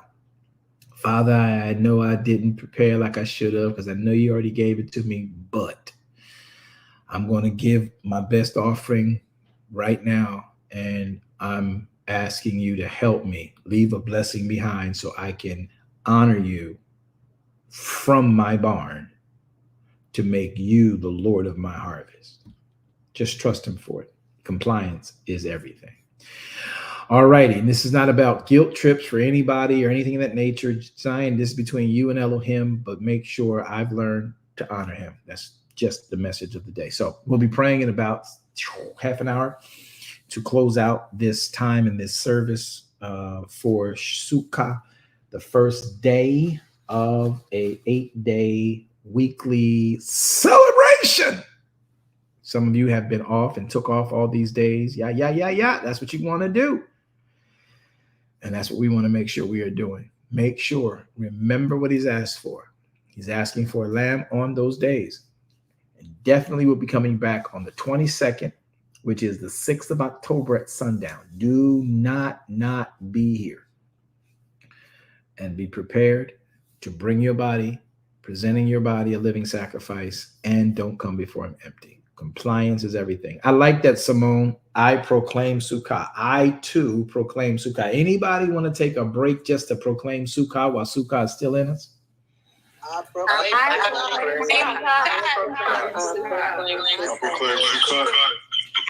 And we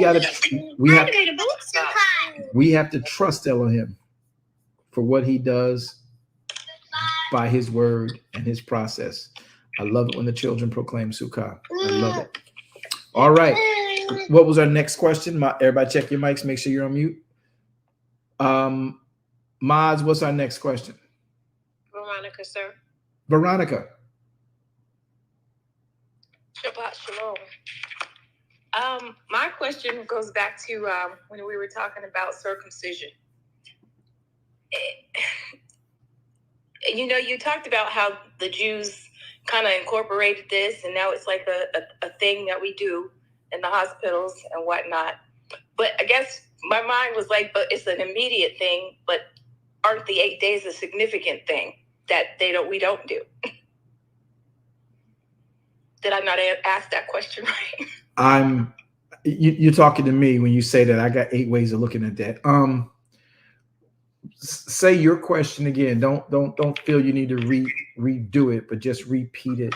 You're saying the Jews, when we use the Jews as incorporating the circumcision, it wasn't the Jews that incorporated circumcision. It was Israel. And it wasn't even Israel, it was Abraham. So in the days of Abraham, you have circumcision by the instruction of Elohim. Now, were there other countries that may have utilized this same process? Absolutely. However, Yahweh incorporated for Avram to begin that process. And then that carried over to where it became a command for Israel. And once Israel divided, you had Northern Kingdom, Southern Kingdom division, you had the lost tribes, and then you have Judaism, right?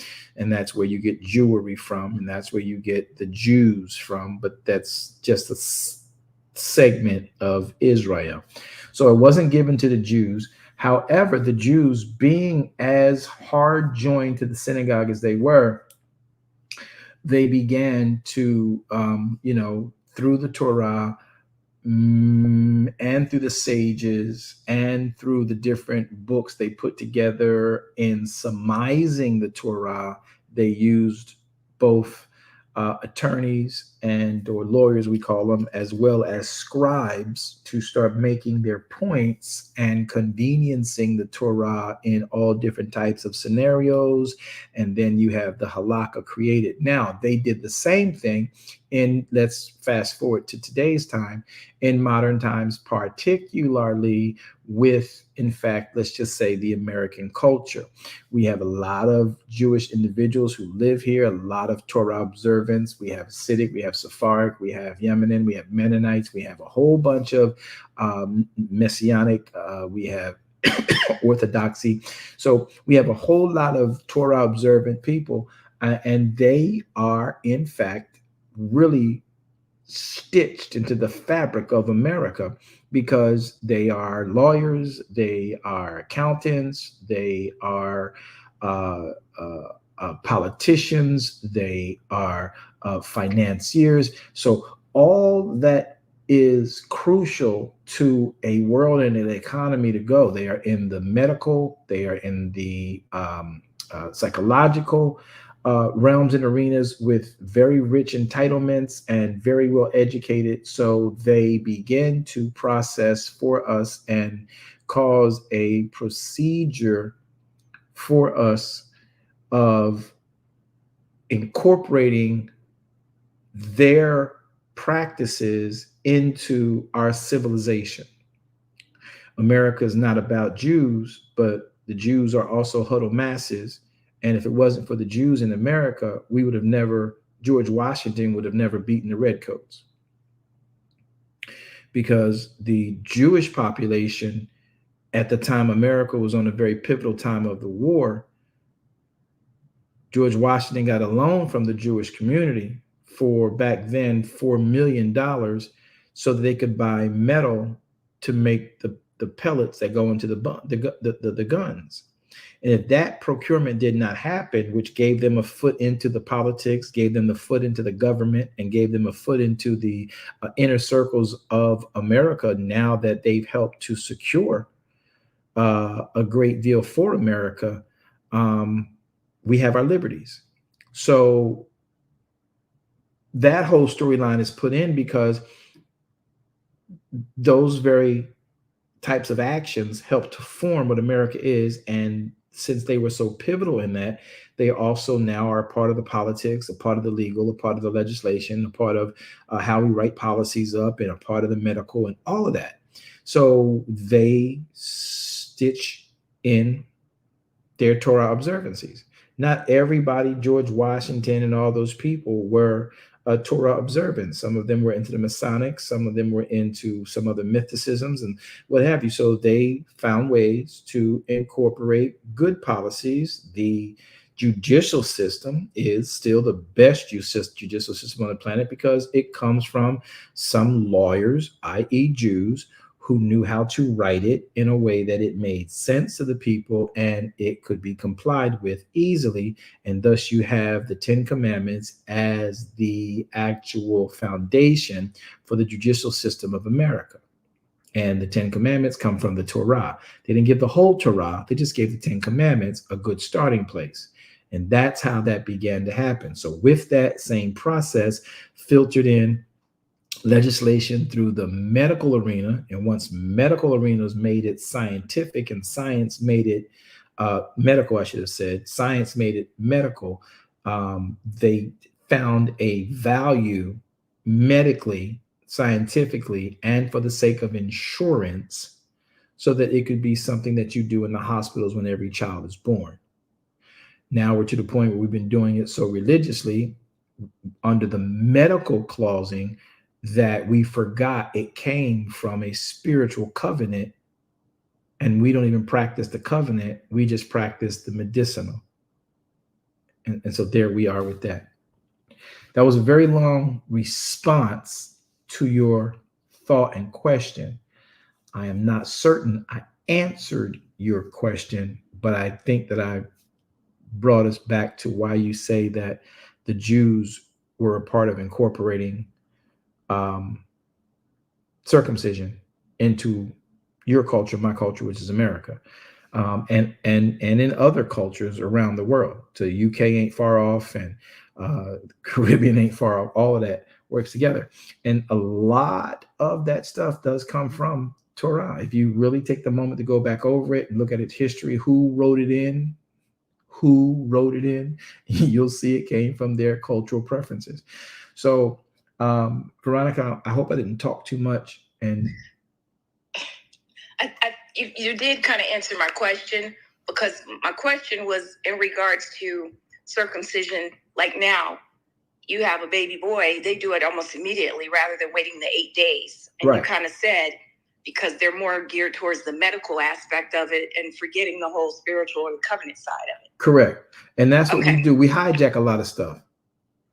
The Torah has a lot of stuff that's way beyond what we hijacked it for. You know, same thing with Christendom. You know, we hijacked the story of Yahshua HaMashiach, the Lamb of Elohim, and we canopied it over faith systems, and then we made it Christianity. And we hijacked the story of Yahshua HaMashiach, and it's worth more than what we hijacked it for. That was good. Somebody gonna say amen. That was good, Apostle. Somebody gonna say it. Y'all gonna stop acting like that was good, Apostle.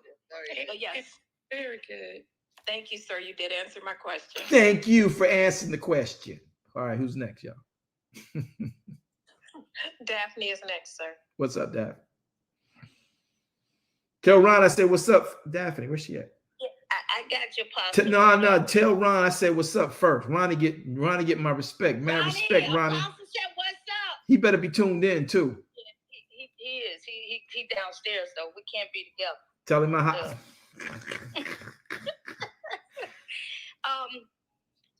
Apostle, you answered my question earlier, but I had a question coming behind geese.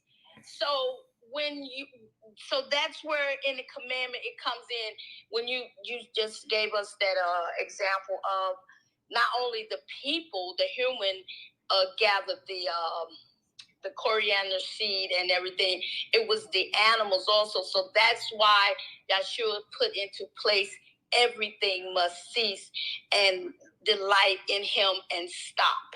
The animals and all, because I didn't know that they were out there collecting the food also. So that's what resonated with me. But all the other stuff you answer so much, and I really truly appreciate it. Yahweh be praised. That's good. Yeah, the coriander seed is just that. It's grain on the ground. Now it disappeared. It melted once the dew lifted. But those animals, you thought they wasn't out there getting that stuff? But they would have known to not gather it like the people did. It's instinctive. It's grain. Now the people of Israel had to be given instructions. The animals are like, I'm eating. Only those that can see me online can see that. It didn't stink for them if they made a mistake, the animals, and gather it, because I'm just like, Daphne, slow down. You just went too fast. It couldn't stink for them because animals don't gather in. They eat it while it's there. Okay, that's what I'm so saying. Now, once it melts away, there's nothing for them to eat. They're not storing it in, sheep aren't storing it in their inside pocket. We are trying to store it in bags and boxes. They eat it when it comes. So if it came every morning, they ate every day. We don't really pay attention to what Yahweh does, but his way of giving us what we need to know is, to me, always an amazing thing. It's beautiful. So yeah, it doesn't stink with them because they're eating it as it comes, and when it disappears, it's gone. There's nothing else to eat. The next day they eat. Everybody and the animals knew to rest on Shabbat. If you look outside, matter of fact, y'all, anybody got pets? Anybody got pets? No. Yes, we have one. We have a dog. Okay. Yes, I got pets. And laid out all day. Let me tell y'all about pets, man. I've owned several pets for the sake of raising my children with responsibilities, because it was a tactical technique to show them how to be responsible for children and to be responsible for others. And that panned out pretty well for me. So those of you who have children, having a dog, whether it be a pet or a token or a toy or a full grown, I want a German Shepherd. I really want a German Shepherd. I really want a German Shepherd. I just don't want them to be shedding all over stuff. But, to have a dog or a pet, it's like having a child. And the reason I say it is because if you have a pet, the animals that don't have souls, they internally know to rest on the seventh day. Watch your pet come Friday through Sunday. Tell me what you see. When I started celebrating Sabbath, I had a dog named Judah. We called the dog Judah. He was a black Boston. It was a black Yorkie. And I had a Dachshund. We named her Jocelyn. And Judah would just bark, bark, bark, bark, bark, bark, bark, bark, bark all day, every day. And that's why we called him Judah, because he's like, we tried to make his annoying barking into something positive. And we said, you know what? He just praising God. So we called him Uda, right? But he barked every freaking day. But when it came Friday and the weekend, we almost didn't hear him barking. He was like real chill. Jocelyn was with him. They ain't want to go nowhere. Yeah. Yeah. Jocelyn they just chilled out. They cranked up on Sunday. They cranked back up to being, but on that day from Friday night, we just noticed that they would be chilled, laying with their bodies flat on the tile, rolling over on their side like they just wanted more rubs on their chest. And they couldn't come on my carpet. So, we ate on the tile. We had an area on the tile that we relaxed into, and they would sit right there and get next to us and coddle up, right? But there was no barking. They didn't care who was at the door. They intrinsically knew to chill during Sabbath. It still to this day amazes me to remember what I'm looking at and how they would act in our home. Watch your dogs, watch your pets, watch your birds, what they do during Sabbath. Watch your fish, what they do during Sabbath. They just be chilling. They instinctively know Yahweh's presence is in the earth. We don't have need of nothing. And they watching humans running around. They be sitting there looking at you. Look at when you take pictures of your dogs during Monday, Tuesday, Wednesday, Thursday, Friday. Your cat Monday, Tuesday. I'm not a fan of cats. I got reasons for why I don't like cats. Yeah, Gigi, I said it. So yeah, me and cats, yeah. But and you just take pictures of them on the normal days and then take a picture of them on Sabbath. You'll see that on normal days they wired out and everything, but on Sabbath they be like, "You gonna feed me?" True. They act like they're going to work. They do. They just chilled. If I didn't take a minute to study it, I wouldn't believe it myself, but you take the minute to study it, That's right, Nicole Burton. They do. Animals innately honor it. You go into the wilderness unless they really, really hungry and it's a black bear, or a Bengal or a lion. They chill on the Sabbath, man. They be like chill. Now, if you run through there and you smelling like a lamb chop, they gonna wake up to the Really? They gonna wake up to the charge. Don't go in there smelling like paprika and salt, pepper. You walking through the woods talking about the bobcat ain't gonna get me because it's Sabbath, or the alligator ain't gonna come after me because I got my dog. If your dog got too many long hairs on him, they gonna come for that head. You hear me?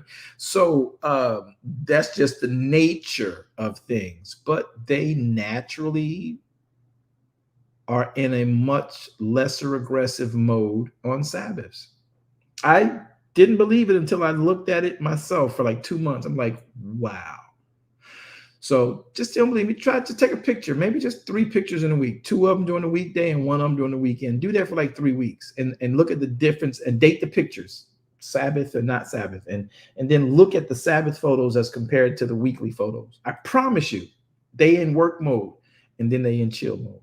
The pictures will prove it. They'll be like sitting there like, you gonna rub my stomach?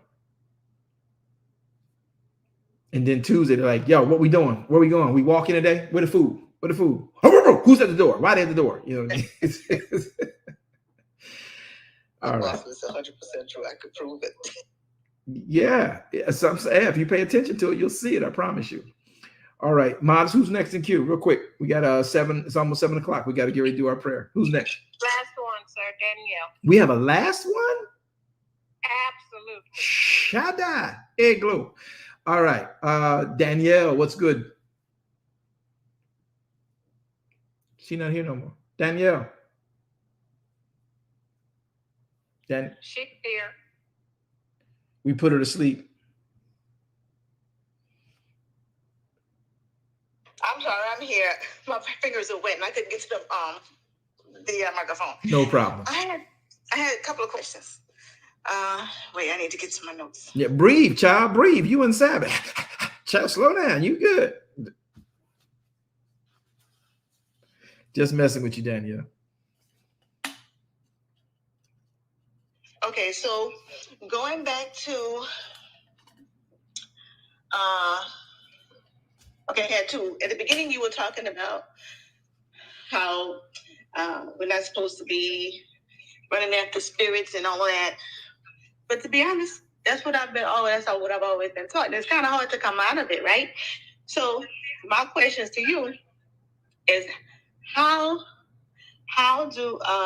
would you explain Luke 9:1 and also Luke 10:19 and then Ephesians 6:14 where we put on the armor? If we're not supposed to be, if we're just supposed to be chill, waiting on God to handle everything, and we just there. Okay. Luke 9 and what? Luke 9:1 and then 10:19. Okay, watch Luke 9:1. Then he called his 12 disciples together and gave them power and authority over devils and to cure diseases. You didn't go looking for the disease.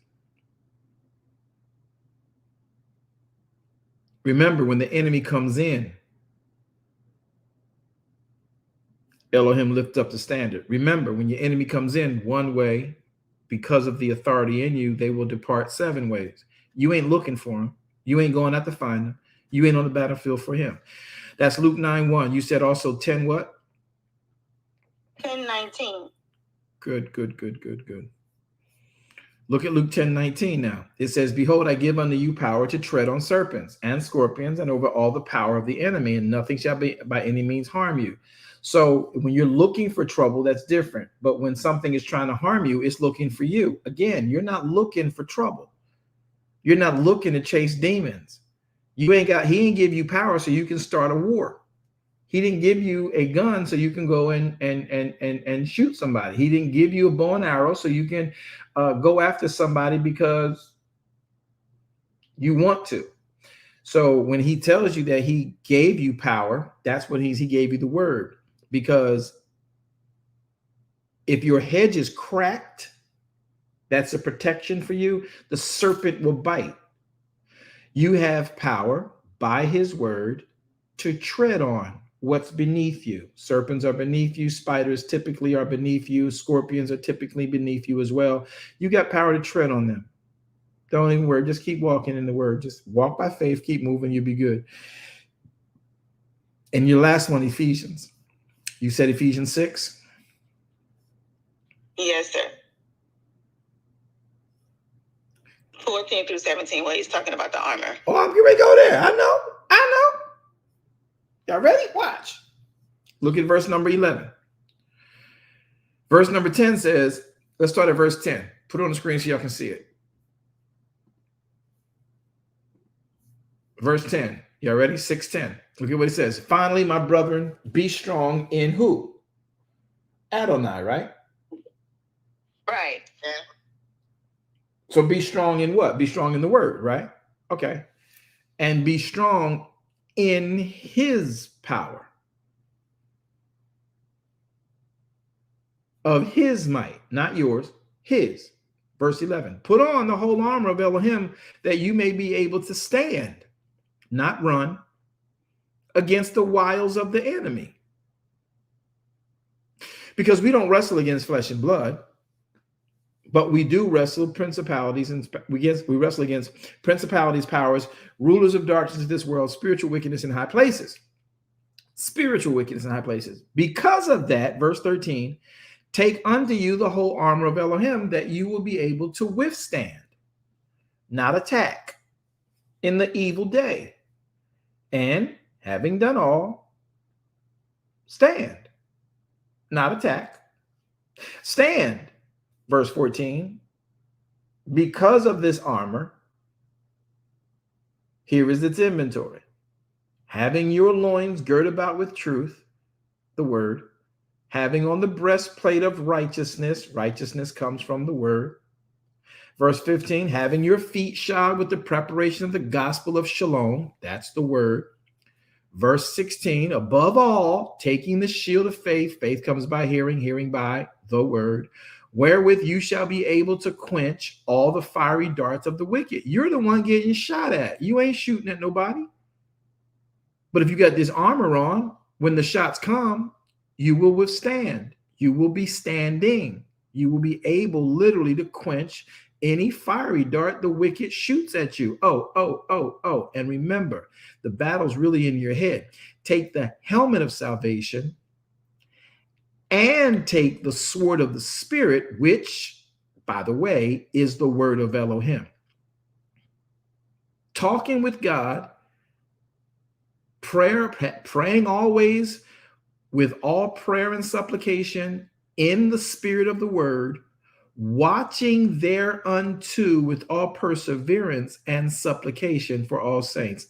And for me, that utterance may be given unto me, that I may open my mouth boldly to make known the mysteries of the gospel. So y'all remember, take the word and pray for me so I can speak the word and make sure you all get it and we can work this thing together. So verses 14 through 17 is exactly what we're to do. Take his word. We are supposed to know his word. We are supposed to dress in his word. We have to make sure we are properly dressed whenever we go out, but we are not on the battlefield for our Lord fighting against anybody and everybody because we got power. I got power to trample on devils. You ain't looking for no devil to trample. I got powers to step on serpents. You ain't looking for the Leviathan and the Python and all. You ain't looking for that. You got power. So it's more or less ours. He's giving it to us so that we can respond properly. So that when it comes at you, because it's going to rain on the just as well as the unjust. That's right, Danielle. That's very good. Well put. So you have it when you need it. But what we've been doing is getting it, thinking, ooh, it's like I was watching my grandson play a game, and a game he got a power pill, right? And it reminded me of Pac-Man. You know, when Pac-Man come, everybody's packing and they going around eating the pellets, and then these ghosts come out and get you, right? And if you got power on you, the ghost will stay away from you, and you can eat the ghost, and you can eat the pellets that you're supposed to eat, right? So when you understand that the actual power pellets can make certain people get the pellets and then go searching for the ghosts. And that's how Christians are. You get the power pellets so you can eat and clear the board. If you get a ghost, you get a ghost. But the power pellets keep the ghost from eating you while you're trying to eat the pellets and get to the next level. Oh, did he just preach Pac-Man? Yes, he did. I love it. Yes, you did. So we eating the power pellets and then we turn around going after the ghosts, trying to get the ghosts and missing the pellets to clear the board to get to the next level. Wow. That was good. Very good. Very, very, very good. That was good. Thank you for answering that one. I have one more. What you got, Danielle? I got you. So the second one is going back to the purification laws, and it's funny.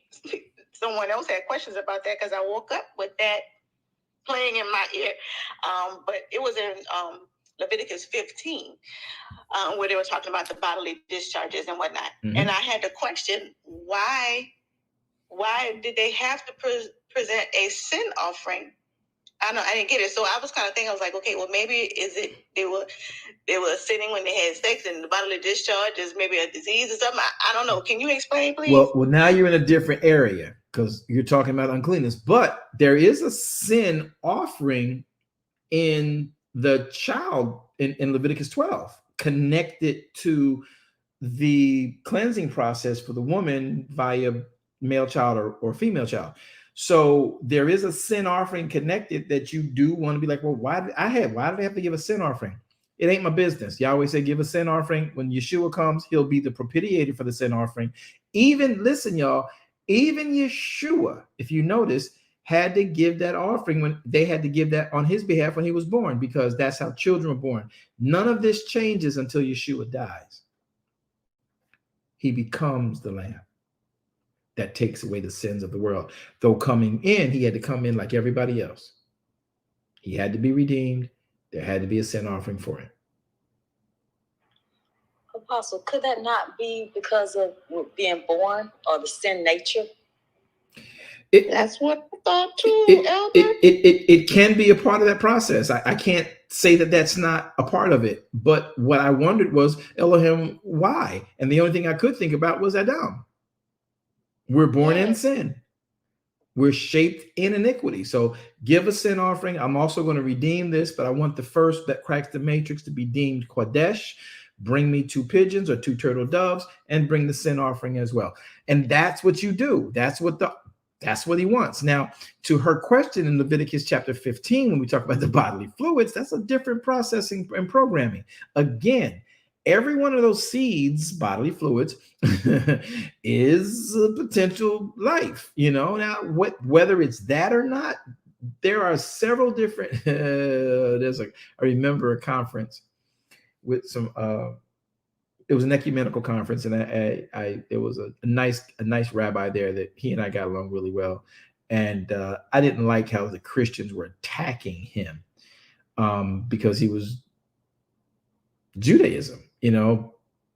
I'm really learning the Torah at that time, and it made me see why people don't like Christians.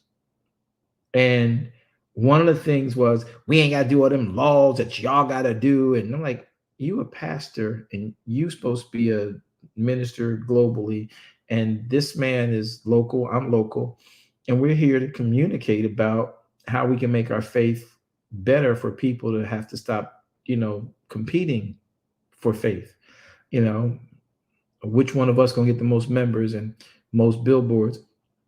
And his spirit was really cool. Mine was really cool. We clicked a lot. He knew I was a quote unquote Christian, but I was coming out of all that Christian display. And I just listened to them attack everything in the Torah as if it was like old and non-covenantal. And I had just finished learning the covenants. What Elohim does with the compliance of his covenants, and y'all acting like We need to teach the Jews how to be saved. And then the Jews are trying to teach the Christians how to be righteous. Neither one of them are hitting it, both missing the mark. And all we need to do is sit down and read what the writ says, and what he talks about has to be done, and how Elohim gets it done. And I remember somebody coming out of the book of Numbers with something about what we should wear and what we don't wear, making their point to the rabbi. And I sat there almost like an out-of-body experience, saying to myself, we are ignorant. That is not what that meant. But how he was raised and how he was taught and how he was educated, that Christian told us what he learned and what he didn't learn. And that's why I can sit back and look at why some rabbis look at us and be like, we can't even have a conversation. We might be wrong, but you have no idea what your Bible's about. And though we don't believe in your Jesus in many cases, and we might even give credit for him being there, and maybe he was a great prophet, but that's it. But you don't even understand why your Bible exists. So when it comes to stuff like this, I find myself saying, Yahweh, why was it necessary for them to give a sin offering for all these different things? If y'all notice, you have so many sin offerings in the Bible. So let's look at what he talks about. Now, 15 is 30 verses deep. Where were you at, Dan? It was 24. All right. Verse 20. Okay. So in 24, to understand this in context, we got to go up further. KYC, what you do?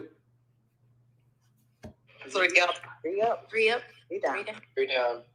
Okay. So we start at 24. We go up 3. We go to 22. 21, rather.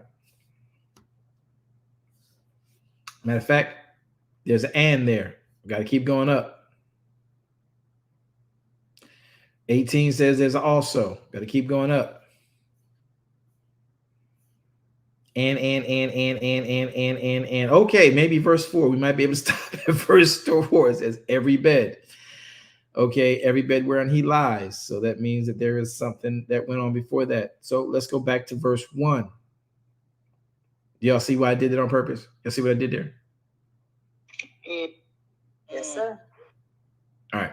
So verse 1. And Yahweh spake unto Moshe. See how it starts fresh? Speak unto the children of Israel and say unto them, when any man hath a running issue of his flesh, because of his issue, he is considered unclean. And this shall be his uncleanness in his issue, whether his flesh runs with his issue or his flesh be stopped with his issue. It is his uncleanness. Every bed whereon he lies that hath the issue is unclean, and everything whereon he sits shall be unclean. Whosoever touches his bed shall wash his clothes and bathe him in water and be unclean until the even. And he that sitteth on anything whereon he sat hath issues shall wash his clothes, bathe himself in water, and be unclean until even. He that touches the flesh of him that hath an issue shall wash his clothes and bathe himself in water, and unclean until that even. And if he hath an issue, spit upon him. That if he that hath an issue spits upon him that is clean, and shall wash his clothes and bathe himself in water, be unclean until the evening. And the saddle, soever he rideth upon that hath issue shall be unclean, and whosoever touches anything that was under him shall be unclean until even. And he that beareth any of those things shall wash his clothes, bathe himself in water, be unclean until even. Y'all see the sanitary process? Verse 11, whomsoever he touches that hath an issue and hath not rinsed his hands in water. Y'all see, you're supposed to be rinsing your hands a long time ago. Wash your hands. Verse 11, whomsoever he touches that hath an issue and has not rinsed his hands in water, he shall wash his clothes, bathe himself in water, and be unclean until the even. And the vessel of earth, that be unclean means not engage with other people. Y'all know that, right? Yeah. No, but I do not. Yeah, I just thought it was ceremonially unclean. No, Dirty. no. You clean yourself, because if you notice, you got to get washed. Look at verse 11. And whosoever he touches that had an issue and has not rinsed his hand in water, that person shall wash his clothes, shall bathe himself in water, and he will be technically unclean, to make sure that, you know, he ain't transferring nothing for at least that time frame. You'll be unclean until even. Don't engage people until even. Verse 12, the vessel of earth that he touches shall has issues, and it shall be broken, and every vessel of wood shall be rinsed in water. He that hath issue is clean of his issue, and that is clean of his issue, then shall, verse 13, I read it again. And when he that hath an issue is cleansed of his issue, then he shall number himself 7 days for his cleansing, and wash his clothes, bathe his flesh in running water, and he shall be clean. And on the 8th day he shall take to him 2 turtle doves, 2 young pigeons, and come before Yahweh unto the door of the tabernacle of the congregation, and give them to the priest. The priest shall offer them, one for the sin offering, the other for burnt offering. The priest shall make atonement for him before Yahweh for his issue. And if any man's seed of copulation go out from him, then he shall wash all of his flesh in water, and be unclean until the evening. And every garment and every skin whereon is seed copulation shall be washed with water, and be unclean until the even. The woman also with whom man shall lie with seed of copulation shall both bathe themselves in water, and be unclean until the even. And if the woman have an issue, and her issue in her flesh be blood, she shall be put apart for 7 days, and whatsoever toucheth her shall be unclean until the evening. And everything that she lies upon in her separation shall be unclean. Everything also that sits upon her, that she sitteth upon, shall be unclean. Whatsoever touches her bed shall be washed, shall wash his clothes. Whosoever touches his bed, her bed, shall wash their clothes, his clothes, and bathe himself in water, and be unclean until the evening. Whosoever touches anything that she sat upon shall wash his clothes, and bathe himself in water, be unclean until the evening. And if it be on her bed, or anything whereon she sits, when he touches it, he shall be unclean until evening. If any man lie with her at all. Y'all see why they had separate tents? Yeah. Y'all see why they had separate tents? Y'all don't like this part. Look at this, verse 24. And if any man lie with her at all, and her flowers be upon him, she shall be unclean for 7 days, and the bed whereon he lies shall be unclean. Verse 25. And if a woman have an issue of her blood many days out of the time of her separation, for if it run beyond the time of her separation, all the days of her issue of her uncleanness shall be as the days of her separation. She shall be unclean. Every bed whereon she lies in all the days of her issue shall be unto her as the bed of separation. And whatsoever she sits upon shall be clean as uncleanness of her separation. Whosoever touches those things shall be unclean, and shall wash his clothes, bathe himself in water, and be unclean until the even. But if she be cleansed of her issues, then she shall number herself 7 days, and after that she shall be clean. Now on the 8th day she shall take unto her 2 turtle doves, 2 young pigeons, and bring them to the priest at the door of the tabernacle of the congregation. The priest shall offer one for a sin offering, the other for a burnt offering, and the priest shall make atonement for her before Yahweh for the issues of her uncleanness. Thus shall you separate the children of Israel from their uncleanness, that they die not in their uncleanness when they defile my tabernacle that is among them. This is the Torah of him that hath an issue, of him whose seed goes forth from him and defiles therewith, and of her that is sick of her flowers, and of him that hath an issue, of the man and of the woman, and of him that lieth with her, that is unclean. Now, so this goes to deal with both fornication and adultery. It goes with a bunch of other stuff, but it really does deal with the issue of her flower, i.e. her flower.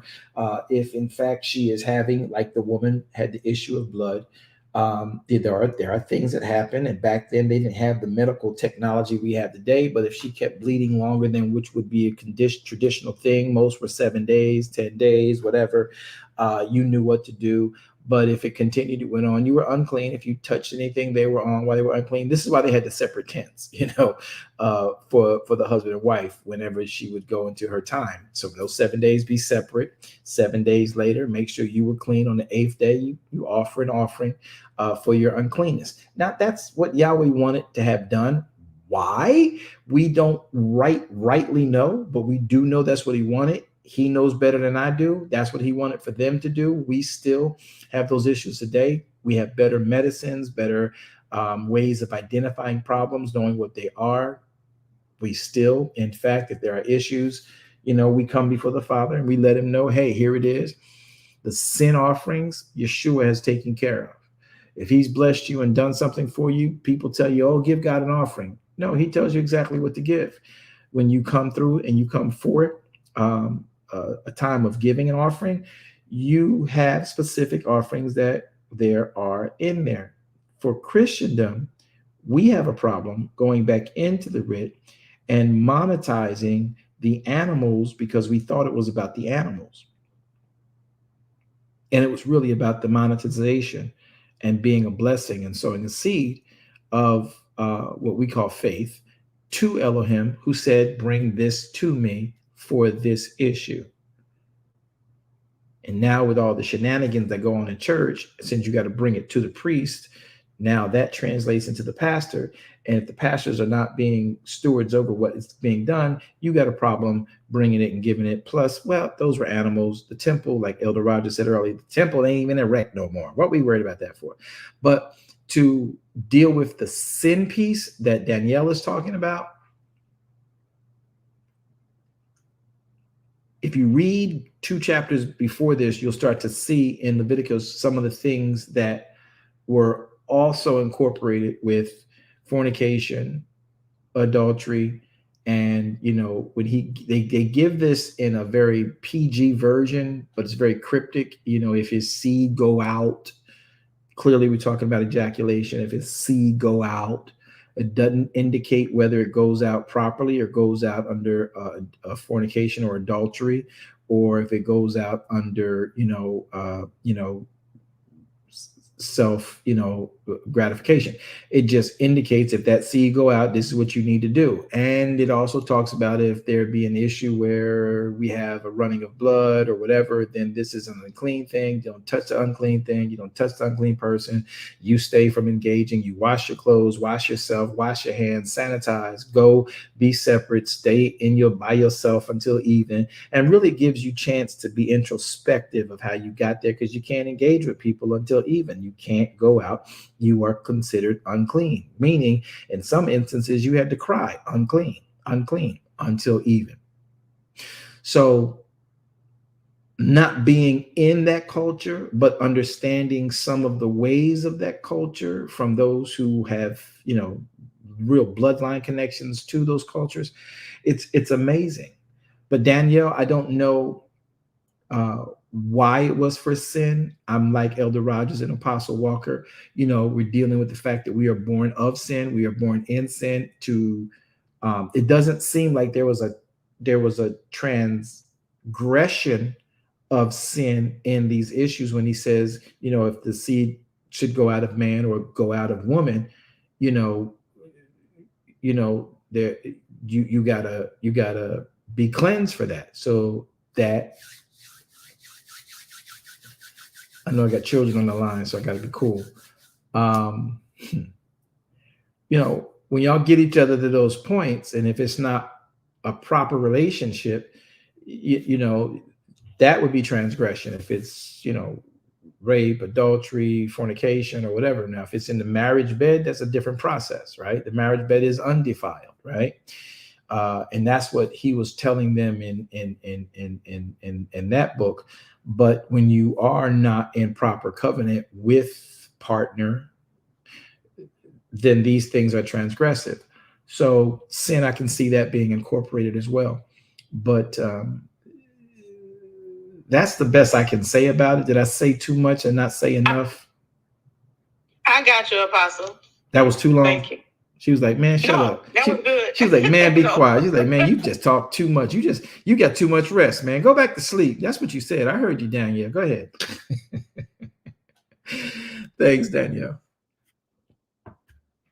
All right. So, guys, let's prepare our hearts for the closing of this day. I hope that you all got your opportunity. We just came out of sundown. We're in it now. We're 6 minutes in. And I hope that you guys realize that Elohim loves you. He has a plan for you, and he has required you and I to comply with him. And when we do so, again, he works in the if-then, as he told us in the prophet Isaiah. If you will comply with him, not speaking your own words, not seeking your own pleasures, then I will, Yahweh says, delight in you. And Yahweh says, in delighting in you, I will allow for you to be fed by me. I'll ride you upon the high places of the earth. So as we are in the month of Sukkah, Tishri, which is the feast season of Sukkah, and being in now ending the date of our birth of our Savior and walking into the next 8 days where Yahweh is being honored, and we are bringing him our sacrifices each day, but we are learning that he desires of us to honor him.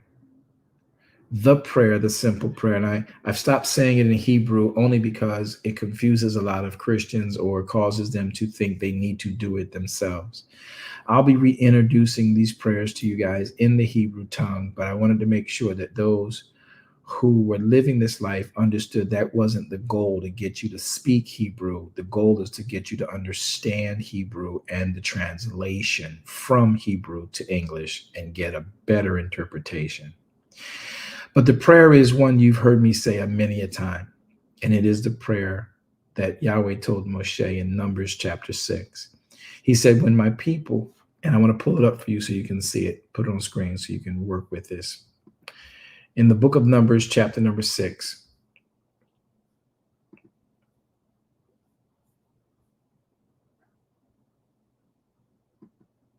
in the book of Numbers, chapter number 6, we're going to go down to verse number 9. I'm sorry, I want to go further than that. Verse 21. This is the law of the Nazarene who hath vowed of his offering unto Yahweh for his separation, beside that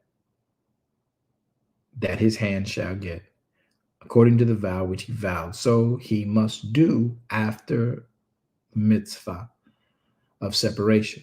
And Yahweh spake unto Moshe, saying, speak unto Aaron and his sons, saying, on this wise shall you bless the children of Israel. You'll say unto them, verse 24, Yahweh bless you and keep you. Yahweh make his face to shine upon you and be gracious unto you. Yahweh lift up his countenance upon you and give you shalom. And the priests shall put my name upon the children of Israel, and I will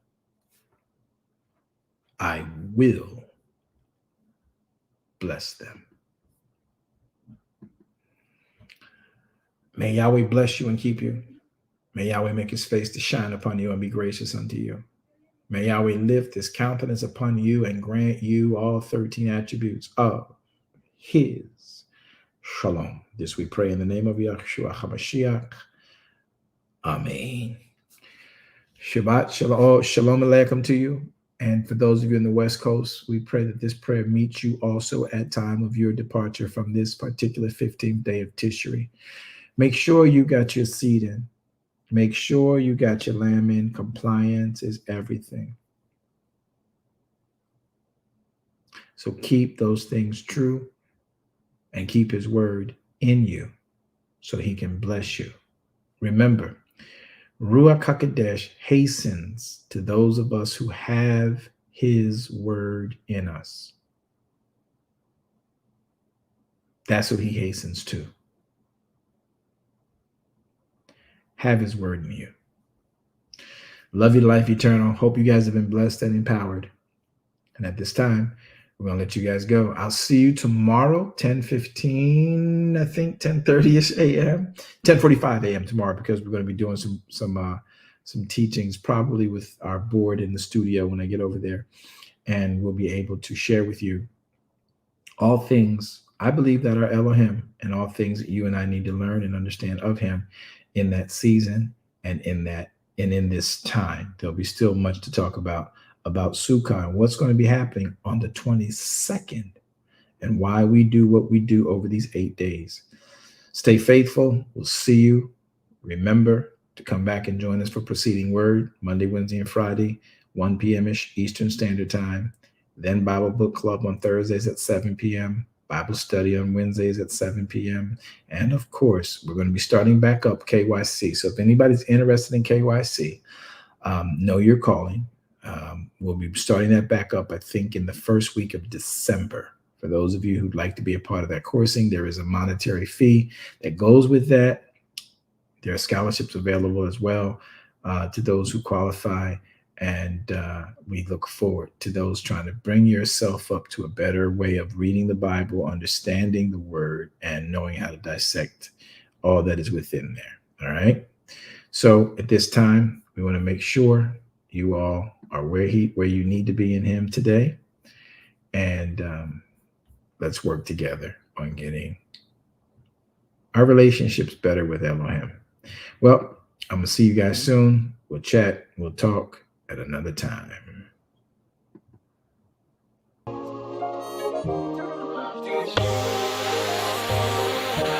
Let's talk kingdom. Shalom. Thank you, Apostle. Shalom, family. Thank you. Shalom. He's the one you can lean on. He don't change. He stays the same. Won't find a better reason. No. So come tap in. Just listen. And bring a friend. Let's spread this vision.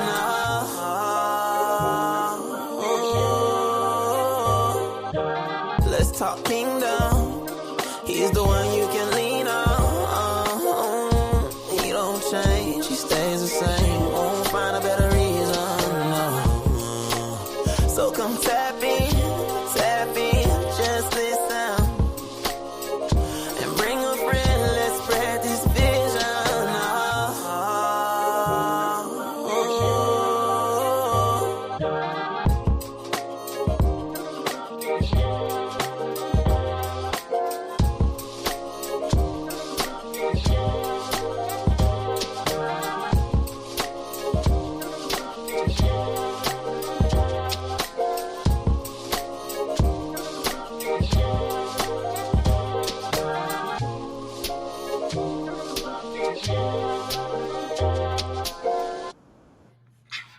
This room will end in 5, 4, 3, 2, and 1.